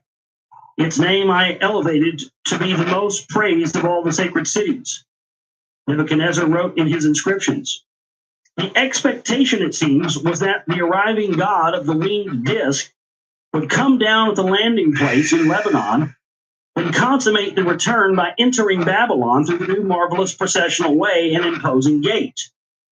A gate named Ishtar, or also known as Inanna, who had been Anu's beloved in Uruk, another clue regarding whose return was expected. Whose? Accompanying these expectations was Babylon's role as the new navel of the earth, inheriting the pre-diluvial status of Nippur as the Duran key, the bond of heaven and earth, or where the Stargate was located. I liked 420 That this better. was now Babylon's function was expressed by giving the Ziggurat's foundation. By giving the Ziggurat's foundation platform the Sumerian name Etem Anki. The temple of the foundation for heaven and earth, stressing Babylon's role as the new navel of the earth, a role clearly depicted in the Babylonian map of the world. This was terminology that echoed the description of Jerusalem, with its foundation stone serving as a link between earth and heaven. So the foundation stone was the link between earth and heaven. So the foundation stone, okay, well, that's the Stargate then. There you go. But if that was what Nebuchadnezzar envisioned, then Babylon had to replace the existing post-diluvial space link, Jerusalem. Having taken over Nippur's pre-diluvial role to serve as mission control center after the deluge, Jerusalem was located at the center of concentric distances to the other space-related sites. Calling it the navel of the earth, the prophet Ezekiel announced that Jerusalem has been chosen for this role by God himself. Thus has said the Lord Yahweh, this is Jerusalem. In the midst of the nations I placed her, and all the lands are in a circle round about her. Ezekiel 5, verse 5. Determined to usurp that role for Babylon, Nebuchadnezzar led his troops to the elusive prize and in 598 BCE captured Jerusalem. This time, as the prophet Jeremiah had warned, Nebuchadnezzar was carrying out God's anger at Jerusalem's people. They had taken up the worship of celestial gods, Baal, the sun, and the moon, and the constellations. And in Kings 23:5, it has a list that clearly included Marduk as a celestial entity. Yeah. Starving Jerusalem's people by a siege that lasted 3 years, Nebuchadnezzar managed to subdue the city Be right back. and took the Judean king Jachin to captive in Babylon. Taken to the exile were also Judea's nobility and learned elite, among them the prophet Ezekiel, and thousands of its soldiers and craftsmen. They were made to reside by the banks of the Kabur River near Haran, their ancestral home. The city itself and the temple were left intact this time, but 11 years later, in 587 BCE, the Babylonians returned in force, acting this time, according to the Bible, on their own volition. The Babylonians put the torch to the temple that Solomon built.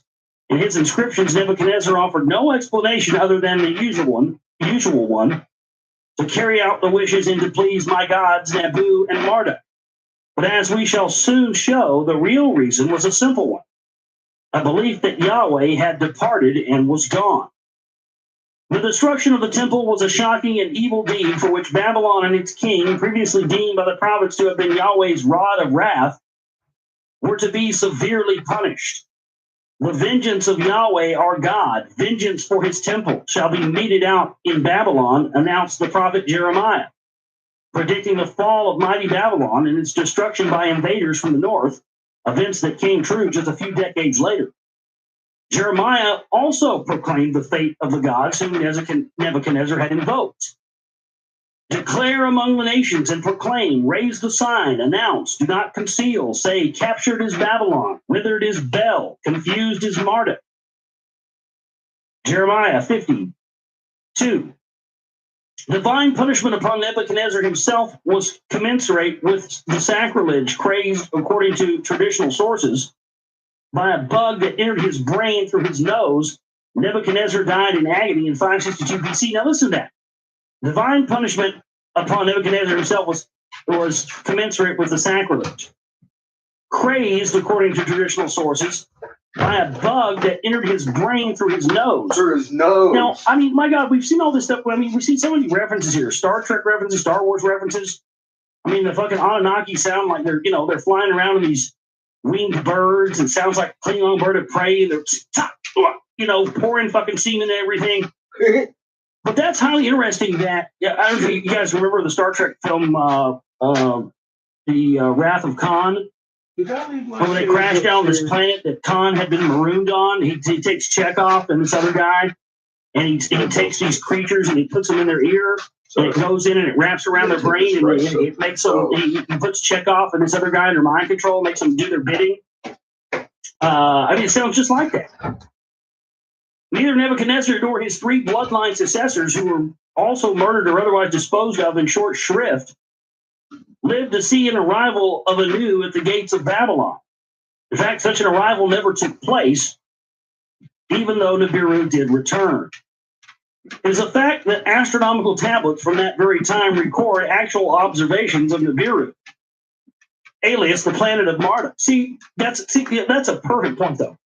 The people back then, they would have, if indeed Marduk is coming in a ship that's as big as a planet, it would have been, they would have seen that as a planet, see him returning in a planet. I agree with that. I think it's some kind of giant fucking, Death Star thing that he's coming in. I really think that that's probably pretty accurate. It is a fact that astronomical tablets from that very time record actual observations of Nibiru, alias planet of Marduk. Some are reported as Omnia, for example, a tablet catalog K8688 that informed the king that if Venus shall be seen in front of and rising ahead of Nibiru, the crops will fail. But if Venus shall rise behind Nibiru or after it, the crop of the land will succeed. Of greater interest to us are a group of late Babylonian tablets found in Uruk. They rendered the data in 12 monthly zodiacal columns and combined the text with pictorial depictions. In one of these tablets, the planet of Marduk, shown between the Aries ram symbol on one side and the 7 symbol for Earth on the other side, depicts Marduk within the planet. Now, see, there you go. So even the depictions of these things actually show Marduk, and they show him sitting inside of a planet. Because that's what it would have been. It was like a ship. He's inside.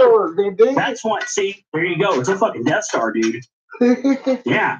Because even the depiction showed him sitting, they wouldn't have depicted it like that if it was him coming from a planet itself. It was depicted like that because it was a ship the size of a planet. Their only reference point was to call it a fucking planet because it's so goddamn big. No. Fucking crazy, Josh. Another example is tablet VAT 7847. It names an actual observation in the constellation of Aries as the day when the gate of the great Lord Marduk was opened. Oh, the gate was opened, huh? Yeah, the Stargate. Stargate. When Nibiru had appeared into view and then has an entry, day of the Lord Marduk, as the planet moved on and was seen in Aquarius. Even more telling of the coming into view of the planet Marduk from the southern skies and its fast becoming Nibiru in the central celestial band were yet another class of tablets, this time circular, representing an advance backward to the Sumerian astronomical tenets. The tablets divided the celestial sphere into 3 ways: the way of Enlil for the northern skies, the way of Ea for the southern skies, and of Anu in the center. The 12 zodiacal calendrical segments were then superimposed on the 3 ways as shown by the discovered fragments. Explanatory texts were written on the back side of those circular tablets. In 1900 AD, addressing a meeting of the Royal Asiatic Society in London, England, I think this might be the part. Felix G. Pinches caused a sensation when he announced that he had succeeded in piecing together a complete astrolabe, as he called the tablet. He showed it to be a circular disc divided into 3 concentric sections and like a pie into 12 segments, resulting in a field of 36 portions. Each of the 36 portions contained a name with a small circle below it, indicating it was a celestial body and a number. Each portion also bore a month's name, so Pinches numbered them from 1 to 7, starting with the Nisan. 1 to 12, rather, starting with the Nisan. The presentation caused an understandable sensation, for here was a Babylonian sky map, divided into the 3 ways of Enlil, Anu, and Ea Enki, showing which planets, stars, and constellations were observed where at each month during the year.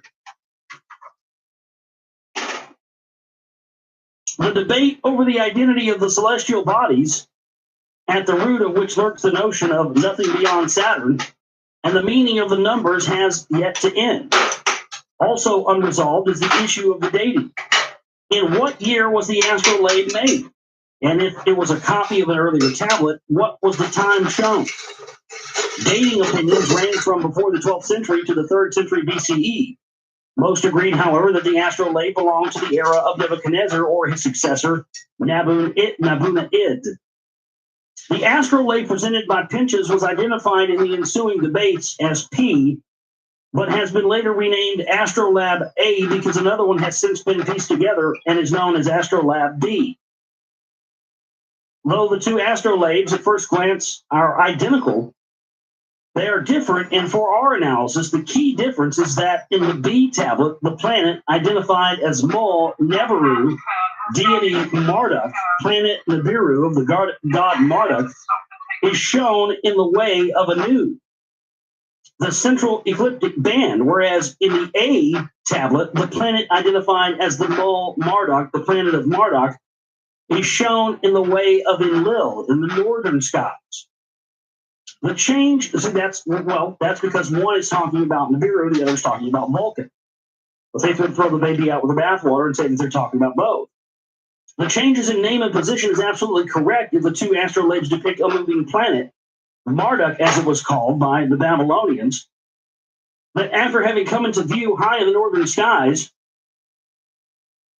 as in A, curves down to cross the ecliptic and becomes Nibiru, the crossing. When it crosses the ecliptic in the way of Anu, as in the B tablet, the two-stage documentation by the two astrolabes depicts precisely what we have been asserting all along. The texts known as KAV 218, columns B and C, accompanying the circular depictions remove any shadow of doubt regarding the Marduk Nibiru identity.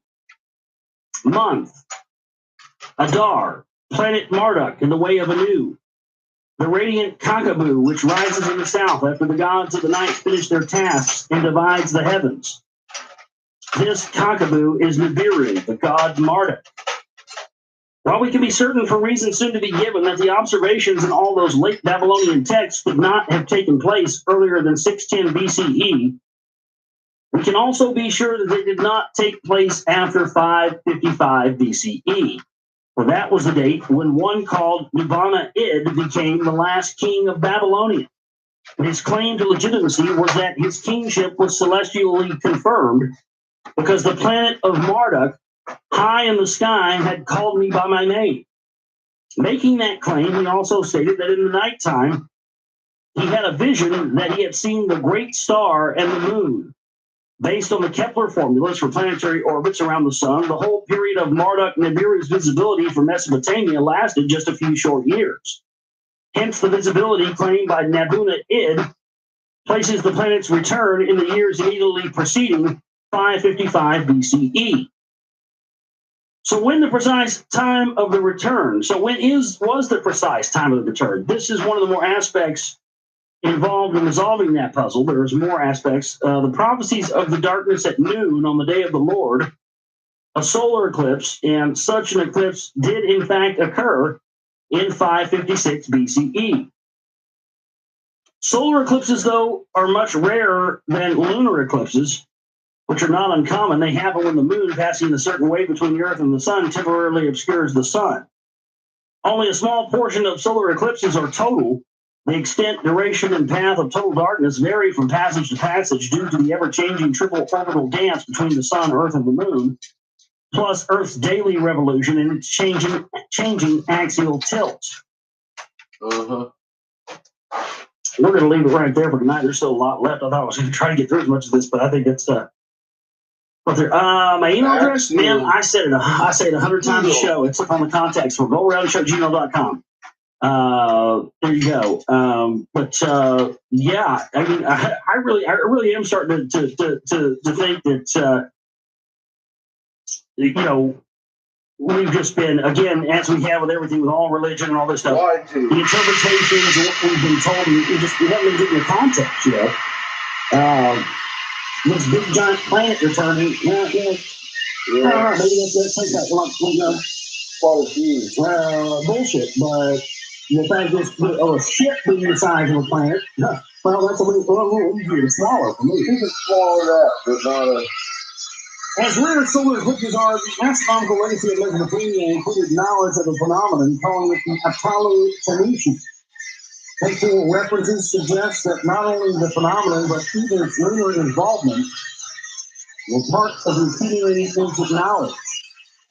In fact, a solar eclipse whose path of totality passed over Assyria had occurred in 752 BCE, was followed by one in 584 BCE, that was seen all across the Mediterranean lands with totality over Greece.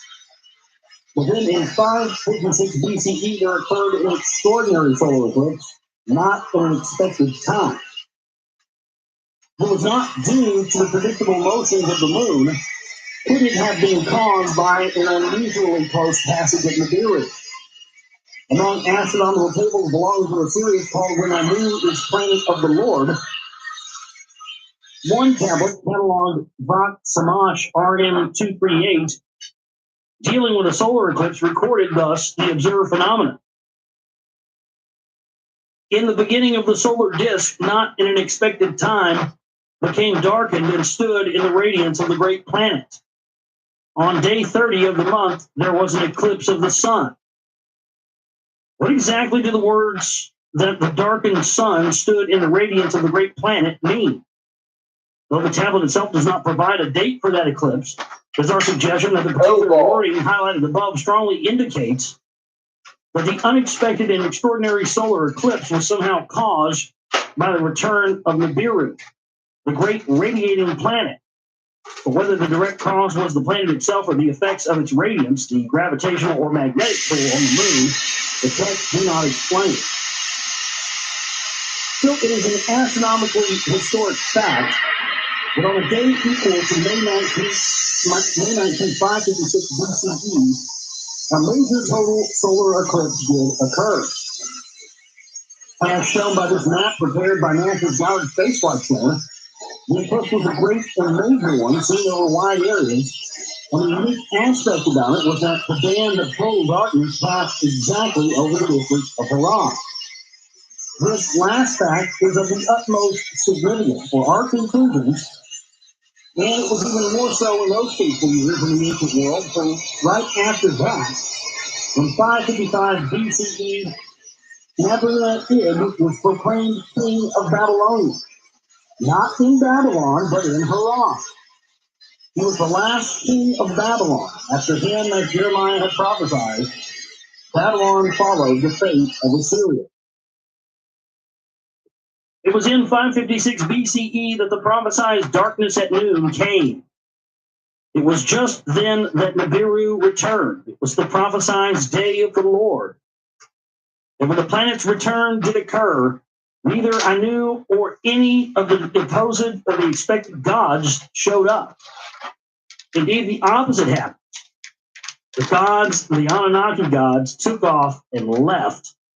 These things are just fucking irritating. So that's the end of chapter 12. Had to bring a real fucking cigar down. Into a little bit chapter 13 here for you tonight. I like those fucking honey ones. And that is, of course, called When the Gods Left the Earth. Fucking shitty. Nearly enough.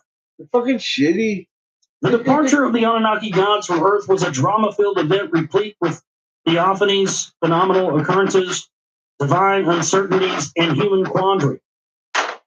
Incredibly, the departure is neither surmised nor speculative. It is amply documented.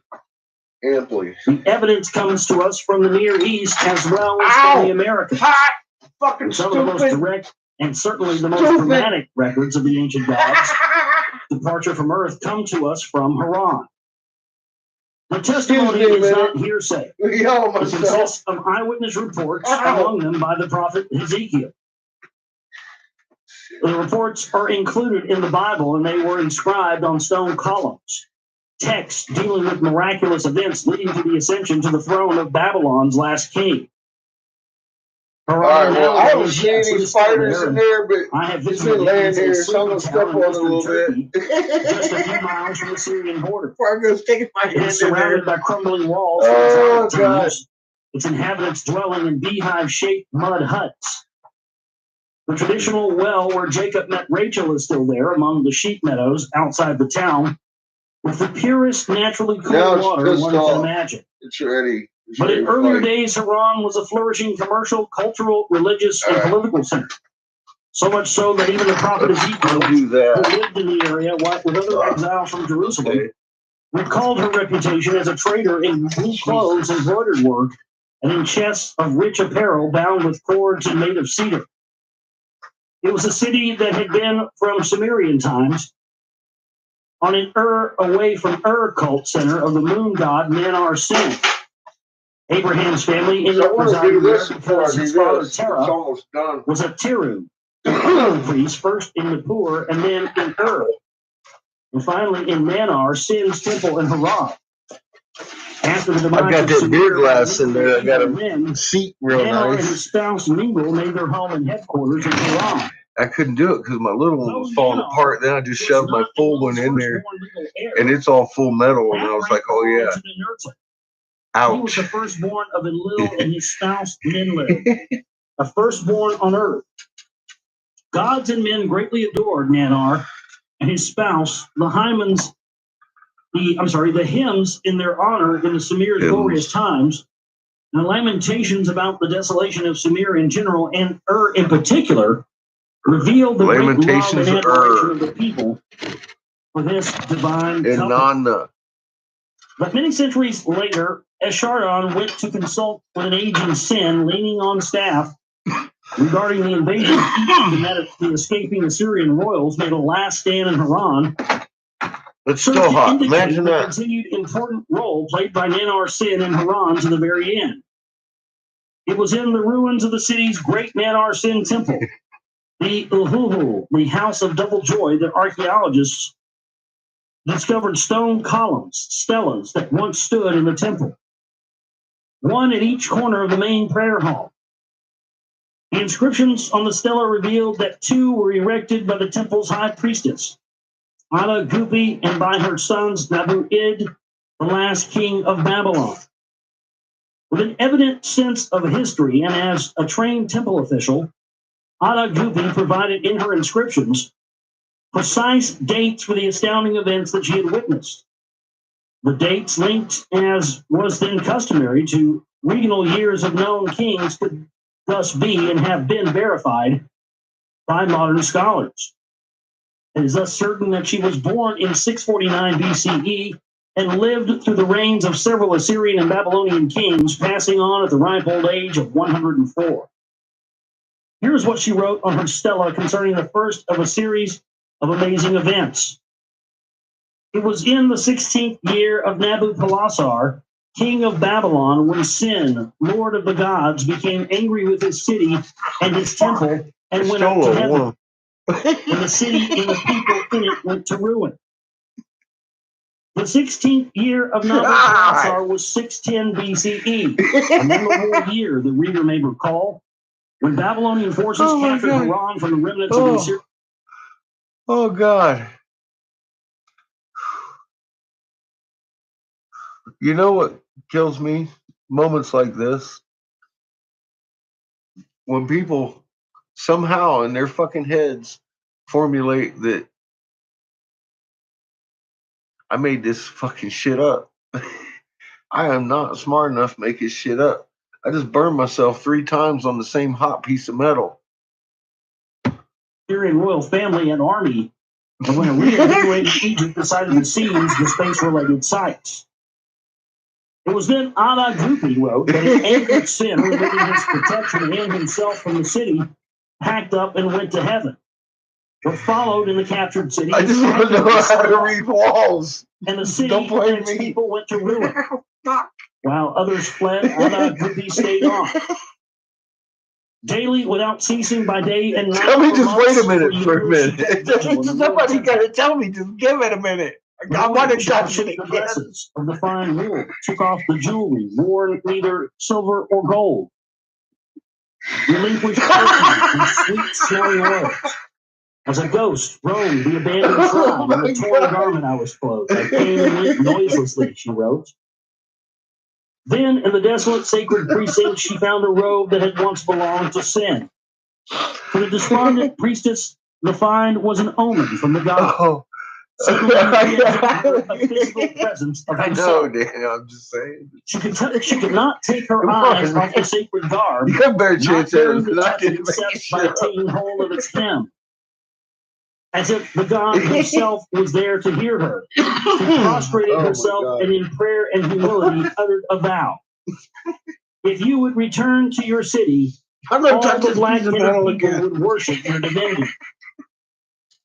Black-headed See people if was the anything's term by which the changed in the last Sumerians 30 used to fucking describe seconds. themselves, and the employment Oh, of the my term by the God. high priestess some 1,500 years after Sumer was no more 1,500 years after Sumer was no more, was full of significance.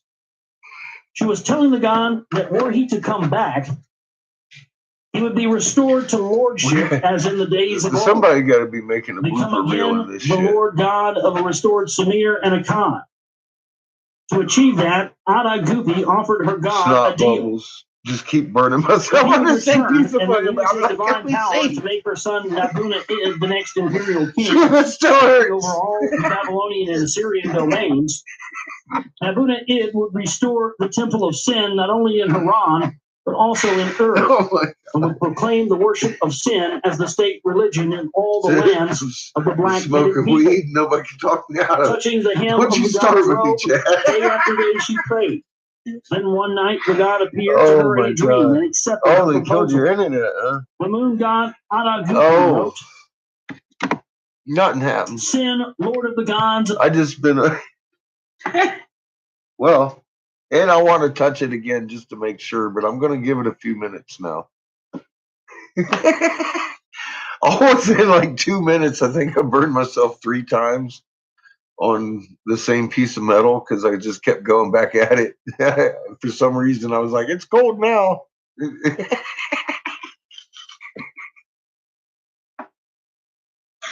Like, that's hot. Oh my God. Politics. Oh my goodness. Now, see, politics are easy if it's the president and the vice president that they're talking about.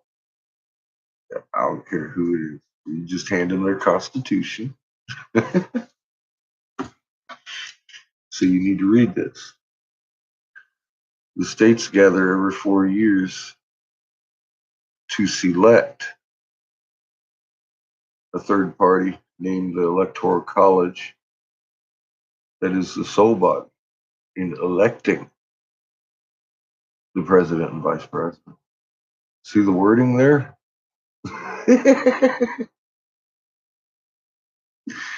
That guarantees you ain't got a fucking voice in that shit. So what the fuck are you talking about? Somebody appointed that shit. Now, let's talk about why are we supporting that?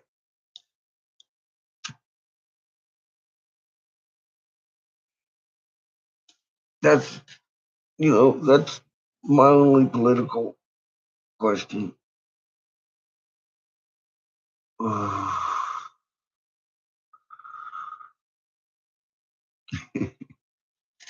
I guess so. Well, see, I want to go back for a fourth really bad. It should be cool.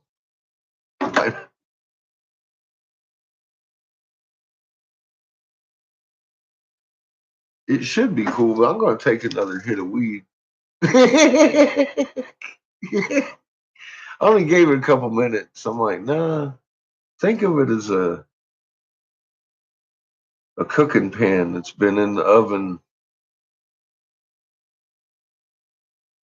at 1200 degrees.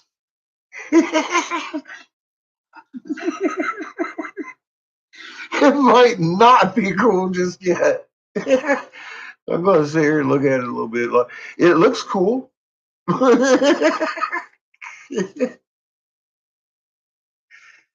So I said, well, I said, what's funny is moments like these, you got to wonder how in the hell it is that people actually kind of make the connection that I'm smart enough to make any of this shit up. For fuck's sake. I just burned my hand 3 times on the same piece of fucking metal that I just pulled out of the oven.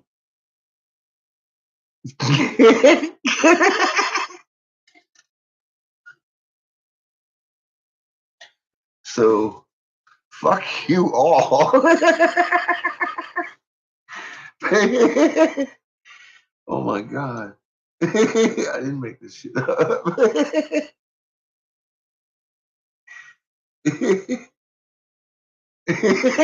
It's not, that's not really smart.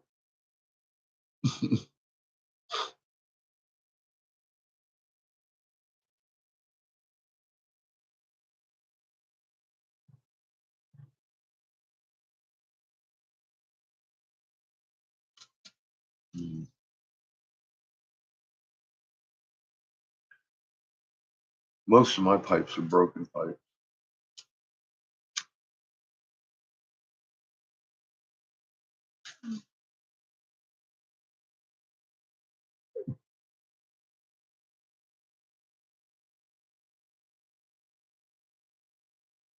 I'd smoke shit out of them.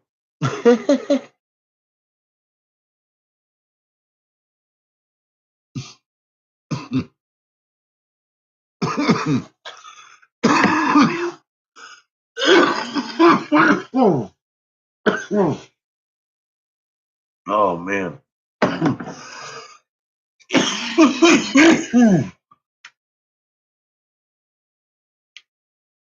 made a video though with the new findings. Didn't we figure something else out? We're just figuring out all kinds of shit. We're hearing stuff. Look, I touched it and it didn't burn me that time. What a fucktard. Look, it's all metal and I've got it sitting in the, and I, up to here. And I'm thinking to myself, I wonder if this is hot. And I grabbed this down here. Yeah. Fuck yeah, that's hot. Covered the fuck out of my hand over here. I'm like, oh my God.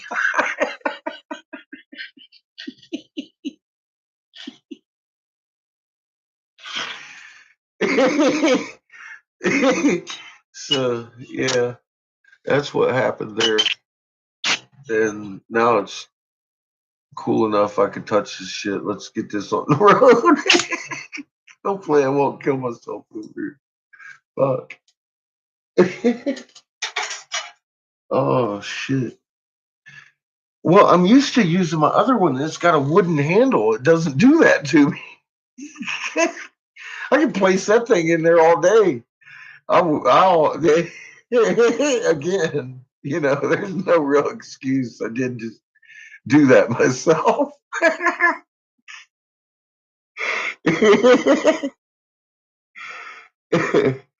It might be the hash. Oh.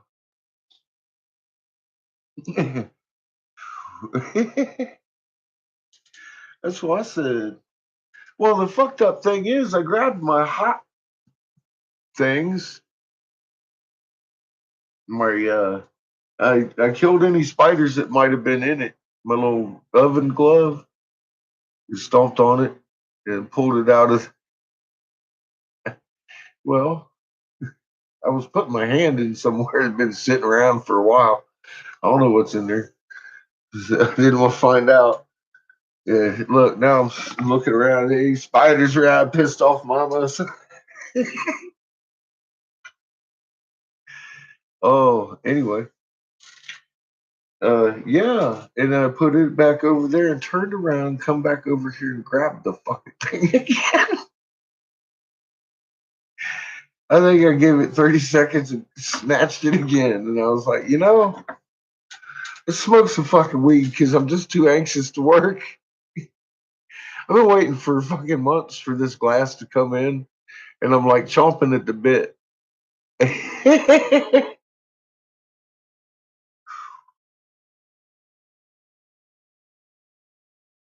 And it's a big, thick bottom.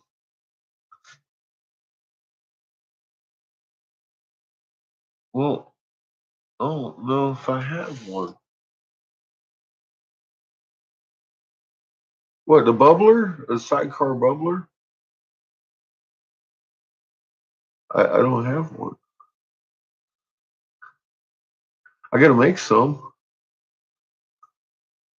That's why I'm kind of anxious to get excitedly busy on this and make a bird. I want to make a bird tonight out of the ruby. And he says he wants them like the magnet field, the wings on the bird. So I'm going to just oppose the colors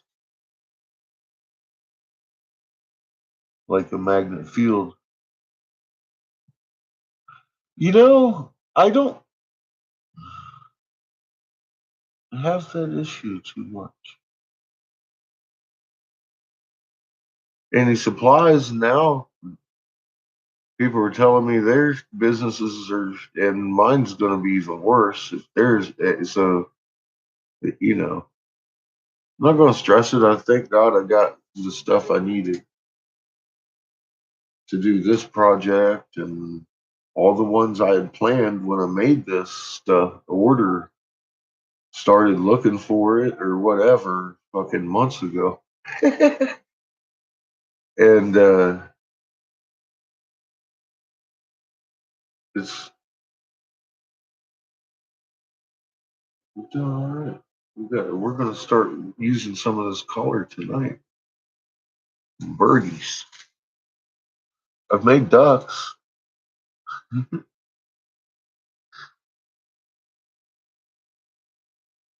Mine's trying to too, sure. My internet's been really, really laggy.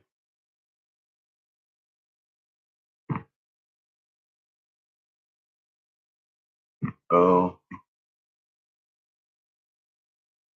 she's still eating and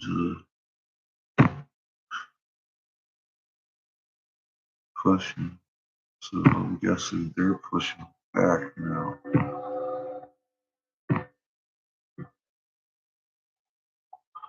Well, full spread. Easy now. You're talking about mom. Seems to be a little back pressure. And the dingly cobra involved. Oh, shit.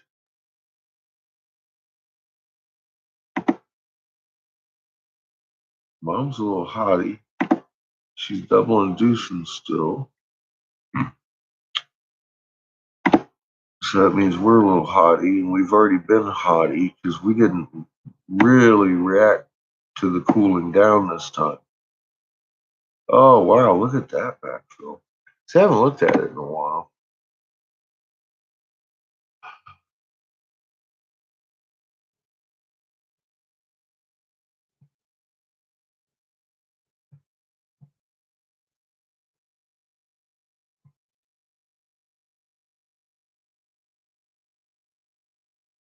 Front and back, front and back, front and back.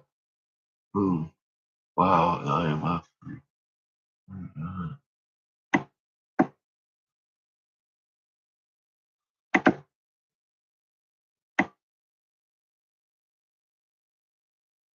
And that, wow. Woo!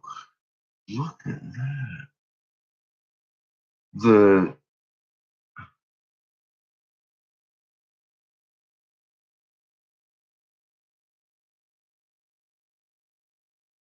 It's like someone turned the volume up on that IMF in the front because that thing was showing up little and it just keeps getting bigger and bigger. Remember that? You know what I'm talking about. Somebody's looking at this wall, know what I'm talking about. Look at that last frame and then roll it back a few.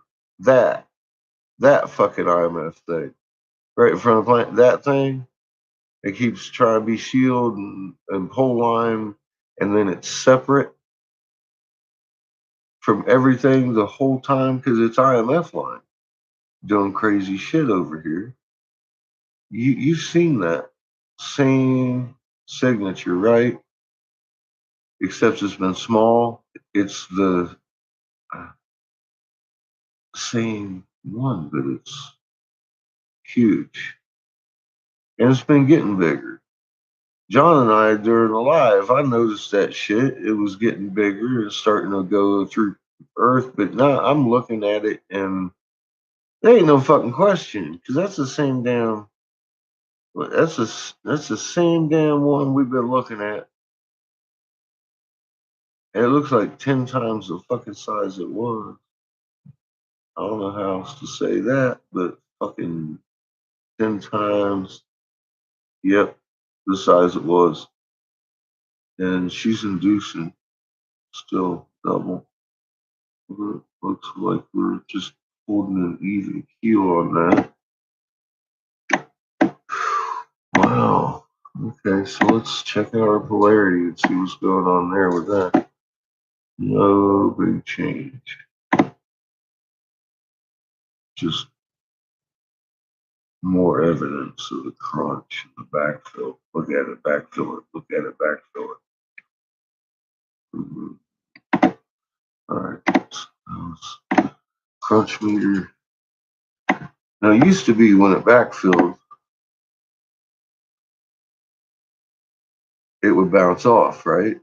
And she'd put on the thin dress all the time. Or you could see the bounce in the magnetosphere. You're not seeing it.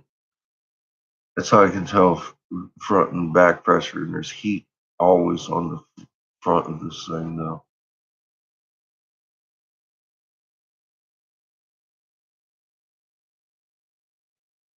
As it's building up the charge.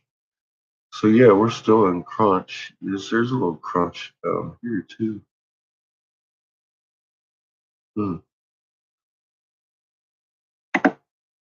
So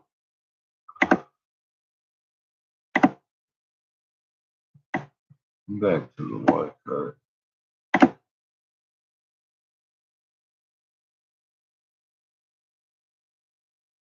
I think it just updated.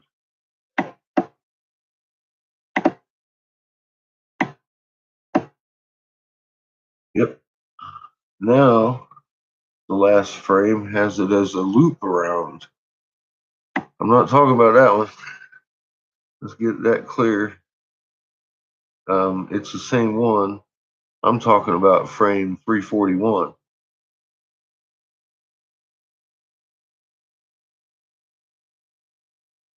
And, you know, the last 2-3 frames, that shape. And it has been doing what it's doing, but it just froze over us in a full circle for a teardrop.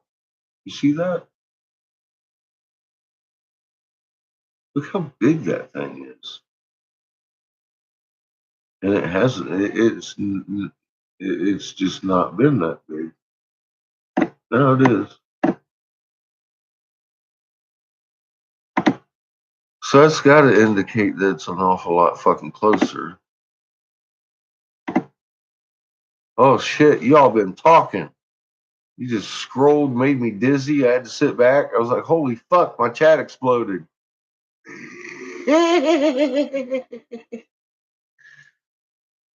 Sorry, I've been over there talking to myself.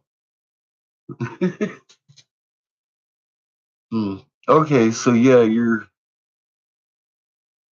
the reach around, isn't that cute? She getting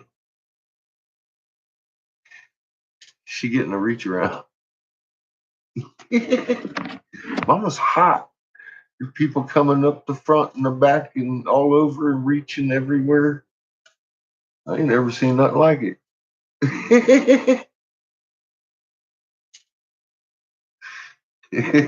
Not on YouTube.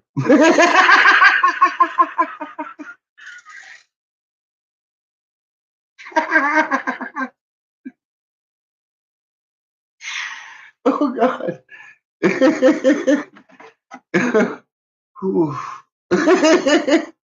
I'm bad. I'm bad.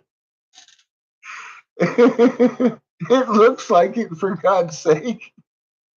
I'm like, what the? And the only thing I can come up with is that is what feel you know this This is getting out of control. Help. Oh my God. Oh shit, that's some fucking crazy shit. Oh my God. Oh my God.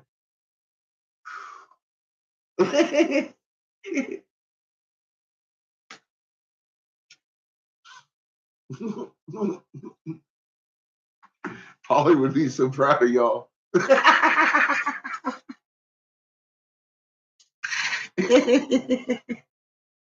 Oh shit! I can't. Oh fuck!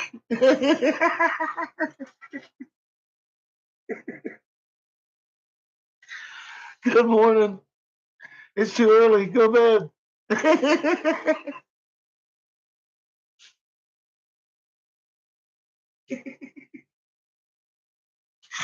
Oh Jesus! Oh, it's God. How we got spiders and garlic and sexual exploits going on. Reach arounds. Mom's getting a reach around. She's hot.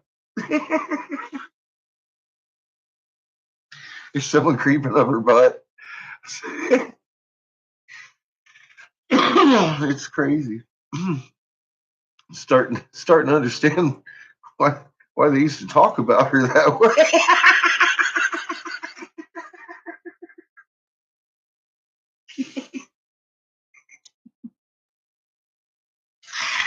Oh God.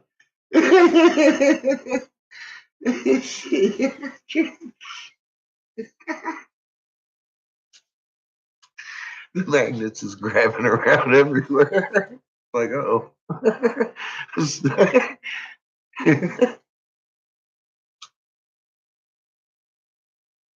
There is a lot of free love going on.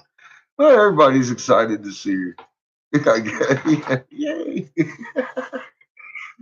Some people more than others, I guess. Because you get a reach around. And it's funny. Oh my God.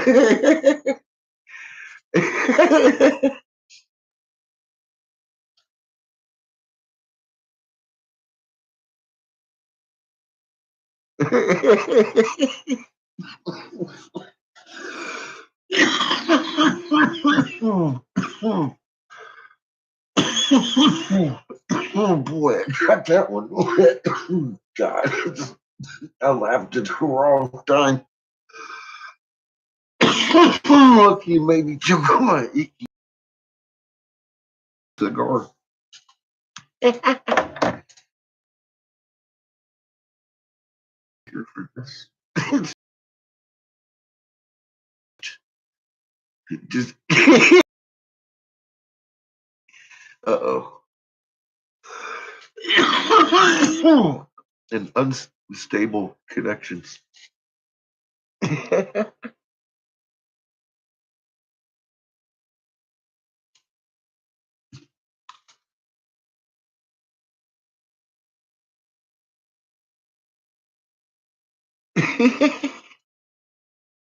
I get.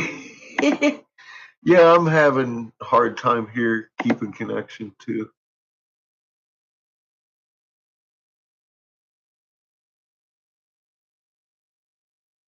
Now I can see my connection coming in and out. It's not just you. I'm not in the green anymore.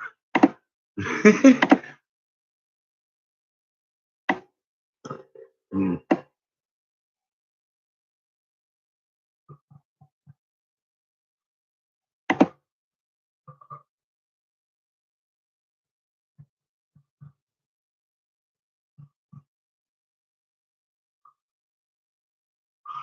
Well,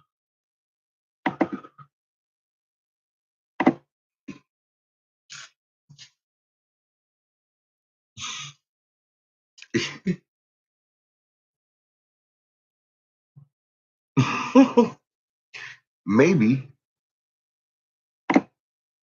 we're being cock blocked by a reach around. I don't. I don't know. I mean, there's activity everywhere, but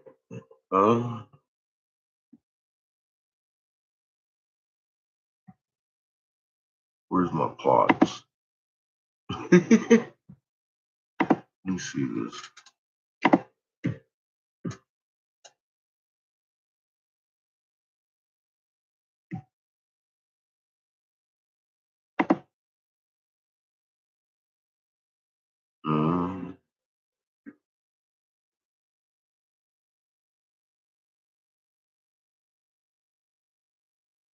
Hmm.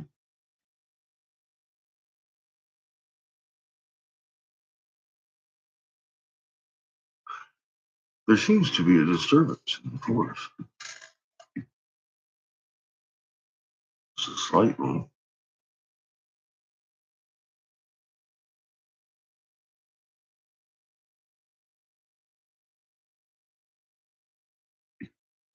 Well, I'm going to stick with my previous. It's just going to keep escalating. That's really interesting about that fucking magnet signature.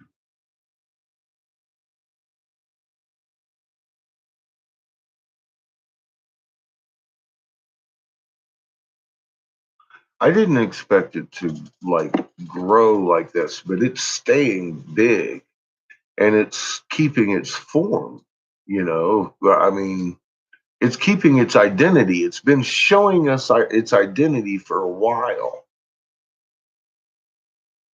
And it's just getting bigger. It's really big. It's noticeably bigger.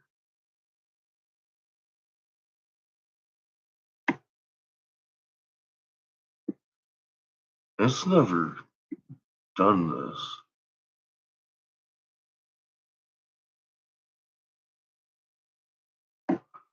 I'm again curious. I might just want to leave open this wall anyway. Wow.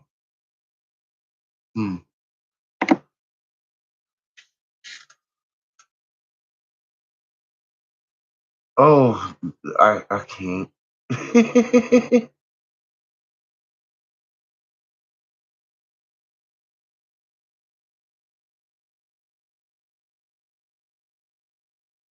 y'all only love me because you can turn me off. I'm truly intense to be around. I'm on 20 hours a day. Look, Kat, she'd wake up and I'd already be buzzing around painting the room and in a hieroglyph I had just discovered. And good thing she's married to someone that ain't like me, huh? She needs her tea before she can deal with somebody like me. But no, you can't turn off the channel. See, you have a good night, Kat.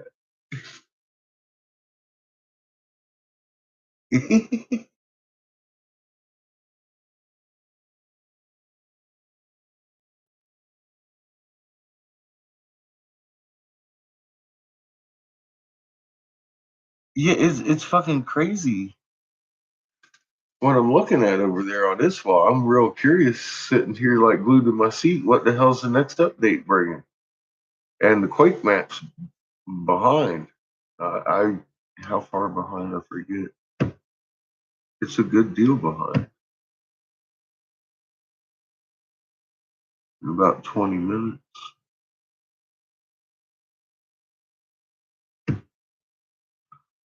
I have a quandary.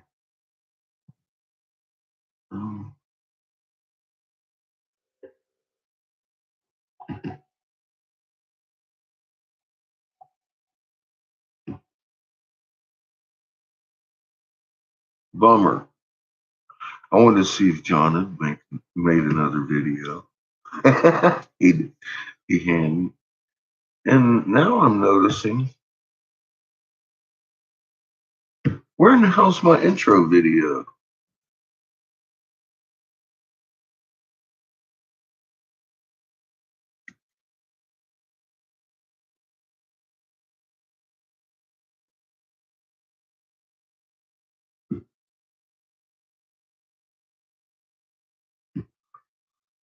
Over there on my other channel. Huh.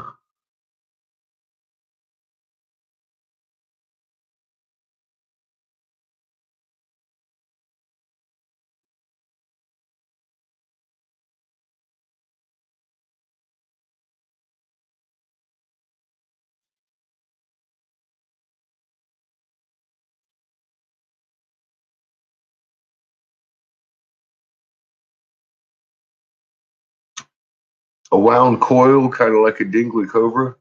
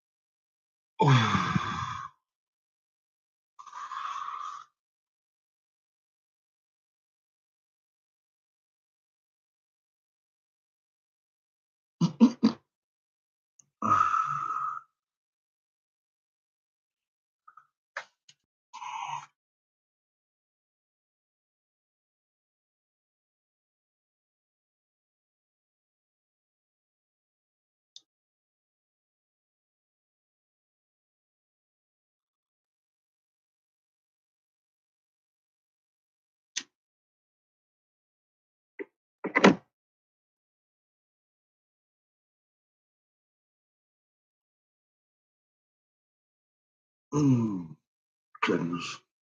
I like blueberry hash. All right, so let's try this again now that my fucking tool is cooled down.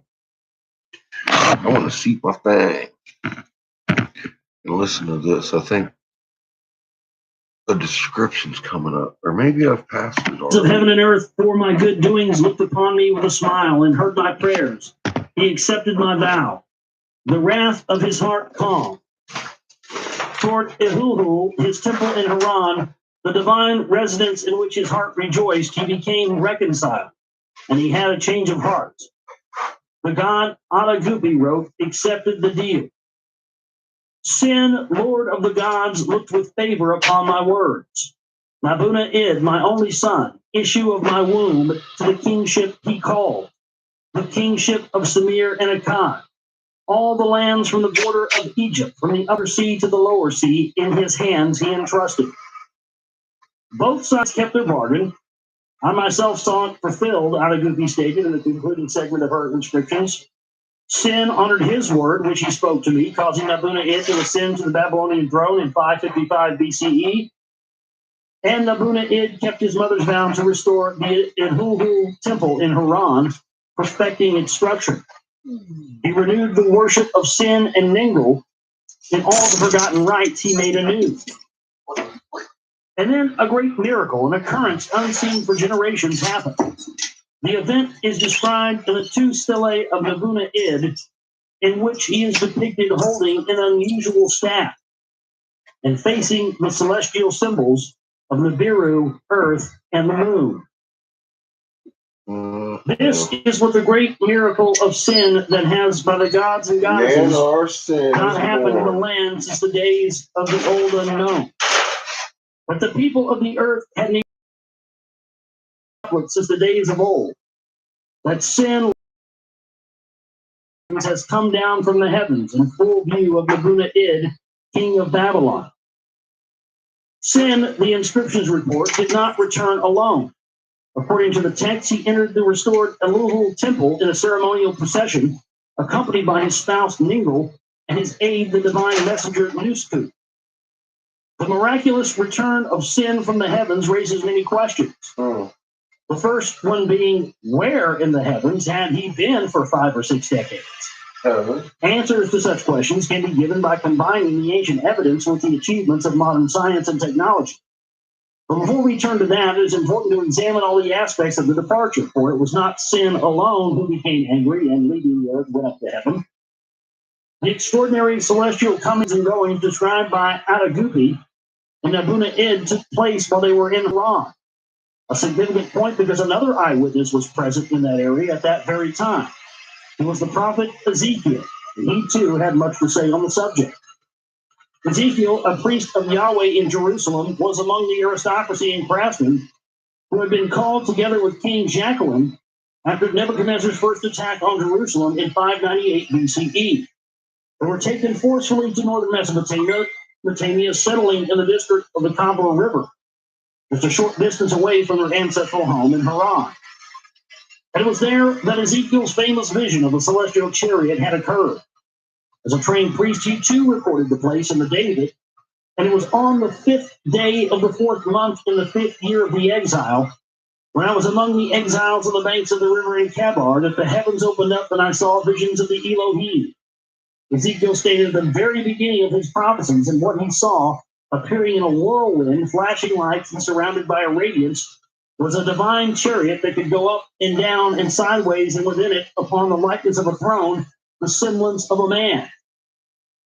And he heard a voice addressing him as Son of Man and announcing his prophetic assignment. That's what they call The us. prophet's opening statement is usually translated visions of God. The term Elohim, which is plural, has been traditionally translated as God in the singular. He's absolutely correct there. Elohim is plural. Anytime you see that term, they're not talking about one individual, they're talking about multiples. But they always try to say that, oh, Elohim means God. Oh, just one God. No, that's not what it means. That's a misinterpretation that's being done with intent. Yep. It has been traditionally translated as God in the singular, even when the Bible itself clearly treats it in the plural, as in the Elohim said, let us fashion the atom in our image and after our likeness.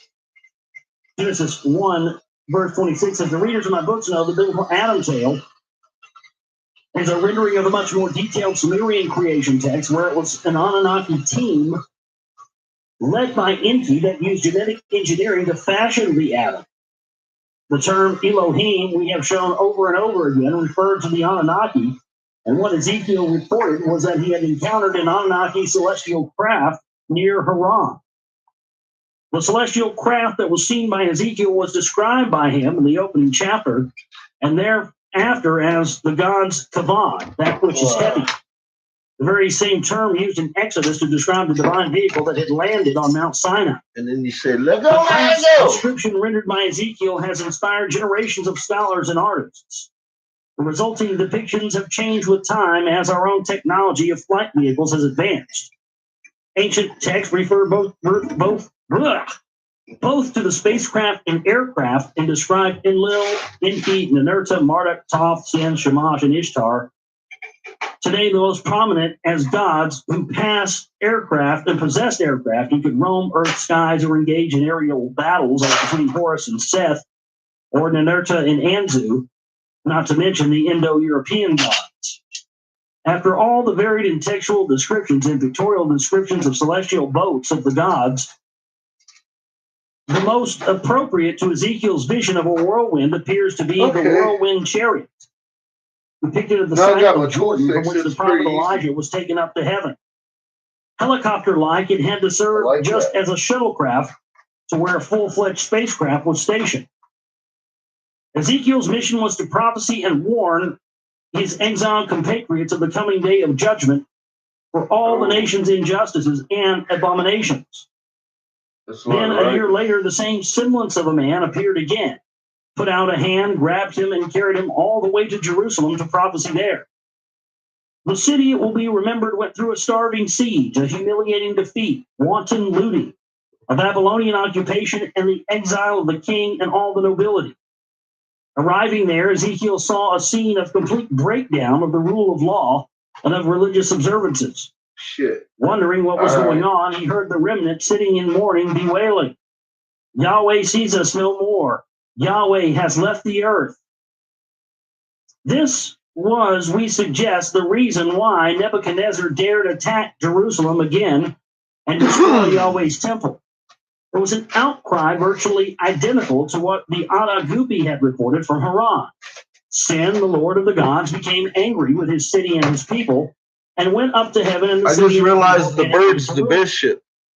I gotta go get the king and queen. I'll be back. Occurring in northern Mesopotamia gave rise to a notion in distant Judea that Yahweh too had left the earth. I was thinking Castle and Rook, and they're God and comparable gods to a pawn. departed had spread far and wide. Indeed, tablet VAT 7847, which we mentioned earlier in connection with the solar eclipse, states the following in a prophetic section regarding calamities that last 200 years. Roaring, the gods flying from the lands will go away. From the people, they will be separated. The people will the gods' abodes leave in ruin.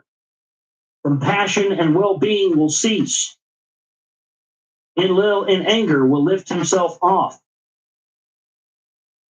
Like several other documents of the Akkadian prophecy genre, scholars deem this text too a post-event prophecy, a text that uses events that have already happened as the basis for predicting other future events. Be that as it may, we have here a document that considerably expands the divine exodus. The angered gods led by Enlil flew away from their lands. It was not just sin who angered and left. Here is yet another document. It is classified by scholars as belonging to prophecy in Neo-Assyrian sources, though its very first words suggest authorship by a Babylonian, a worshiper of Marduk. Here is in full what it says. Marduk, the Enlil of the gods, got angry. His mind became furious. He made an evil plan to disperse the land and its peoples. His angry heart was bent on leveling the land and destroying its people. A grievous curse formed in his mouth. Evil portents indicating the disruption of heavenly harmony started appearing abundantly in heaven and on earth. The planets in the ways of Enlil, Anu, and Ea worsened their positions and repeatedly disclosed abnormal omens. Aratu, the river of abundance, became a raging current.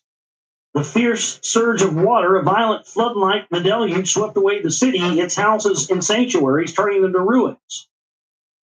The gods and goddesses became afraid, abandoned their shrines, and flew off like birds and ascended to heaven.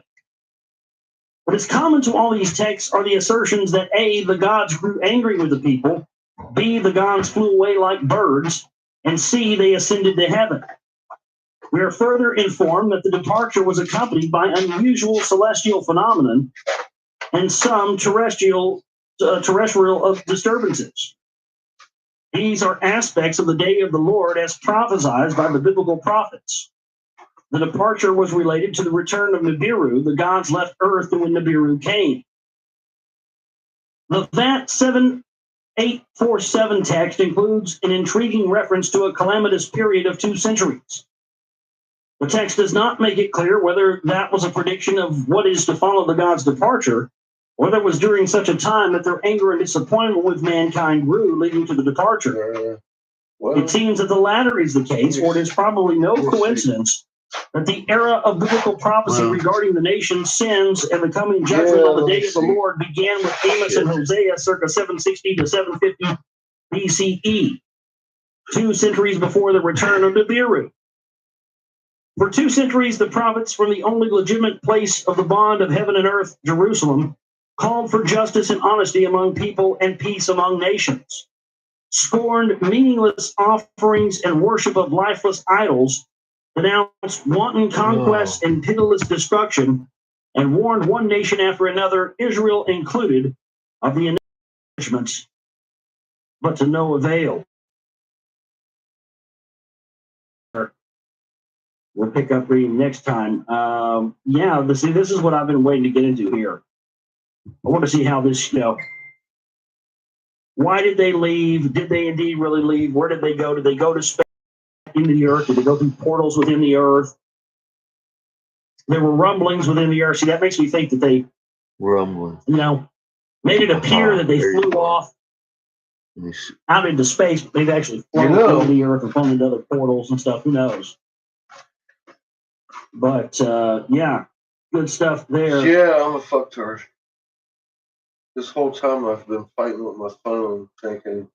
If that was the case, then what had taken place was a gradual buildup of divine anger and disappointment and the reaching of a conclusion by the Anunnaki that enough is enough. It was time to leave. Because It all brings to mind the decision of the gods, led by the disappointed Enlil, to keep. Do you realize what I just did? Gods locking themselves You go laugh. in their celestial craft. I'm going to drink a cup of coffee. Think about this shit. Now, as Nibiru was again nearing, it was the Enlilite gods who planned the departure. John. Who left? How did they leave? And where did they go? If sin could come back, fuck. Okay, so forever I've been looking for you, and every time I need, because the picture resets and everything.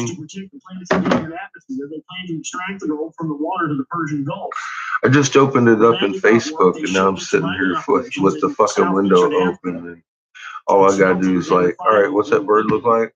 The future Samir. Oh yeah. The number increased to 600. So whilst I'm sculpting, I can be staring right at it, and I don't have to be. I've been running around trying to figure out how in the hell am I going to get this. I'm stupid. That's how. Oh, who was jigging me? I was fighting with my phone. I'm like. I was fighting with my phone over here. Inti and Marta breaking the taboo. When the deluge came, the outraged Enlil said, "Let mankind perish." I was such a fucking fucktard. The wickedness of man was great on the earth. Inti through Noah frustrated the plan. Mankind survived, proliferated, and in time. I made it. I might as well drink it, huh? The deluge that swept over the earth flooded the mines in Africa and exposed a mother load of gold. Well, the South America. cup went a little better than I had imagined after last night's fiasco with my little one. That's the placer gold, pure gold nuggets that washed big down one from the mountains needed only canning and collecting. But did also its made it job. possible to reduce the number of Anunnaki needed on Earth. On their state visit to Earth circa 4000 BCE, Anu and Antu. But I mean, my little one's not really designed to hold that kind of weight. That's a heavy beer glass. I'm a motherfucker. You don't want somebody to fucking toss that at you.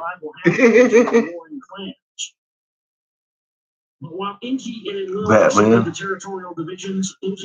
Well, you're listening to it. It's Toth and different ones. It combined like they do. There's usually 3 of them in one. When the post-colonial spaceport in the Sinai was wiped out with nuclear weapons in 2024 BCE, it's fun. The facilities in South America were the only ones left entirely in animal-like hands. And so when the frustrated and disgusted Anunnaki leadership decided that it was time to leave. What's killing me is last night I heard, I can't remember where it is, I can't find it, and I've spent hours in here. It's in this fucking tale, in the end of days. I heard it just last night over here, and I played it 3 or 4 times because I was like, I had never, a couple of different things that I had heard first time in this, but it talks about how it approaches and effects it has. Like if it passes on the other side of Venus, or comes up to perihelia on the other side of Venus, behind Venus, it said the crops will die. And that, my ears was like, you get what? Wait a minute. Well, that's because it's describing Nibiru's with Horus, her baby that's growing up. That's the aunt that's taking care of it, I guess, while Mama's stuck here.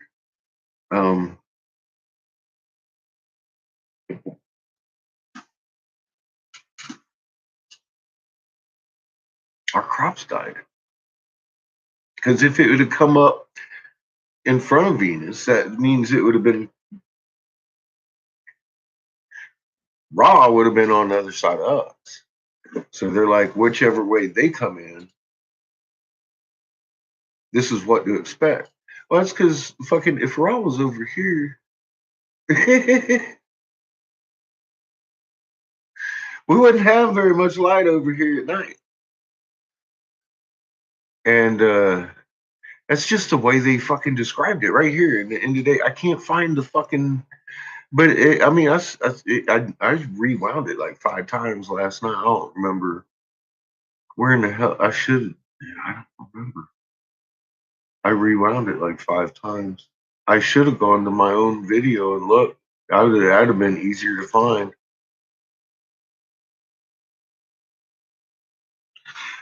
I just had that thought.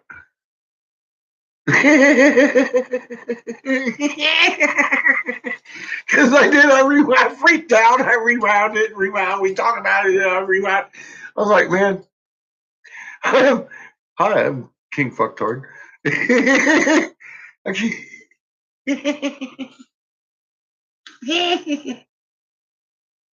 Don't laugh, Danny.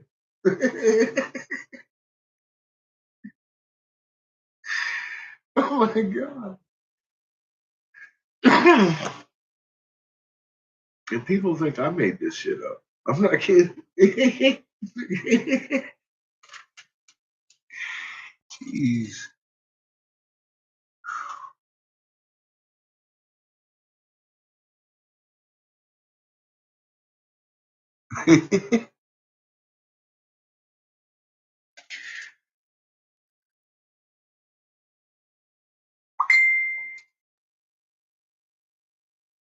I'm gonna go find that shit. I know where to find it now. Fuck me.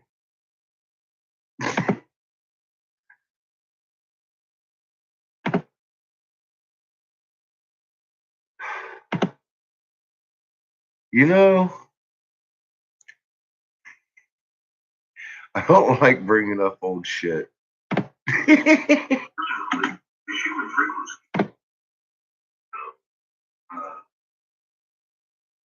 Last year. Blue spandex. Oh, easy now. We don't need to relive that. We don't need to relive that. Jesus Christ.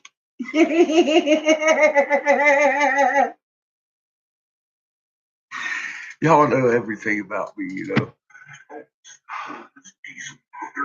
Okay, I'm still talking. Nebuchadnezzar his 3 bloodline successors who were also murdered or otherwise disposed Am I excited now or something? Where we start, it was okay.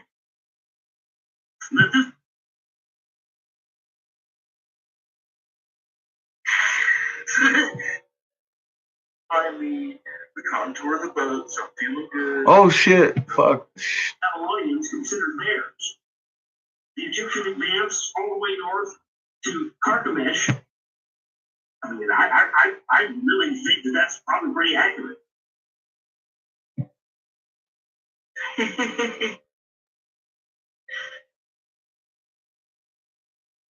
Bobby got a picture of one of the little. These portions contain a name with a small circle below it, indicating it was a celestial body and a number. Each portion also bore a month's name, so Pinch's numbered them from 1 to 7.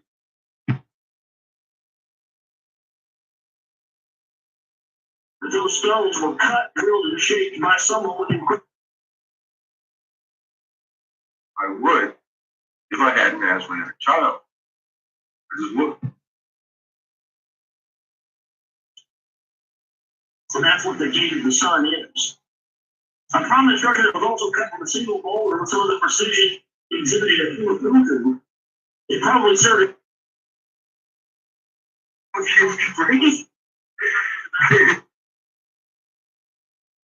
Sea in the Gulf of Iliad. The Gogaric text called the moon god El, a forerunner of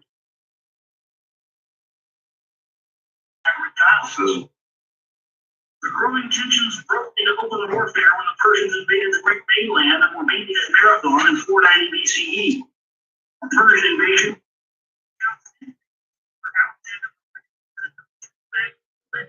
Get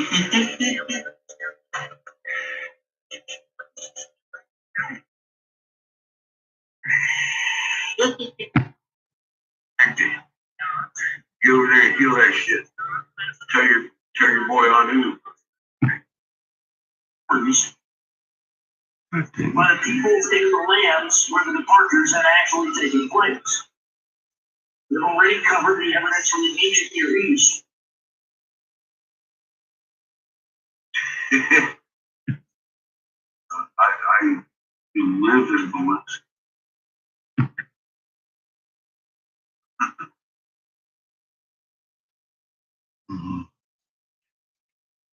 It's like honey.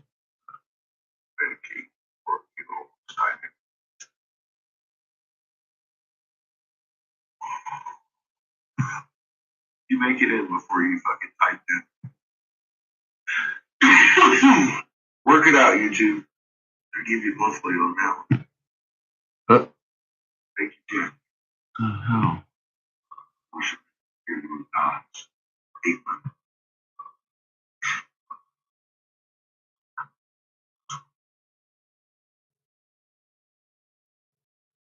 What, the daddy long legs? No daddy long legs. Parts of our solar system get fucking supernova blast. They could all use their shields to find. Nowhereville, middle of nowhere, Colorado hills up here. It was fucking awesome.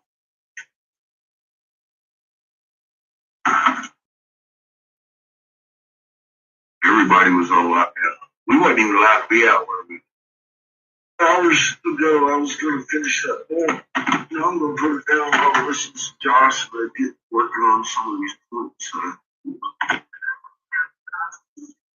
I ran a series. Where to start, it was okay. That this was now Babylon's function was expressed by getting Ziggurat's foundation. By getting the Ziggurat's foundation platform. So 5 BCE, the return was deemed to begin. Perhaps even overdue. It was in that very same year that the prophet Habakkuk began the prophecy of the name Yahweh in Jerusalem. I feel like we're about to have Babylon and other nations. The prophet asked Yahweh when the day where the start date was located. Why can't I locate this shit? After 3 years, Nebuchadnezzar managed to subdue the city and took the Judean king, praised according to traditional sources, by a bug. They rendered the next 12 zodiacal columns and combined text with pictorial depictions. But that's highly interesting that, I don't know if you guys remember the Star Trek film, well,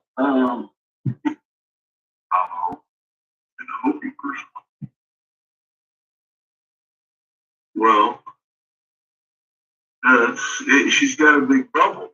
But it has an update. Making that claim, he also stated that in the nighttime, he had a vision that he had seen the great star and the moon.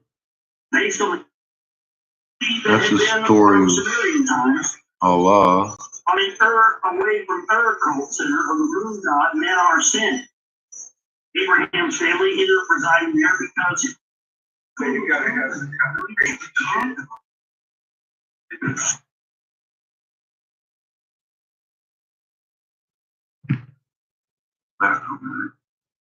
but right now I called them and was like, it's been thinking about getting out of Charlotte.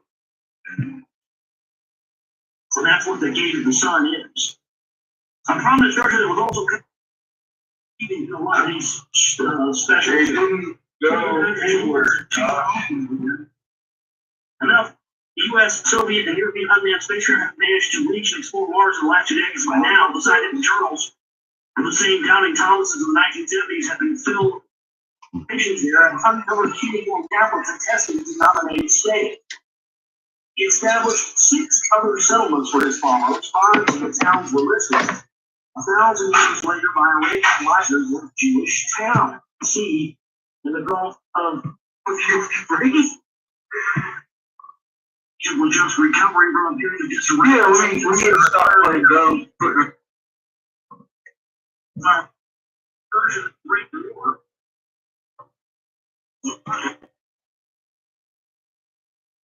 We forgot. Wait. I do that face real well. He's we're on or something.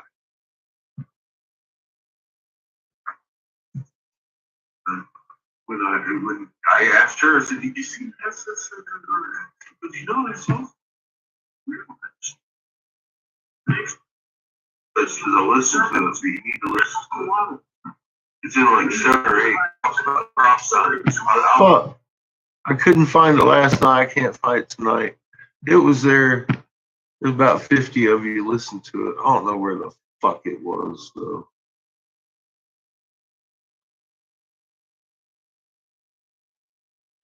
Yeah, we found it last night, but I can't find it on the fucking playback. Josh Reeves. Oh, shit. Look at me. I ain't gonna tell you what I just did. Dear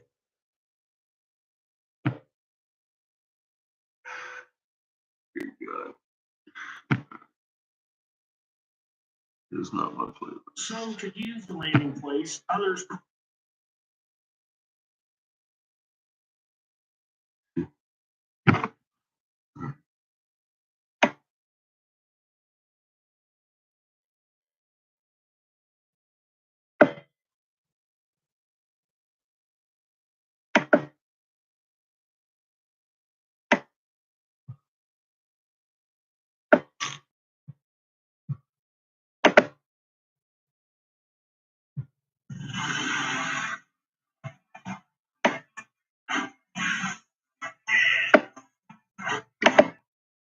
The spaceport in the Sinai was blacked out with nuclear weapons. Back where we began. 24 BCE.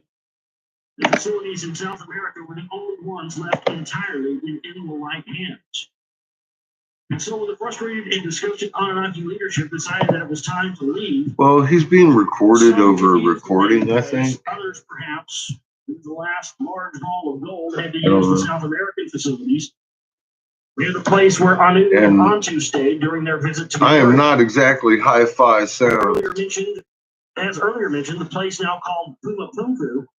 Puma Punku, Lake Titicaca. It's so kind. But that's the whole playlist for the Lost Book and the End of Days. I guess he's got a few other books out. I haven't listened to. From a shrunken lake in Lake Titicaca, shared by Peru and Bolivia.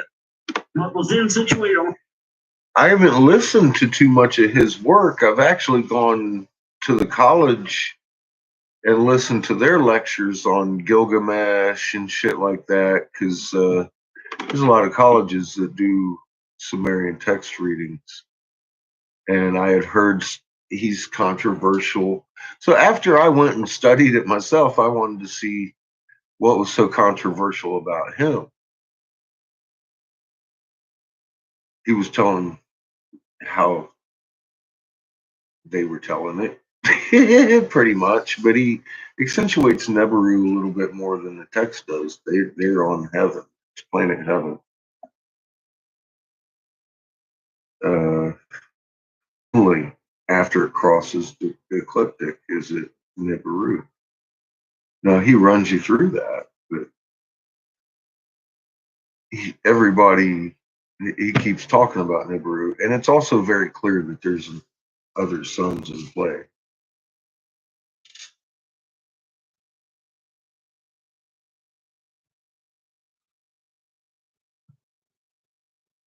Oh my God! Thank you. Shit. That's why I've been looking tonight. 6/25/26. Thank you. How in the hell did you? You must have marked it. Oh my God. Thank you. I couldn't find this shit. Departure. Why didn't you do that first time? You got a job. He goes, I said, I know Mama's down there. I just felt it. Mushrooms isn't killing the plant. Anew at the gates of Babylon. In fact, such an arrival never took place, even though Nibiru did return. It is a fact that astronomical tablets from that very time record actual observations of Nibiru, alias the planet of Marduk. See, that's a perfect point, though. The people back then, what they would have, if indeed Marduk is coming in a ship that's as big as a planet, it would have been, they would have seen that as a planet, even returning in a planet. I agree with that. I think it's some kind of giant fucking, Death Star thing that he's coming in. I really think that that's probably pretty accurate. No. It is a fact that astronomical tablets are going to record actual observations of the planet of Marduk. Some are reported as Omnia, for example, a tablet catalog K8688 that informed the king that a Venus shall be seen in front of and rising ahead of Nibiru. This is it. See, I was running my fucking mouth. Tablet K6888. I need to write that down. I want to look at it. Hang on. Let me make sure I'm backing it up. Fucking, oops. Shit, fuck. Yeah, so the foundation's telling me, okay, well, that's the starting then. There you go. Anew at the gates of Babylon. In fact, such an arrival never took place, even though Nibiru did return.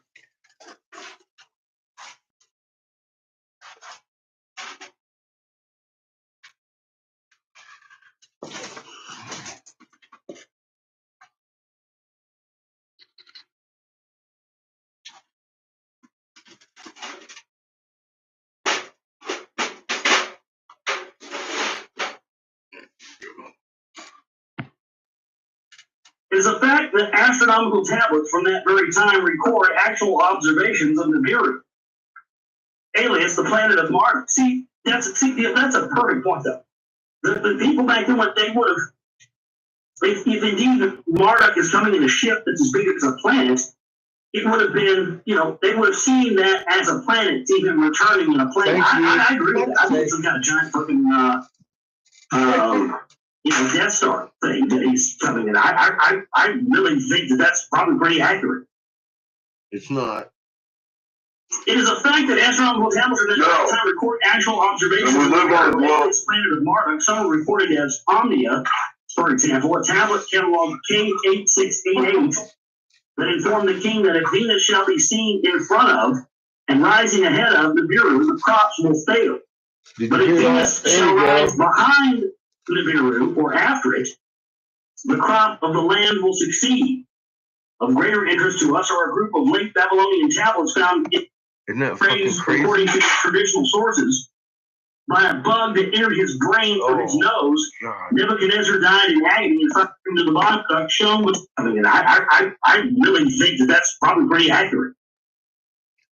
K6. It is a fact that astronomical tablets are going to record actual observations of the planet of Marduk. Some are reported as Omnia, for example, a tablet catalog K8688 that informed the king that a Venus shall be seen in front of and rising ahead of Nibiru, the crops will fail. But if Venus shall rise behind Nibiru or after it, the crop of the land will succeed. Of greater interest to us are a group of late Babylonian tablets found in Uruk. They rendered the data in 12 monthly zodiacal columns and combined the text with pictorial depictions. In one of these tablets, the planet of Marduk shown between the Aries and Stop shit I just hear. Did you hear what I just heard? Then the planets. Did you hear what I just heard? There you go. So even. Okay, there's where I got excited.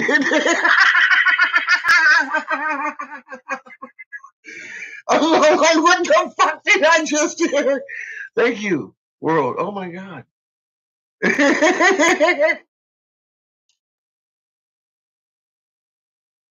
That's what I was looking for, that part. Oh my goodness. I was looking for that. Where I was.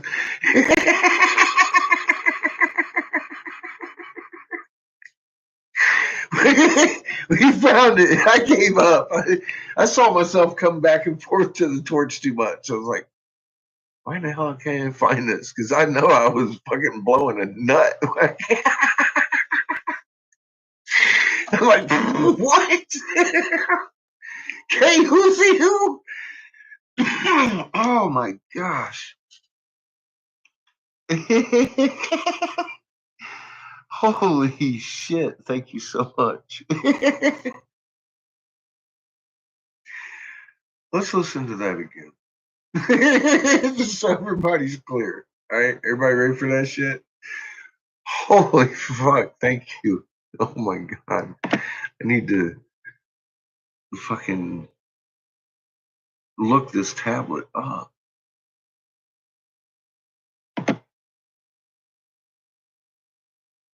Anew at the gates of Babylon.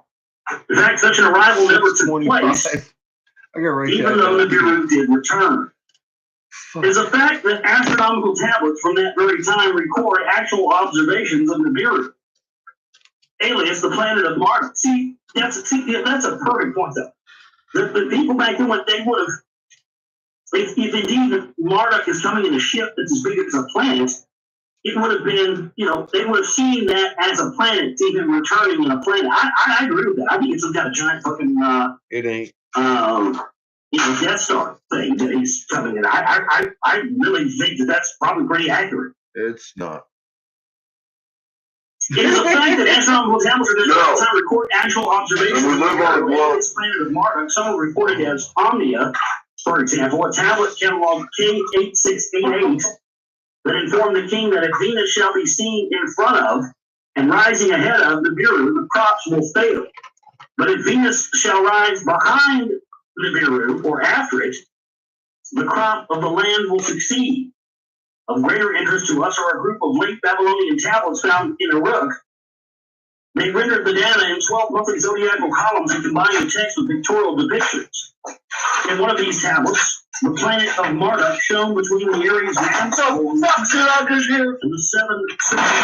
Did you hear what I just heard? Let's hear that again. The planets. Did you hear what I just heard? Now see, there you go. So even the depictions of these he's not in the things planet. Actually show Marduk from their ancestral home.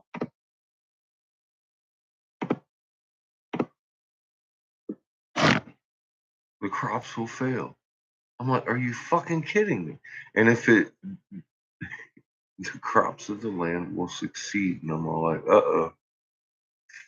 fuck. Guess what? We're in a time period that they obviously knew about. One. Now we know. We know. Fuck. Let me ask you something.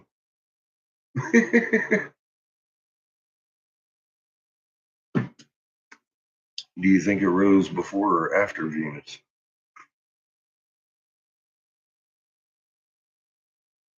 Can I answer?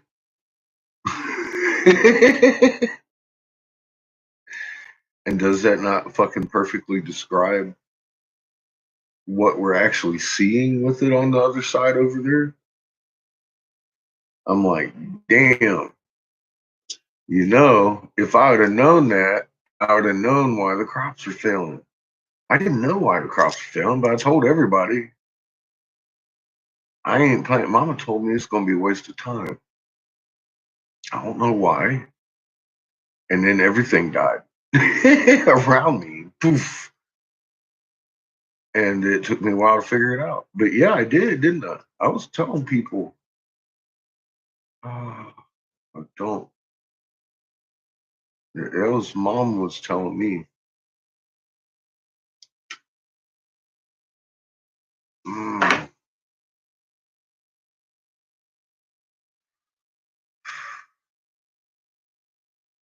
I need to stop pointing this shit out.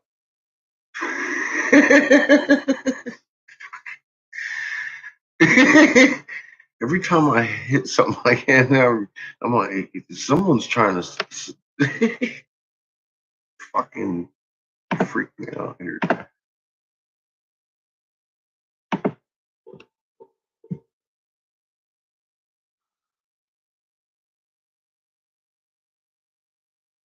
Oh shit.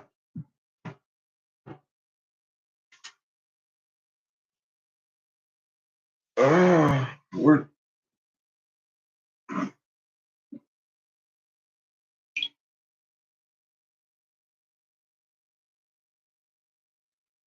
you're okay, I guess.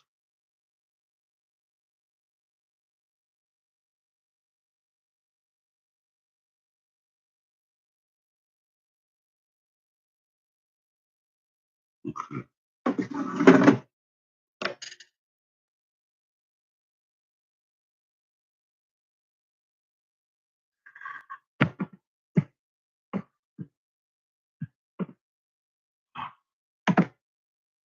I told you. Shit. No, not shit. Just, fucking same old shit.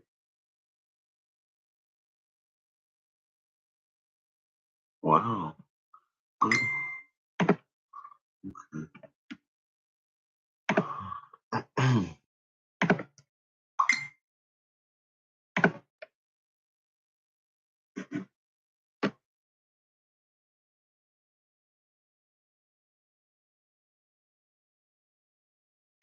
Okay, cool. Y'all just had a 5-4. Just checking.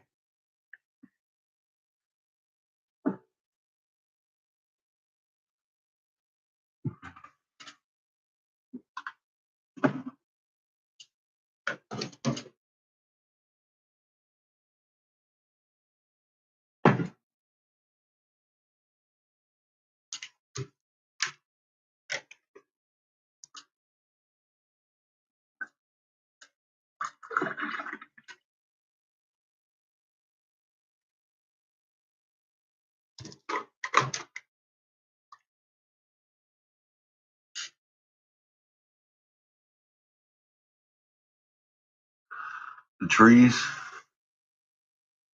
Well, high locations. Trees kind of act like, antennas. We've covered that.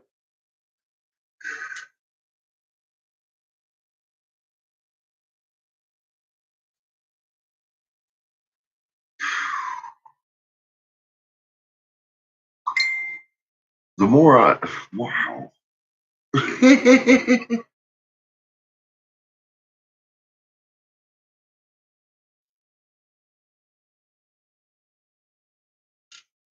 Rebel.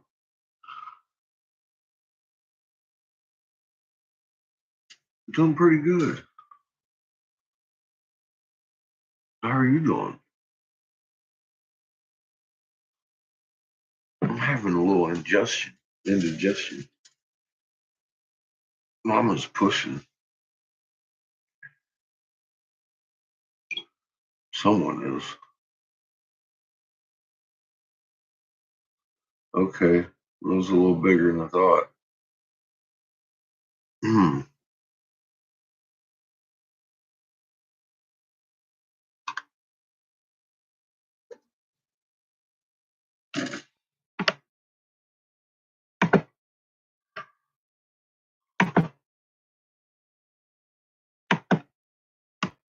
Well,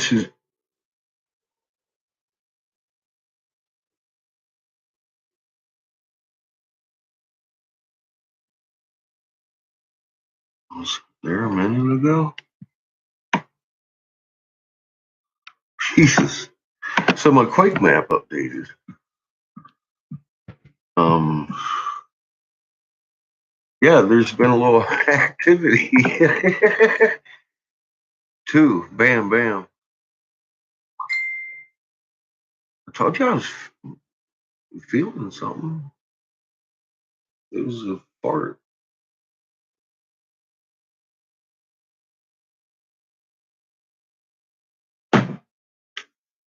Ah,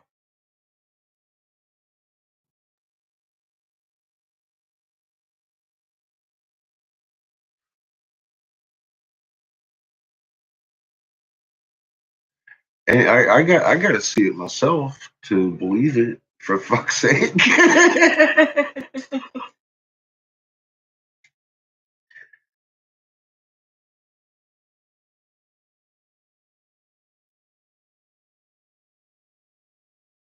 It just sends chills up my spine in a repeated manner. God.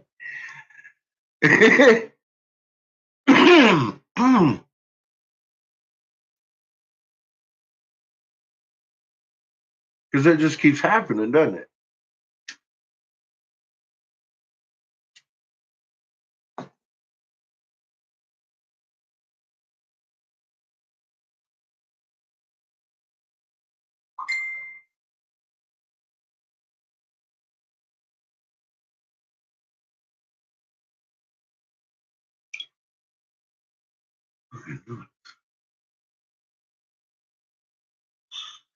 You're getting lost pretty far down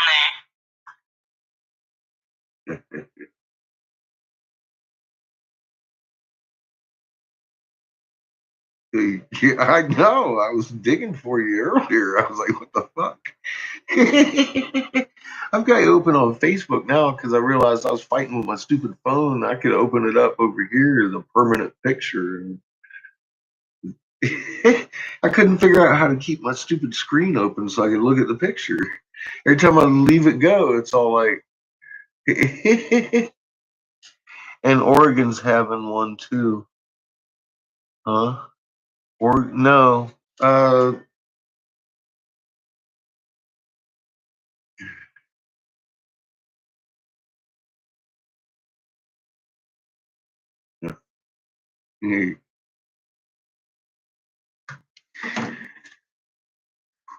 um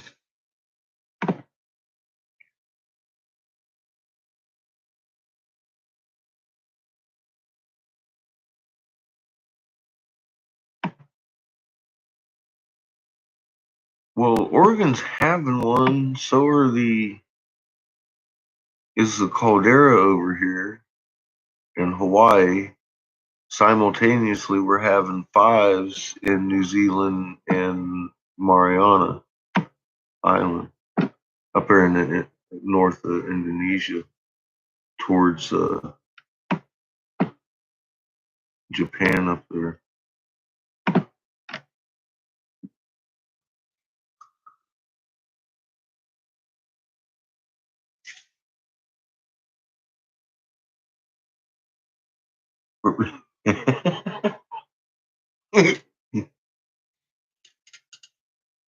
I suppose so.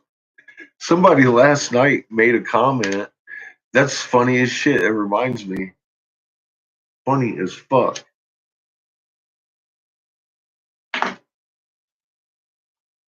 Somebody said, because I was going through the depiction of the Stella, but somebody said something about if it wasn't, why, if Ra's behind us, how can it be depicted with her doing this number? And I was like, well, because if it was doing it the other way, it'd just look like a fart. It,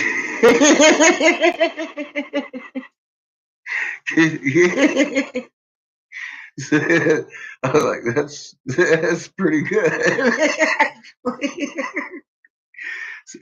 Energy moving through matter. You know how they depict a fart? It's always got the halo wave right there.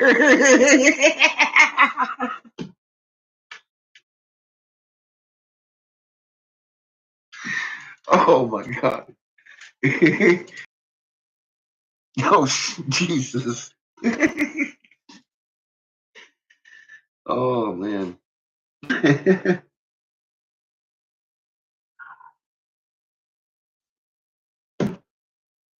You're gonna make me snarf my coffee quick.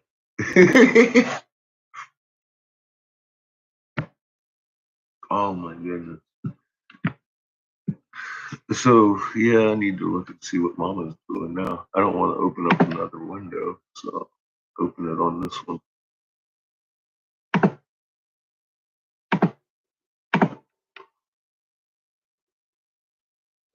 And it hasn't updated either. Oh.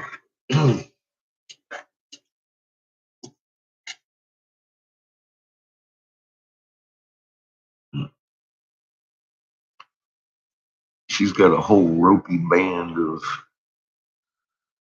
feed going there.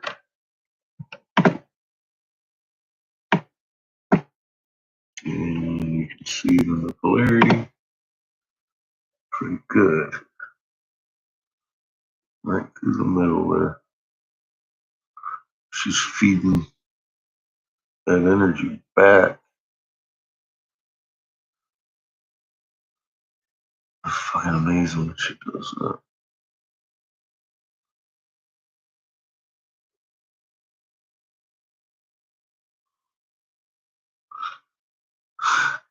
The wind of Ra is blowing clear around in the front of the planet. It's totally blue up front. It's totally opposite of the fucking sun's polarity in the front of the planet. And it's green a little bit towards back here where we're building some charge with the Cherenkov.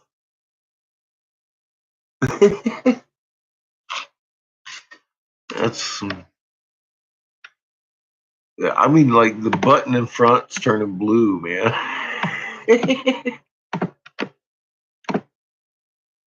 Ra's making claim. Telling you, I haven't seen Cherenkov building like this for a while, and it's just straight fucking feedback and some crazy stuff.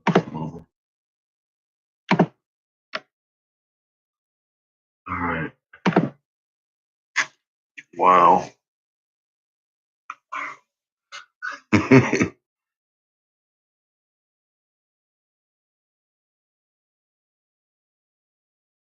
Well, drop a link. Let people look.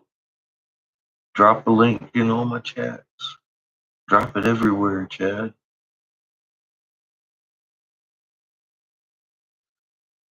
Drop a link in ISWA so you can get it all. Here.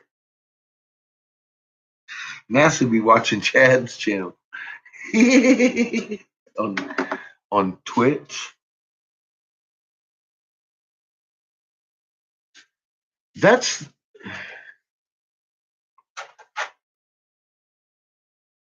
the one I fight with. The thing, I can't get it to turn on or do anything. Well, I got it to turn on, but then I just kind of sat there and talked to myself. I didn't say anything. I was just pushing buttons, and none of them were working for what I wanted to do. I was trying to download a video or something. I didn't know what to do.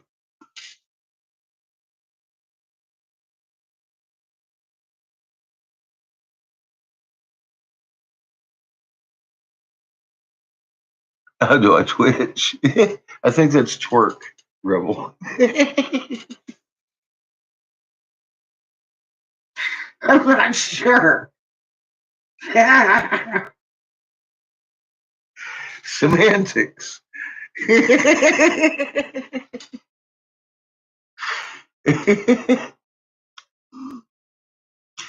Oh, fuck.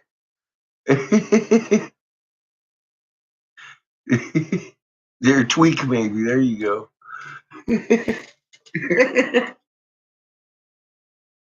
We're learning new words, boys and girls. Twitch.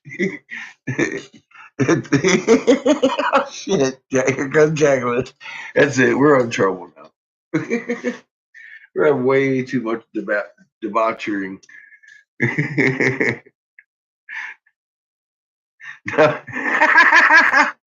God. I gotta see, did Lee just download a video about twitching twice?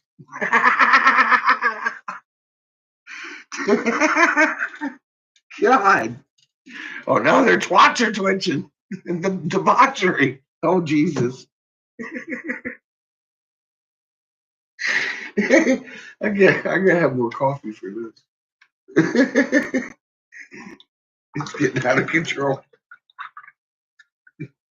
I don't know if Chad can handle it all. Oh, now he's dropping porn links. Oh, fucking ISWA porn.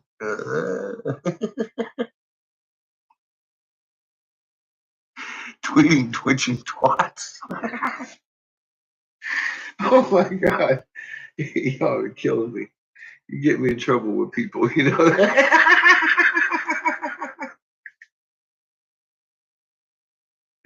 With your one hand typing and your demure looks. It's okay. I got my Cuneiform number. I know where I'm going to be sleeping tonight. In Samir on a clay tablet. Oh.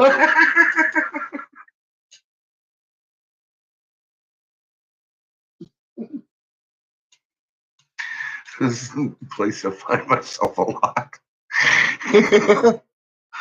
Oh, oh shit. Chad's all lagging. He's like, where'd my link go?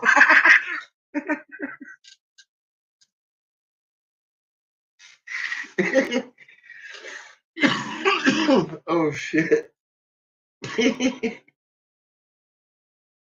We're just up here having fun, Chad. Thanks for the link.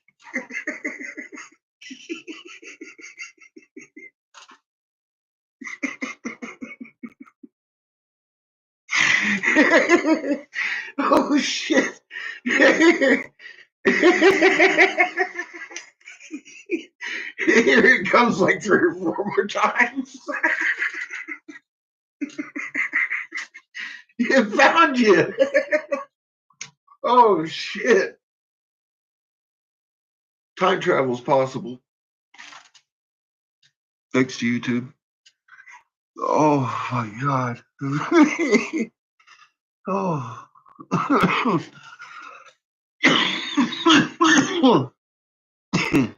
Hi, Chad. Doing good. How are you?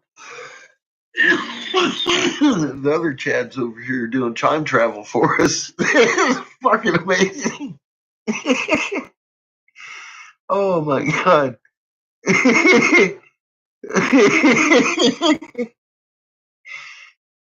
Oh God, my fucking belly hurts.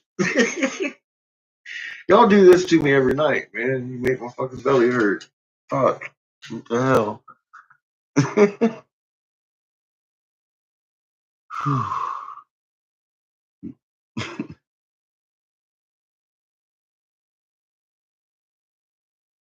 You're the twat, bitch. Are you welcoming us to your channel, Danielle?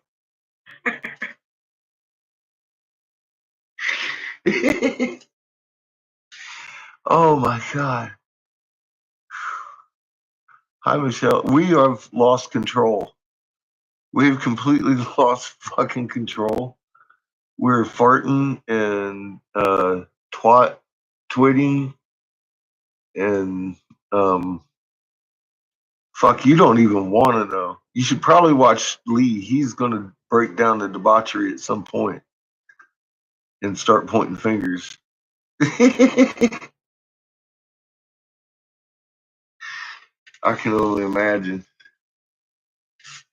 Because at some point I grabbed my flame-ridden screwdriver and revealed my true identity to everybody.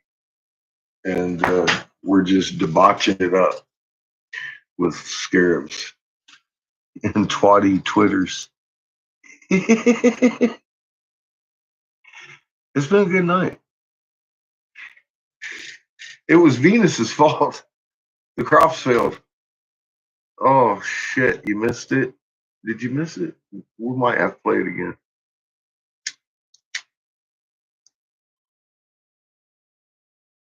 I know I'm going to in a video or two in the near future. Well, I bet.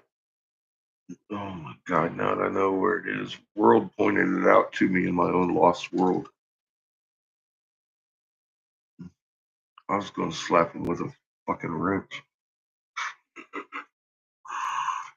for being so damn poignant.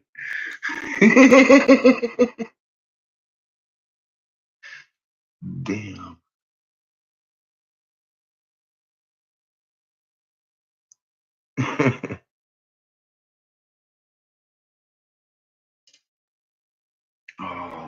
goodness, what was that? I don't think that was Mom.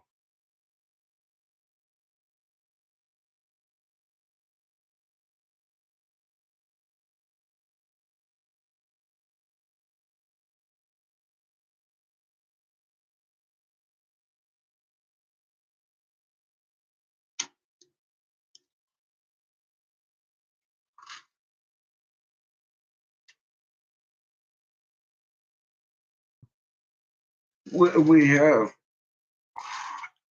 lost all control. Our debaucherous selves.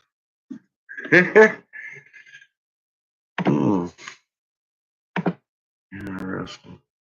I wonder what transpires the next couple of days that I don't know about. Looky there, we still are just way laggy behind on this Quake map. We can't. Okay. And this one.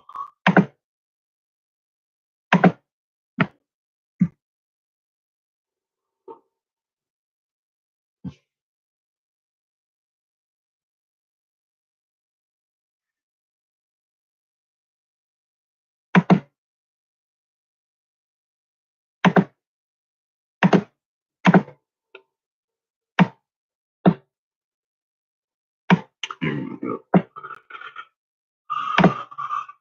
Well,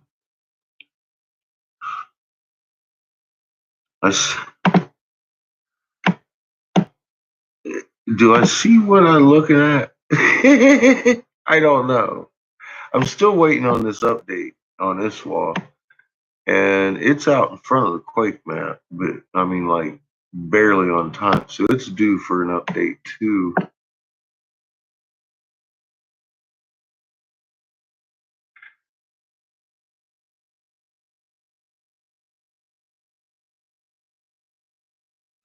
But that at 25 looks like it's fixing a discharge. Me.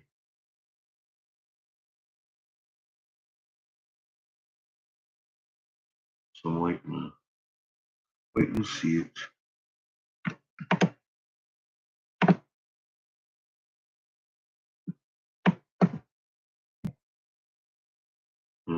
20 minutes on my Quake map, no update.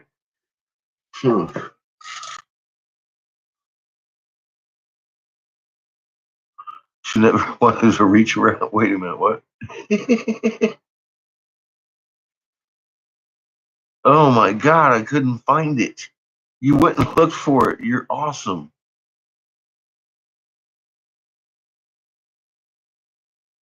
You know the rules.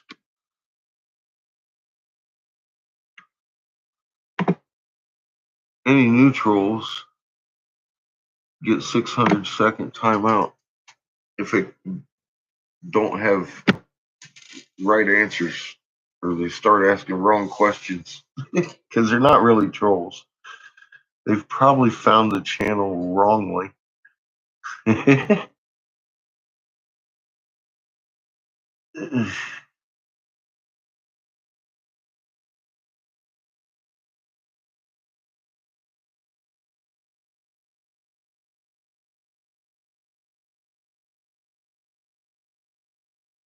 A dingly joke to a lady. You should.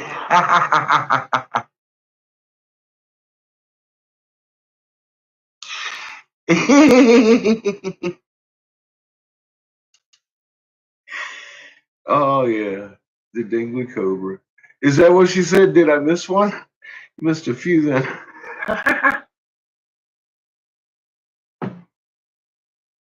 Oh my goodness.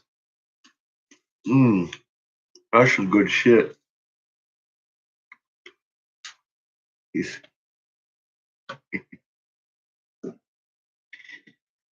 I'm out of coffee. Good bird to make.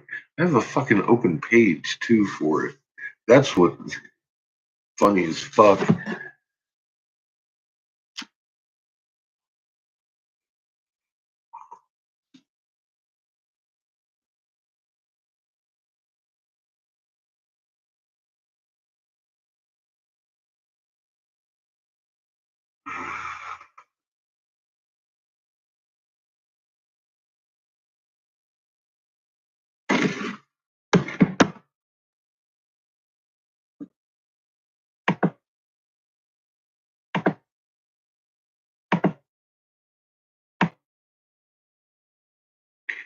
There it is.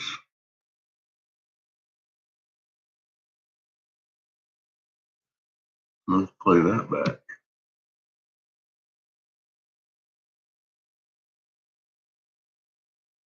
Boom. Yeah.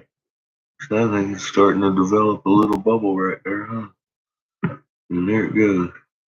It was started in the field line. And it, look at that. Look at that. Look. Wait a minute. Stop moving. You spaz. And then bam. Wow. You see how that pole line just wrapped around and snapped back? Boom, and lit up. Oh my goodness.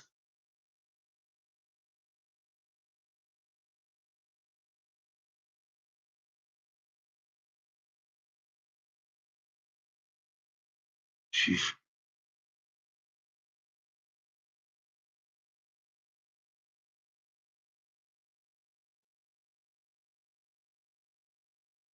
well,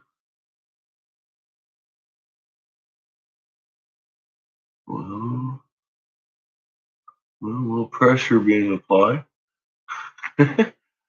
There is a little bit of everything on this map. I think we're fixing to close some more field lines. Oh my goodness. That's good stuff. That fucking field line went all the way around and then back. And you can see it just bam.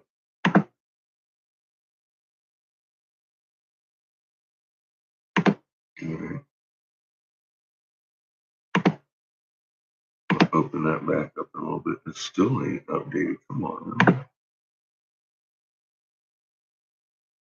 24 fucking minutes. Where's my Quake map? This wall updated twice now.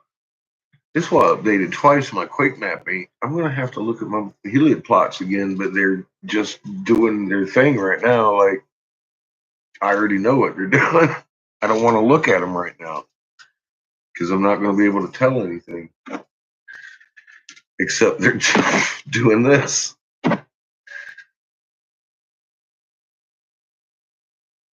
After they settle down is when I can tell what's really going on. I can tell which ones maintain the harmonic tremors and what caused what, and you just don't get information off of it when it, except for like, hey, we're shaking when it's doing that, you know. So yeah, we'll have to give it a minute.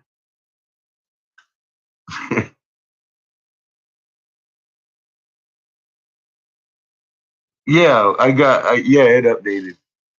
Did you see that closed field line come in from behind and just go whack?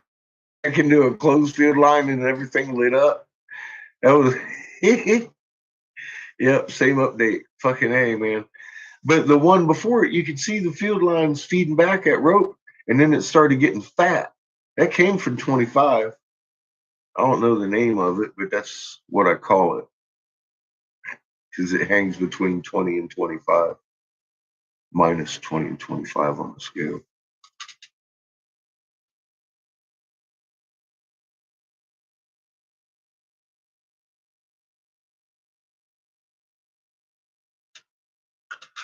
Oh, yeah, you should probably check the settings on that shit. Mine froze up right now.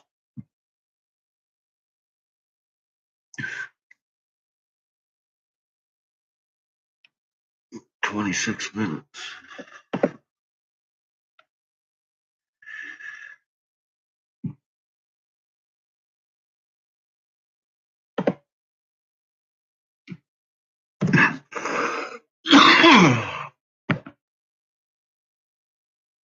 And like I said 1,000 times, it's those dots at the bottom that show that fucking pattern of quakes.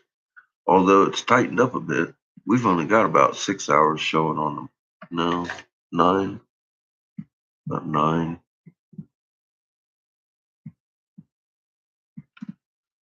So it puts us through 2, 3.5, about right. Parts in the pattern. I'm wondering what's happened this last half hour here.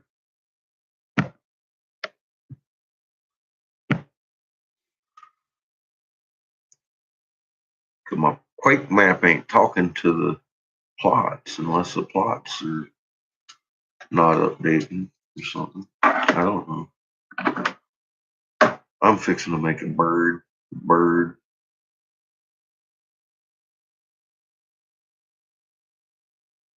called Saturn.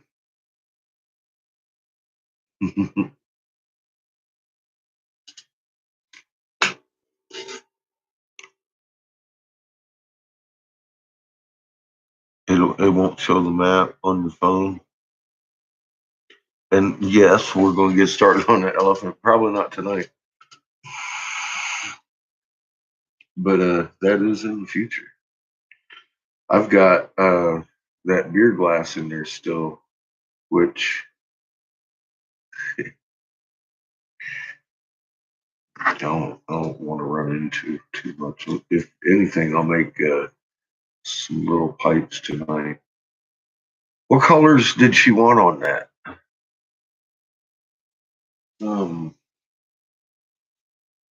Elefante.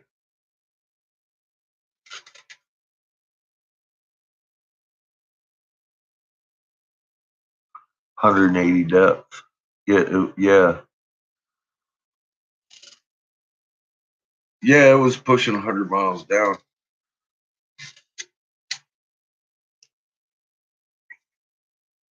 That's a pretty deep shake. That rung the bell, I'm sure.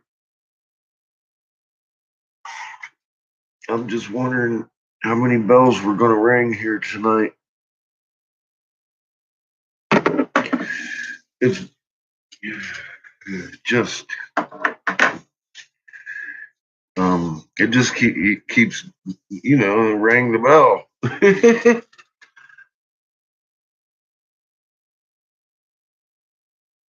None there. Cool.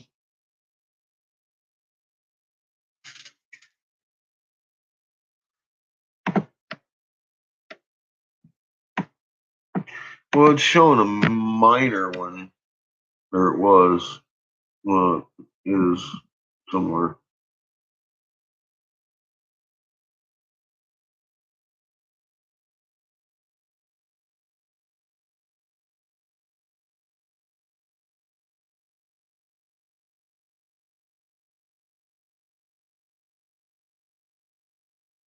There's a lot of minor ones around the volcanic regions that just kind of hit when that happened.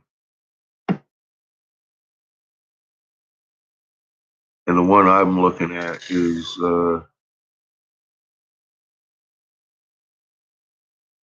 up in Washington State, not Oregon. And it was only a tiny one. I just saw the red dot up there. Sorry. It was in Washington.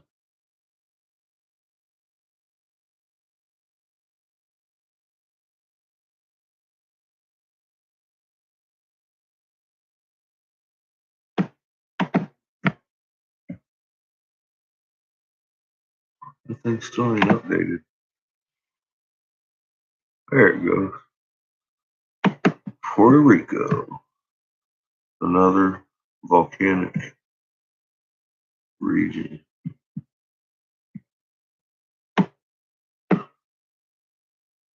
Imagine that.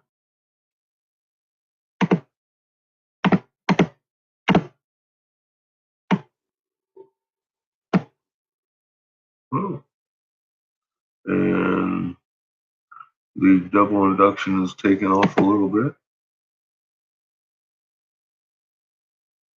And boom. Look at that.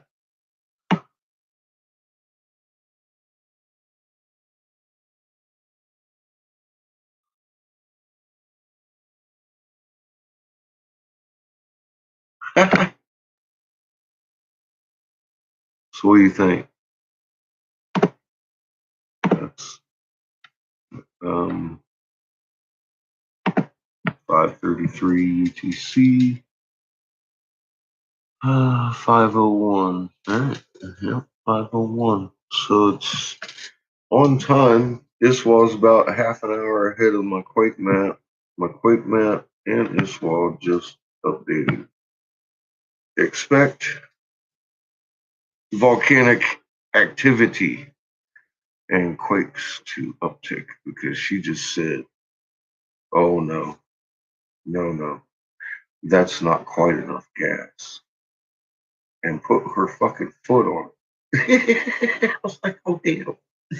This in the last two fucking frames. It was like boof, boof. I'm like, uh-oh. So if you're like, whoo, you got some energy going through you.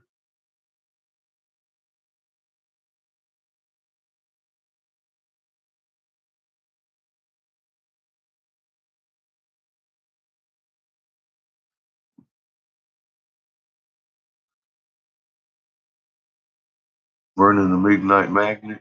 I still got 5 or 6 hours to burn. I probably actually only have enough to just start balling this thing up because I've been burning oxygen. We only started with a couple 100 pounds. That's why I'm not like, I had that much on my meter. I'm all like, well, but I ain't throwing away 500 pounds of oxygen. It ain't gonna happen.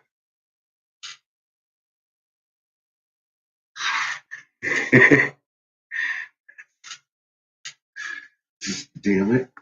They ain't doing it. And then we found it at where's World? Yay! I can't. Bye. Been a fucking crazy week. World found us our Venus and the crops dying report.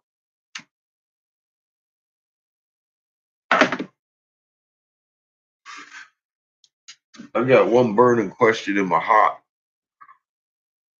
Where the hell is our fearless leader?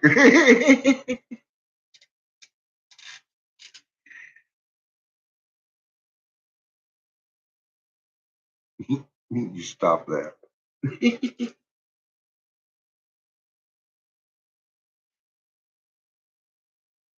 Where did she go?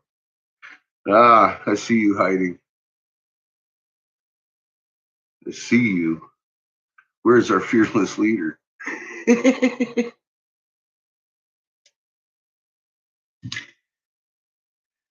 We found stuff, Polly. We miss you. I know you're sleepy. Get your rest. I'm just teasing. Look, she'll wake up in a good mood now.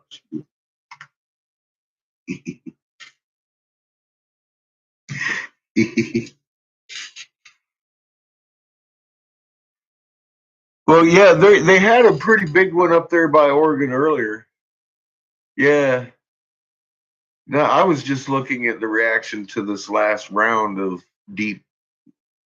I wanted to see who reacted to it. That's all. For my own eyes. I wanted to see the volcanoes go poof because I had a feeling that's what we were going to see. And then mom just kicked in the gears and we're going to see a little escalation of that.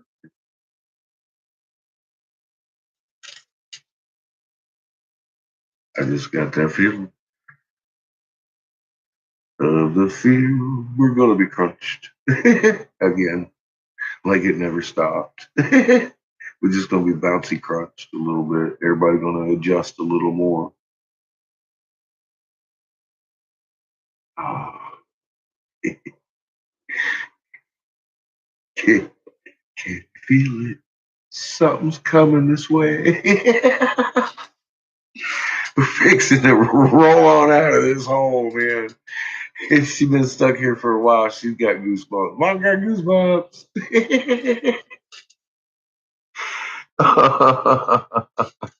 You know what I mean? It's like she can feel it. I can feel it. I can feel it. She can feel it. She's getting all goosebumpy. Her nipples are hard. She got people reaching up her dress, giving her reach arounds, and she's all like, "Woo! I'm fixing to jump in the boat." Yeah. Woo!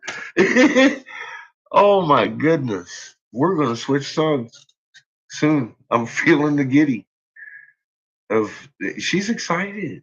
For God's sake. She's gonna jump into her brother's arms and hang out with daddy. You know, I wonder if I'm gonna get blamed for this shit.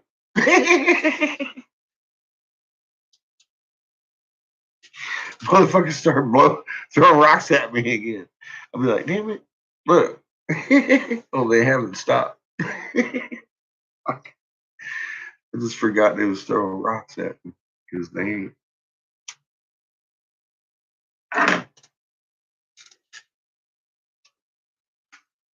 Crazy.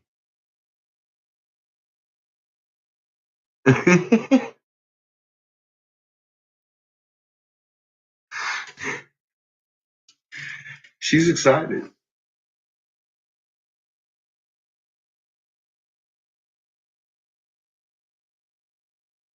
And just, I mean, we're looking at it as a crunch on the magnetosphere. Look, she's just got other fields around her that are very familiar to her, and you can feel the pressure, obviously, consciously. So you'll know when we're going. I mean, you can feel the giddy, you can feel the energy. I know. I've been here. I'm feeling it, and we've been correlating everything on this wall. It's like, all right, yep. And then, I mean, then the doctors come along and say that we subconsciously feel it. Well, I have to say we are pretty conscious of our magnets at this point, more so than I was a year or two ago. So I'm going to say it's gone to the consciousness, and I'm actually feeling what man, I swear I'm feeling like I'm going to run into the wall sometimes, and it's not a sick feeling. It's something just pushed in my chest. And y'all are, Seamus is, when Seamus started talking about that, I started getting a little bit, I was like, oh, you know, I need to look into this. And it just popped up. It just fucking popped up. I was fucking, Lee had put up a stupid thing about the Schumann, and I went and used his words as a search, and it resulted in the answer to why we're all feeling this. Because we're actually fucking physically feeling the damn push on this fucking field, on your field.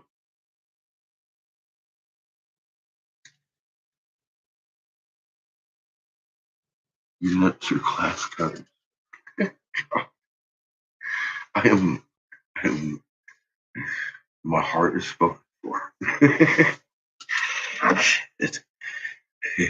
Mama's tickling me right now.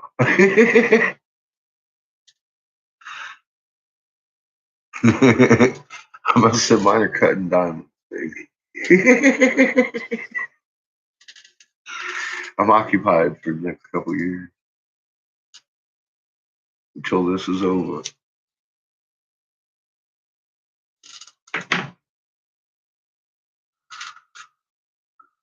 Nothing like diamond.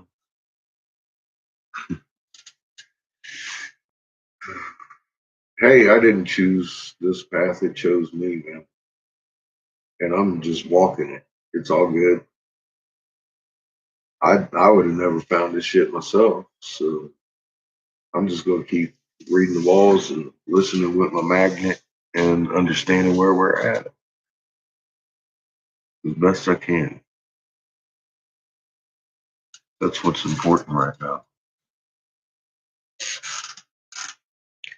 Right now, our corn's dead. Our meat markets are fucked up. and we're fixing to fucking bounce. We're already on our side.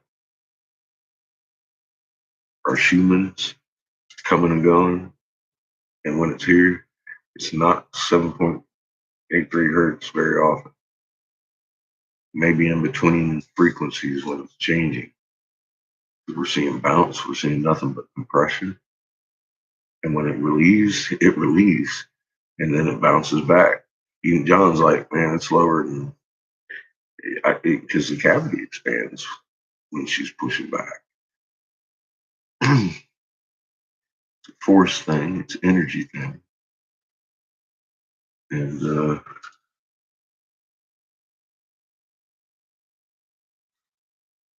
yeah, apparently I have to pay attention to this. A little closer than it would allow for me to have a partner right now. I don't even have time to sleep very often unless I'm tired. That's just the way it is. I've been single 16 years. I can handle another 2.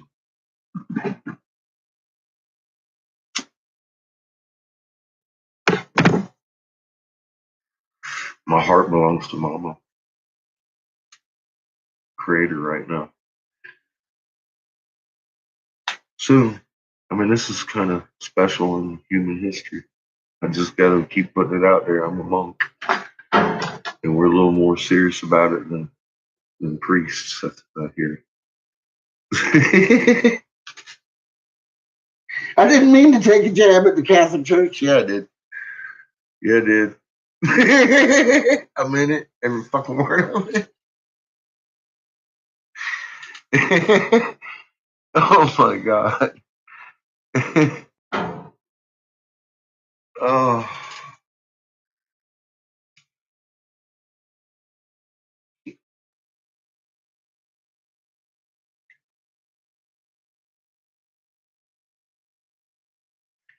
And this time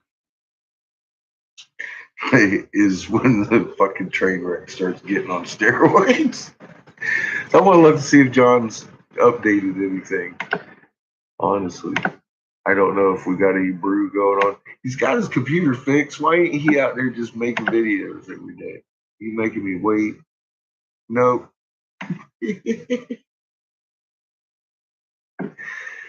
Oh well. I need to study up on what I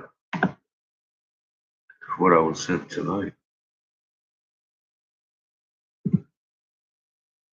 Where are we in this playlist?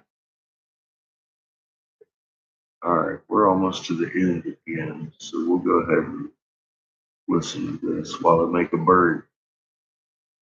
The Lake Southern Shore with harbor facilities, and its main remains consist of a row of 4 collapsed structures, each made of a single hollowed-out giant boulder. Coffee brewed, nice. Each such hollowed-out set of chambers was completely inlaid inside with gold plates, held in place by gold nails. An incredible treasure hauled off by the Spaniards when they arrived in the 16th century.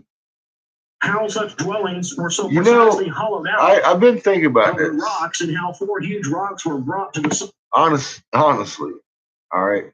Men are pigs. This just we've covered that. Genetically, we're pretty piggy.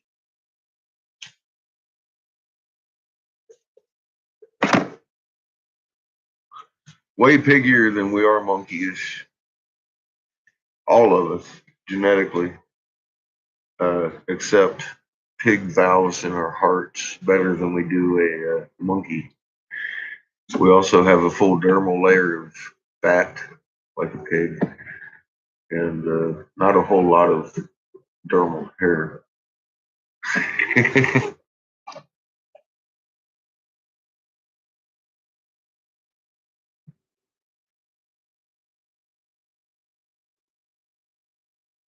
You just calm your magnet. That's all you need to do. See, I keep giving y'all links to the first video and say work over there until you can read these hieroglyphs. I give you directions.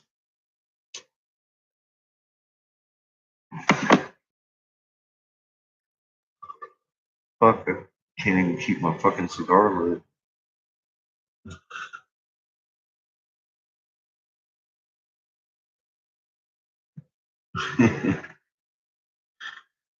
But the thing, all you gotta do is just relax your mind. Now, if you,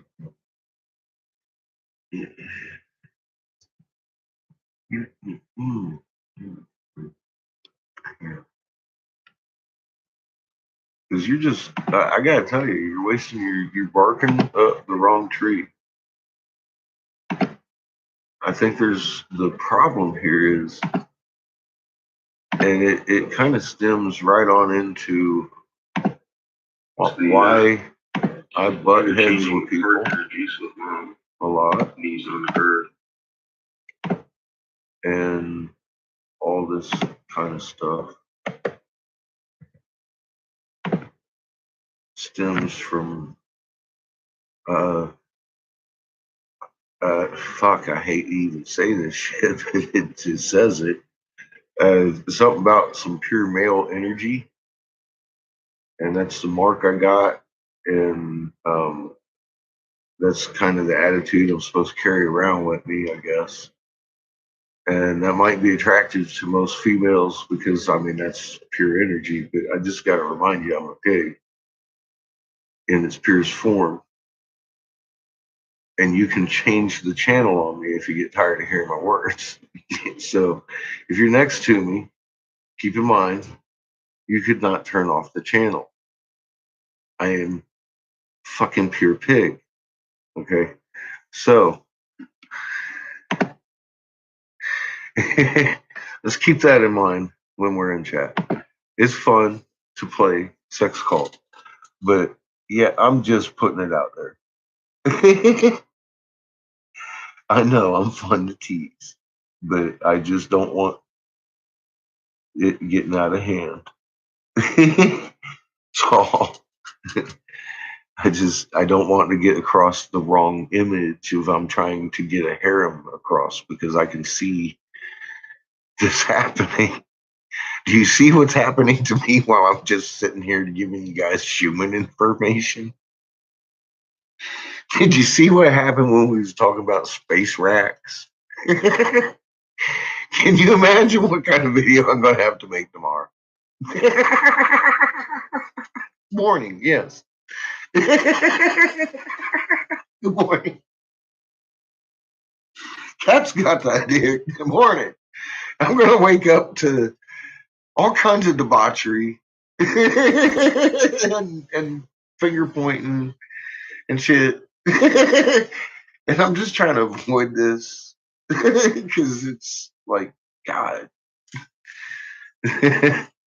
that's not.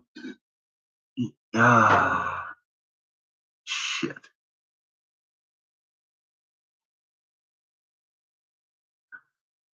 Okay, I'm gonna have to fix that.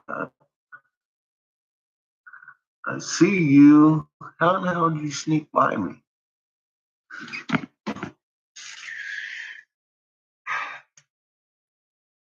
My thing fell.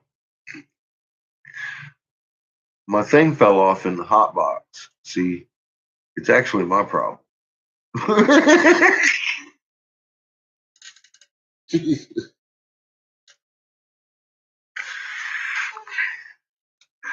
My coal's all fucking hot and hanging, and I'm like, are you kidding me?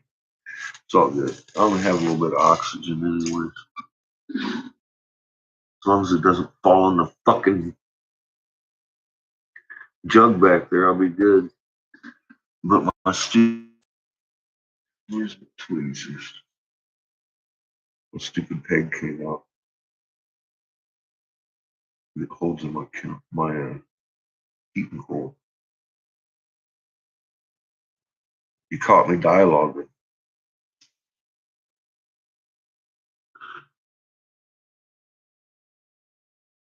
Last I heard, she was at the park with her kid because they had a 5-4, and I checked in on her. I gave her a ding. I gave somebody a ding.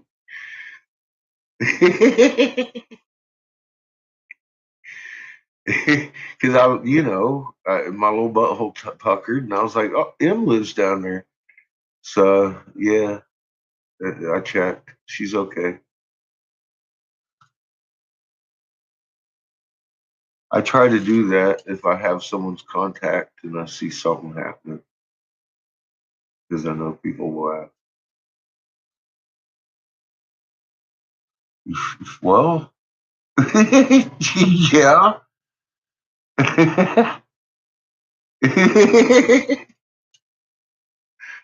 Accidents happen. I didn't mean to. It just happened. I fell into carrying. And yeah, I saw the red dot and I was like, well, shit, how'd I miss that? I was just talking about that and the thing was updated. That's how.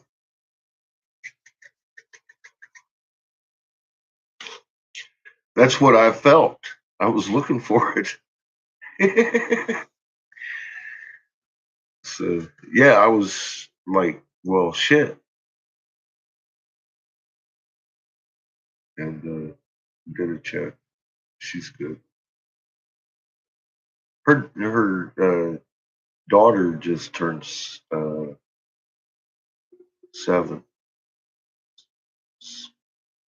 6, 7,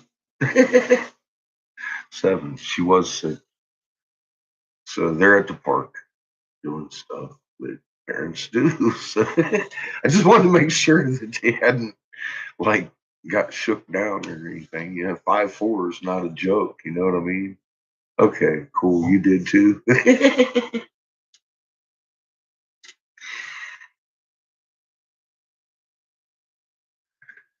I don't feel so bad. I don't feel so damn caring.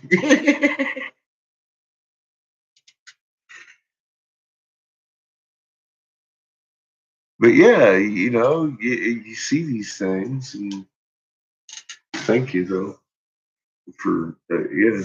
That's I'm still kind of on my edge of my seat. Mama's got some really cool stuff going on tonight.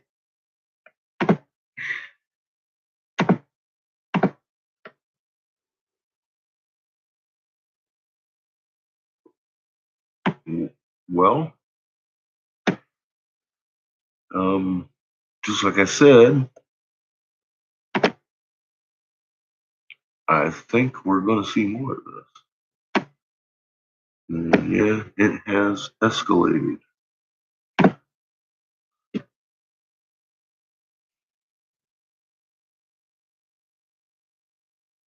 Not much, just a little.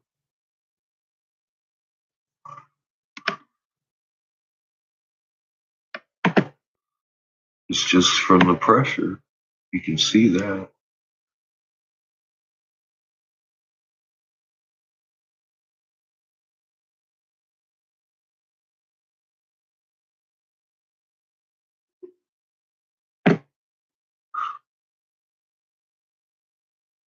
And the front bubble's still blue. It's all good.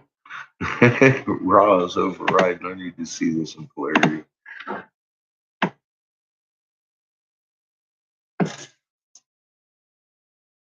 We're like sitting at stall speed again with tornadoes.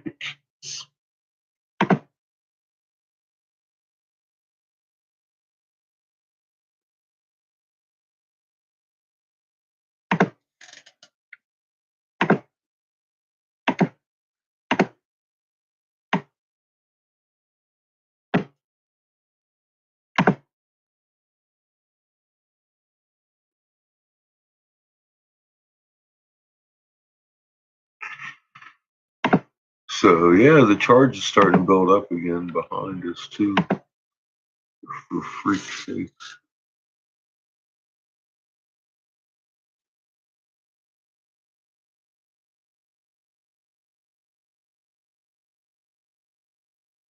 You can rise above anything. You got yourself a magnet. You can feel the field. I made a video.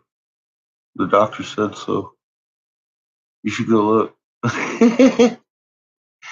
You're not in a good spot, and if she's telling you something on your magnet that you need to listen to, that's going to be personal between you and her, not me. But yeah, I'm telling you, I moved away from the coast.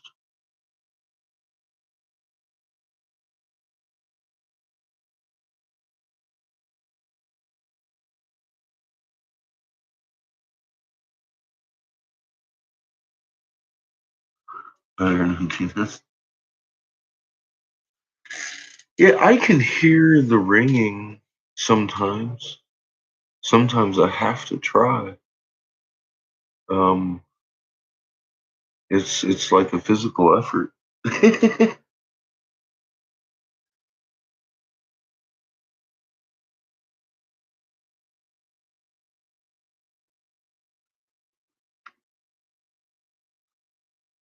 Forgot. Check the two bars. Check the update. Here goes Puerto Rico again with 2 booms over 3. And then a 20-minute lag. All right, pots.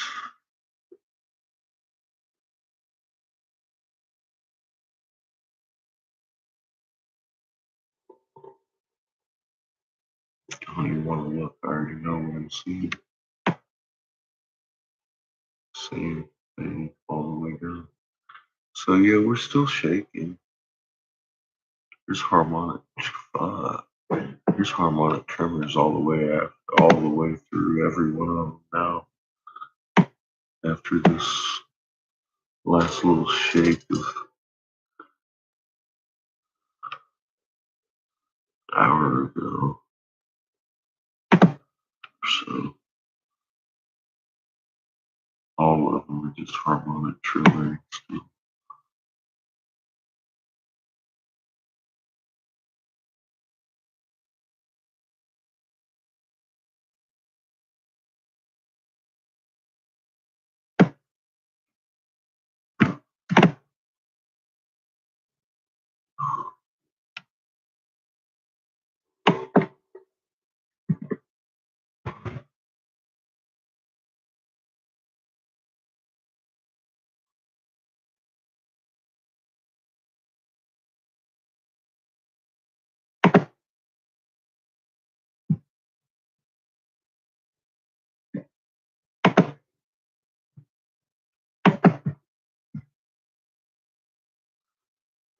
Might be slacking off a little bit on the tremors.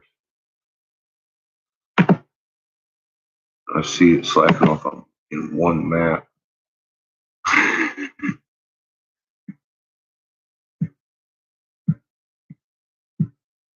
I need to give it a little bit more time.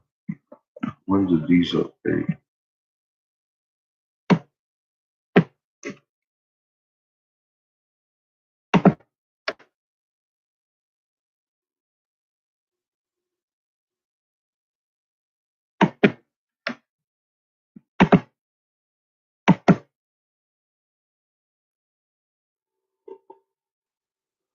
Tomorrow I'm going to have a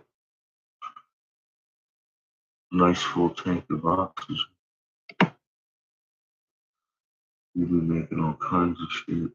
But tonight I'm getting a feeling I'm probably got enough to make maybe a bird. It's a pretty big bird. It's a solid bird. So it's going to take a bunch of heat.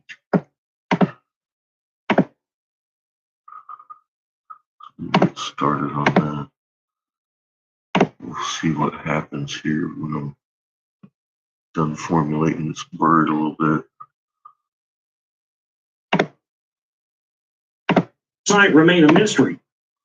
There's yet another mystery at the site. The archaeological finds in the place included a large number of unusual stone blocks that were precisely cut, grooved, angled, and shaped. Some of them are shown in figure 105. And there's my bird. You need an engineering degree to realize that those stones were cut, drilled, and shaped by someone with incredible technological ability and sophisticated equipment. Indeed, one would doubt whether stones could be so shaped nowadays. The puzzle is compounded by the mystery of what purpose did these technological miracles serve, obviously for some unknown yet highly sophisticated purpose. If it was to serve as casting dies for complex instruments, what and whose were those instruments? Clearly, one can think of the Anunnaki as possessing both the technology to make those dies and to use them or their end products. The main outpost of the Anunnaki was Yeah, that situated blue a few one miles you got inland down at a there site looks now like a known chicken. as Tiwanaku. Tiwanaku. We're here at I wonder if that was We're going to see if there's some kind of landing pad. that's what that was squawking at night. It said the damn rooster. I'm a fan of Childers. I'm not making fun of him at all. I think he's awesome, but some kind of. I can't resist it. It's just, it's just too easy to imitate. It's too much fun, especially because I've seen all these videos and he's talking about all these places. Tiwanaku, and there just has to be one explanation. Cheers, there can y'all. only be aliens. One of the first European explorers to reach it in modern times, George Squire, described the place in his book Peru Illustrated as the Baalbek of the New World, a comparison more valuable than realized. The next main modern explorer, Tiwanaku, author Posanowski, We're back to having tingly cobras.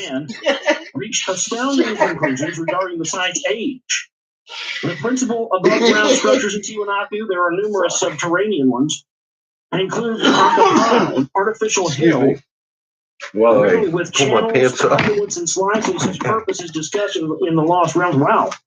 Tiwanaku, huh? Tiwanaku, huh? I need to look into Tiwanaku because that sounds that sounds like the rock wall. Above ground and underground structures, subterranean tunnels. I just found out that there's a subterranean tunnel that goes from downtown Rockwell, where the old courthouse is, all the way to the river, to the Trinity River, which is, oh God, that's probably a good, 7 or 8 miles away. So my question is, why would somebody, that lends a lot of credence to the thing that people were saying that the wall was used to hide from, these giants.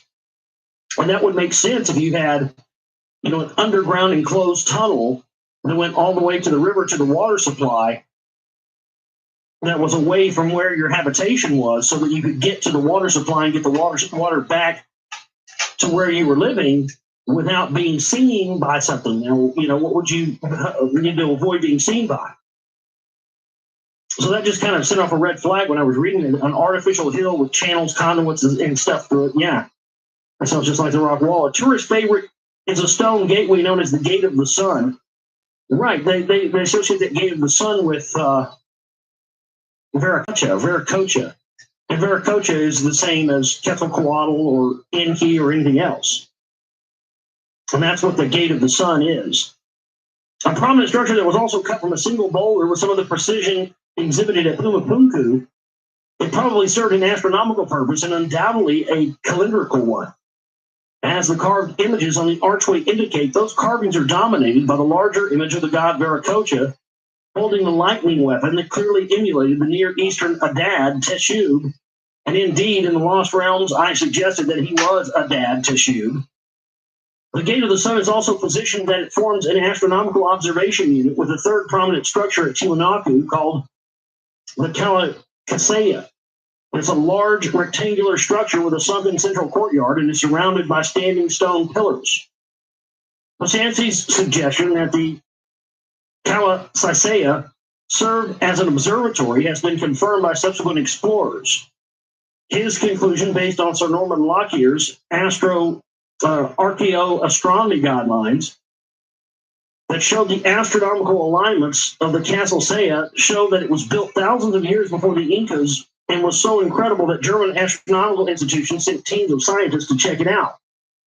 Their report and subsequent additional verifications affirm that the Kalasaya's orientation unquestionably matched the Earth's obliquity either in 10,000 BC or 4,000 BCE. Either date I wrote in the Lost Realms was fine with me, the earlier, soon after the deluge, when the goal of obtaining operations there, or the later date when I knew visited. Both dates matched the activities of the Anunnaki there, and the evidence for the presence of animal-like gods is all over the place. Yeah. Archaeological, geological, and mineralogical research at the site and in the area confirmed that Tiwanaku also served as a metallurgical center. Based on various finds and images on the Gate of the Sun and their similarity to depictions in ancient Hittite sites in Turkey, I have suggested that the gold and tin obtainment operations were then supervised. That's interesting. They were mining tin because, again, that's what was that wheel that was found in the wall. Was this, it was a smelted wheel made of tin and iron and a bunch of different things.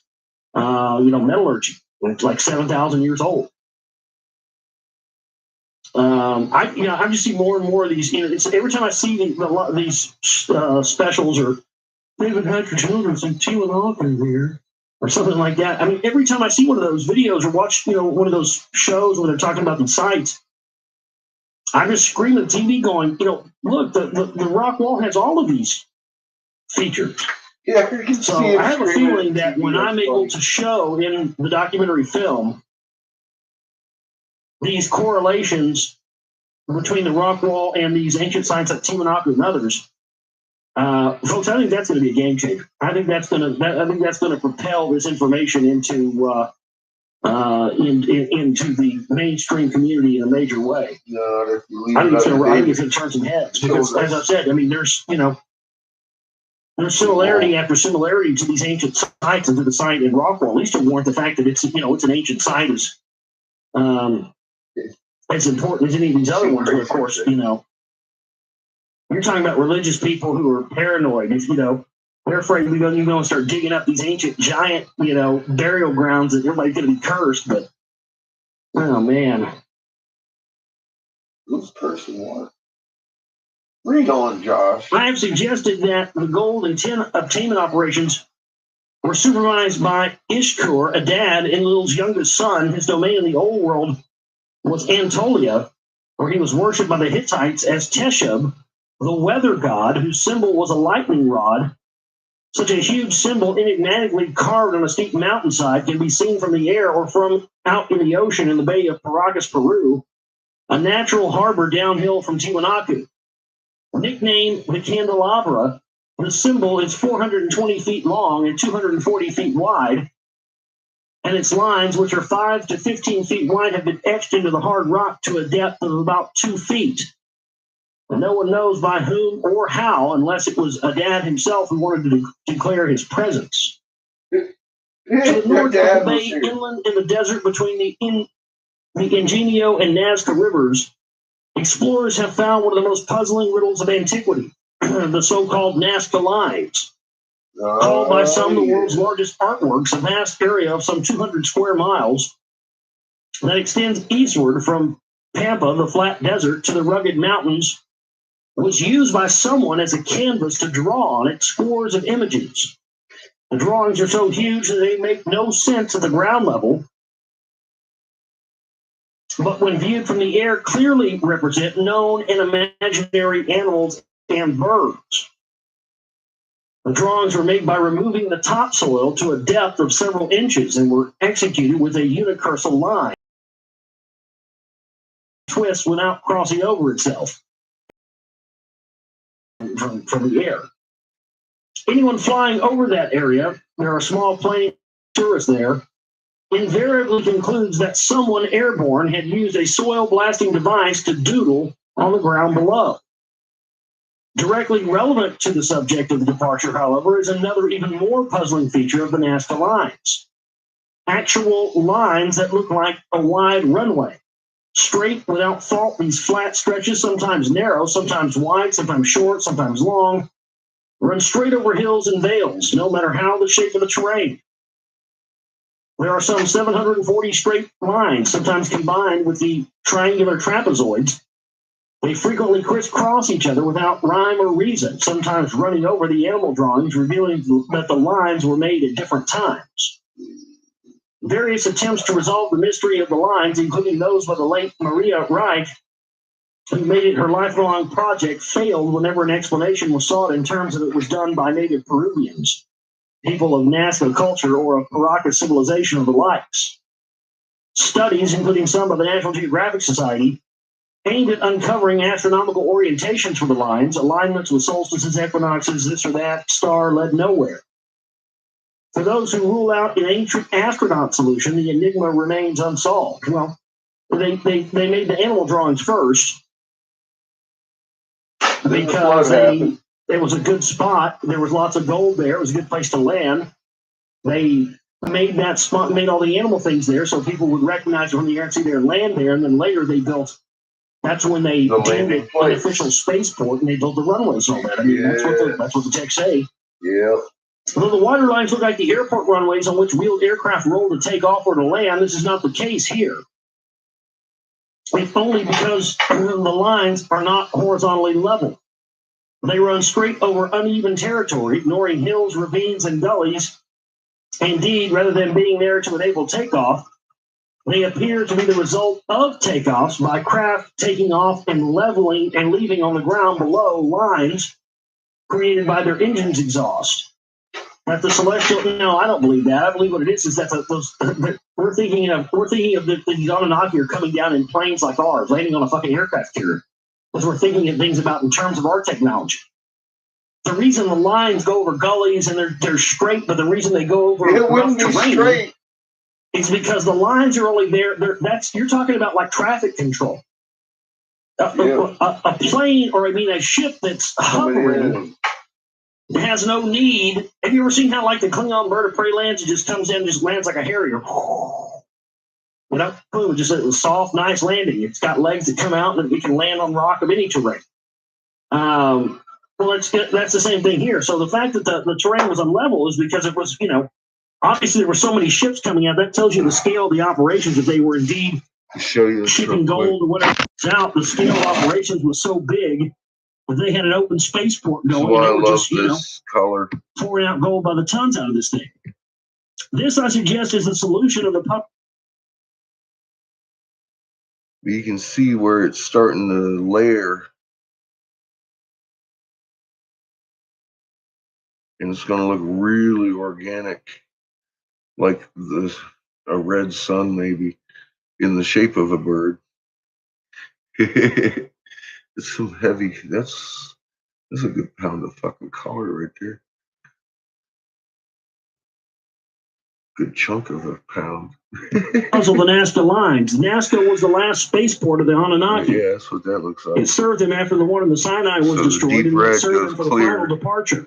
I gotta get it at the right temperature. There are no eyewitness report texts regarding the airborne aircraft and flights in Nazca. That's what it does. There are, as we have shown, texts from Haran in Babylon. So before I lose all my heat, undoubtedly used the landing place in Lebanon. Back on it.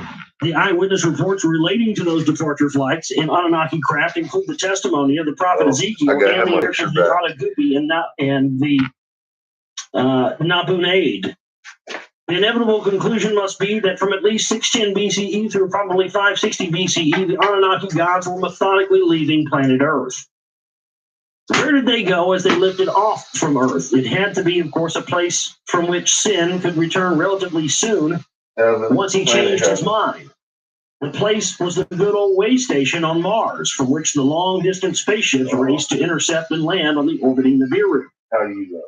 As detailed in the 12th planet, Sumerian knowledge of our solar system included references to the use of Mars by the Anunnaki as a way station. It is evidenced by a remarkable depiction of a 4,500-year-old cylinder seal now in the Hermitage Museum in St. Petersburg, Russia, that shows an astronaut on Mars, the 6th planet, communicating with one on Earth, the 7th planet, counting from the outside in. With the spacecraft in the heavens between them, benefiting from Mars' lower gravity compared to that of Earth, the Anunnaki had found it easier and more logical to first transport themselves and their cargoes in shuttlecraft from Earth to Mars, and there transfer to reach Nibiru and vice versa. In 1976, when all that was first presented in the 12th planet, Mars was still held to be an airless, waterless, lifeless, hostile planet, and the suggestion that a space base had once existed there seems by establishment scholars even far out than the notion of ancient astronauts. By the time Genesis Revisited was published in 1990, there were enough of NASA's own findings and photographs from Mars to fill up a whole chapter titled "A Space Base on Mars." The evidence showed that Mars once had water and included photographs of walled structures, roads, and a hub-like compound. as well as the famous face. Well, that's always been interesting to me, that the face is located on the 33-degree parallel on a place known as Cydonia, where there's also pyramids. And then when they came to Earth, where did they land? And where did they set up the first habitation on Earth? In Mesopotamia, in what is now Iraq, that they called at that time, you guessed it, Cydonia. That's what Mesopotamia was first called. It was called Cydonia. This answers a question for me. Obviously, Josh read this one before he read the Lost Book of Enki. We know the name of the guy. He was the first king of Nibiru that died and was buried off of Nibiru. He's the guy that Anu usurped. And it was smack dab on the 33rd degree parallel as well. Just saying. So I've never thought it was a coincidence that color they just happened to land where all the gold and oil and resources were. That was not an accident. Both the United States and the Soviet Union have made great efforts to reach and explore Mars with unmanned spacecraft, and like other space endeavors, the missions to Mars, since augmented by the European Union, have met with unusual, troubling, and puzzling high rates of failure, including bewildering, unexplained disappearance of spacecraft. Yeah, there's one where there's some kind of a Russian probe or something. I've seen video of it. I'm bewildered. And you can literally see the shadow of some kind of big ass ship come in right as the video goes off and they lose contact. So, yeah, many people believe that that's what those Anunnaki have been ruling world affairs from Mars. A lot of them never left and went back to Nibiru. A lot of them have been, that's where the council is on Mars, and people believe that, the illusion of the Stargate can go in and have meetings with them on Mars. I don't know. I don't know if that's true, but that's what it said. Well, I've seen the footage. I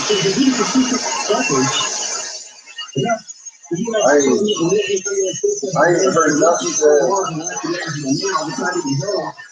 And the same Johnny Thomas in the 1970s had been killed with reports, studies, and photographs, and mentioned Mars did have a size more and still has a thin atmosphere, but it won't get rivers, lakes, and oceans, and still has water. But since they use this way to save it, and it's like even seeing very small frozen lakes, as a matter of timeline shows, in 2005, massive Mars rovers sitting at chemical and photographic evidence tracking these conclusions. Together with some of the rovers, and maybe some photographs showing structural remains like a sandpaper wall with a distinct right-angled corner, they should surface here to make the point. Mars stands sand-direct location. It was the first post-Mars destination of the returning God was confirmed by the relatively quick return of sin. Who else left and stayed behind? Who not return? Compared to the Yankees. From Mars. Let's begin at chapter 13 right there. And the next chapter is entitled Your God's resurrection in its past, legend or myth, most historians include tales being universal. That they have been part of the cultural or religious heritage of people all over the world. Tales of the first human couple, the baby, Son of God, who came from the heavens, belong to that family. Human created in the God of the body back in heaven. A particular interest to us of collective memories by the peoples in the lands where the departments had actually taken place. We've already covered the evidence in the ancient Near East. It also comes from the West, the babies that civilized throughout that. The South American the dominant view of their concept, the creator of all. The Anunnaki Indians, or the enemies, told of it, when they could tell what they were not. But he gave the first two brother-sister couples A golden wand with which to find the right place to establish priesthood. The original Indian Catholic. The site for the Jerusalem of Montecito. The other sacred power. And never having done all the green layout is simulated as Terry Zodiac with its strong failure to the total tank, then match the direction of his eventual departure. We have identified the god of Theophany as Hector, a god of the Hittite Sumerian pantheon, similarly to the sun.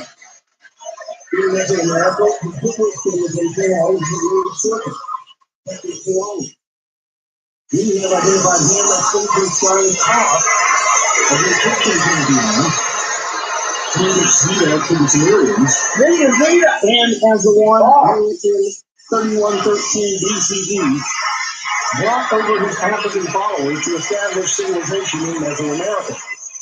Though the time of his departure was not specified, it had to coincide with the demise of his African proteges, the Olmecs, and the simultaneous rise of the native Mayans circa 600 to 500 BCE.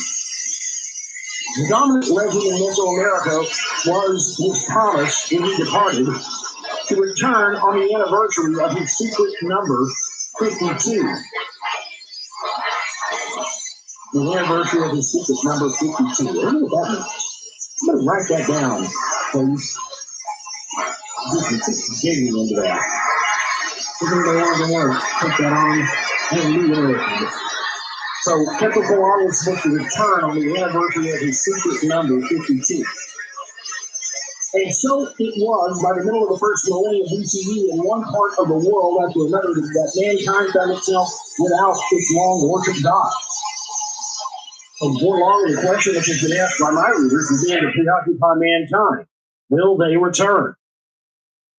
Like a family suddenly abandoned by its father, mankind grasped for the hope of a return. Then, like an orphan needing help, mankind cast about for a savior. The prophets promised it will surely happen at the end of days. At the peak of their presence, the Anunnaki numbered 600 on Earth, plus another 300 Igigi based on Mars. Their number was falling after the deluge, and especially after Anu's visit circa 4000 BCE. Of the gods named in the early Sumerian texts and in long god lists, few remained as the millennia followed each other. Most returned to their home planet. Some, in spite of their wanted immortality, died on Earth. There you go. That's what's there in some of these mounds. We can mention the defeated Zu and Seth, the dismembered Osiris, the drowned Dumuzi, the nuclear afflicted Bao, the departures of the Anunnaki gods as Nibiru's return loomed, were the dramatic finale. The awesome times when the gods resided in sacred precincts in the people's cities, when a pharaoh claimed that a god was riding along in his chariot, when an Assyrian king boasted of help from the skies. Those days were over and gone. Already in the days of the prophet Jeremiah, the nations surrounding Judea were mocked for worshiping not a living God, but idols made by craftsmen in stone, wood, and metal, gods who needed to be carried where they could not walk.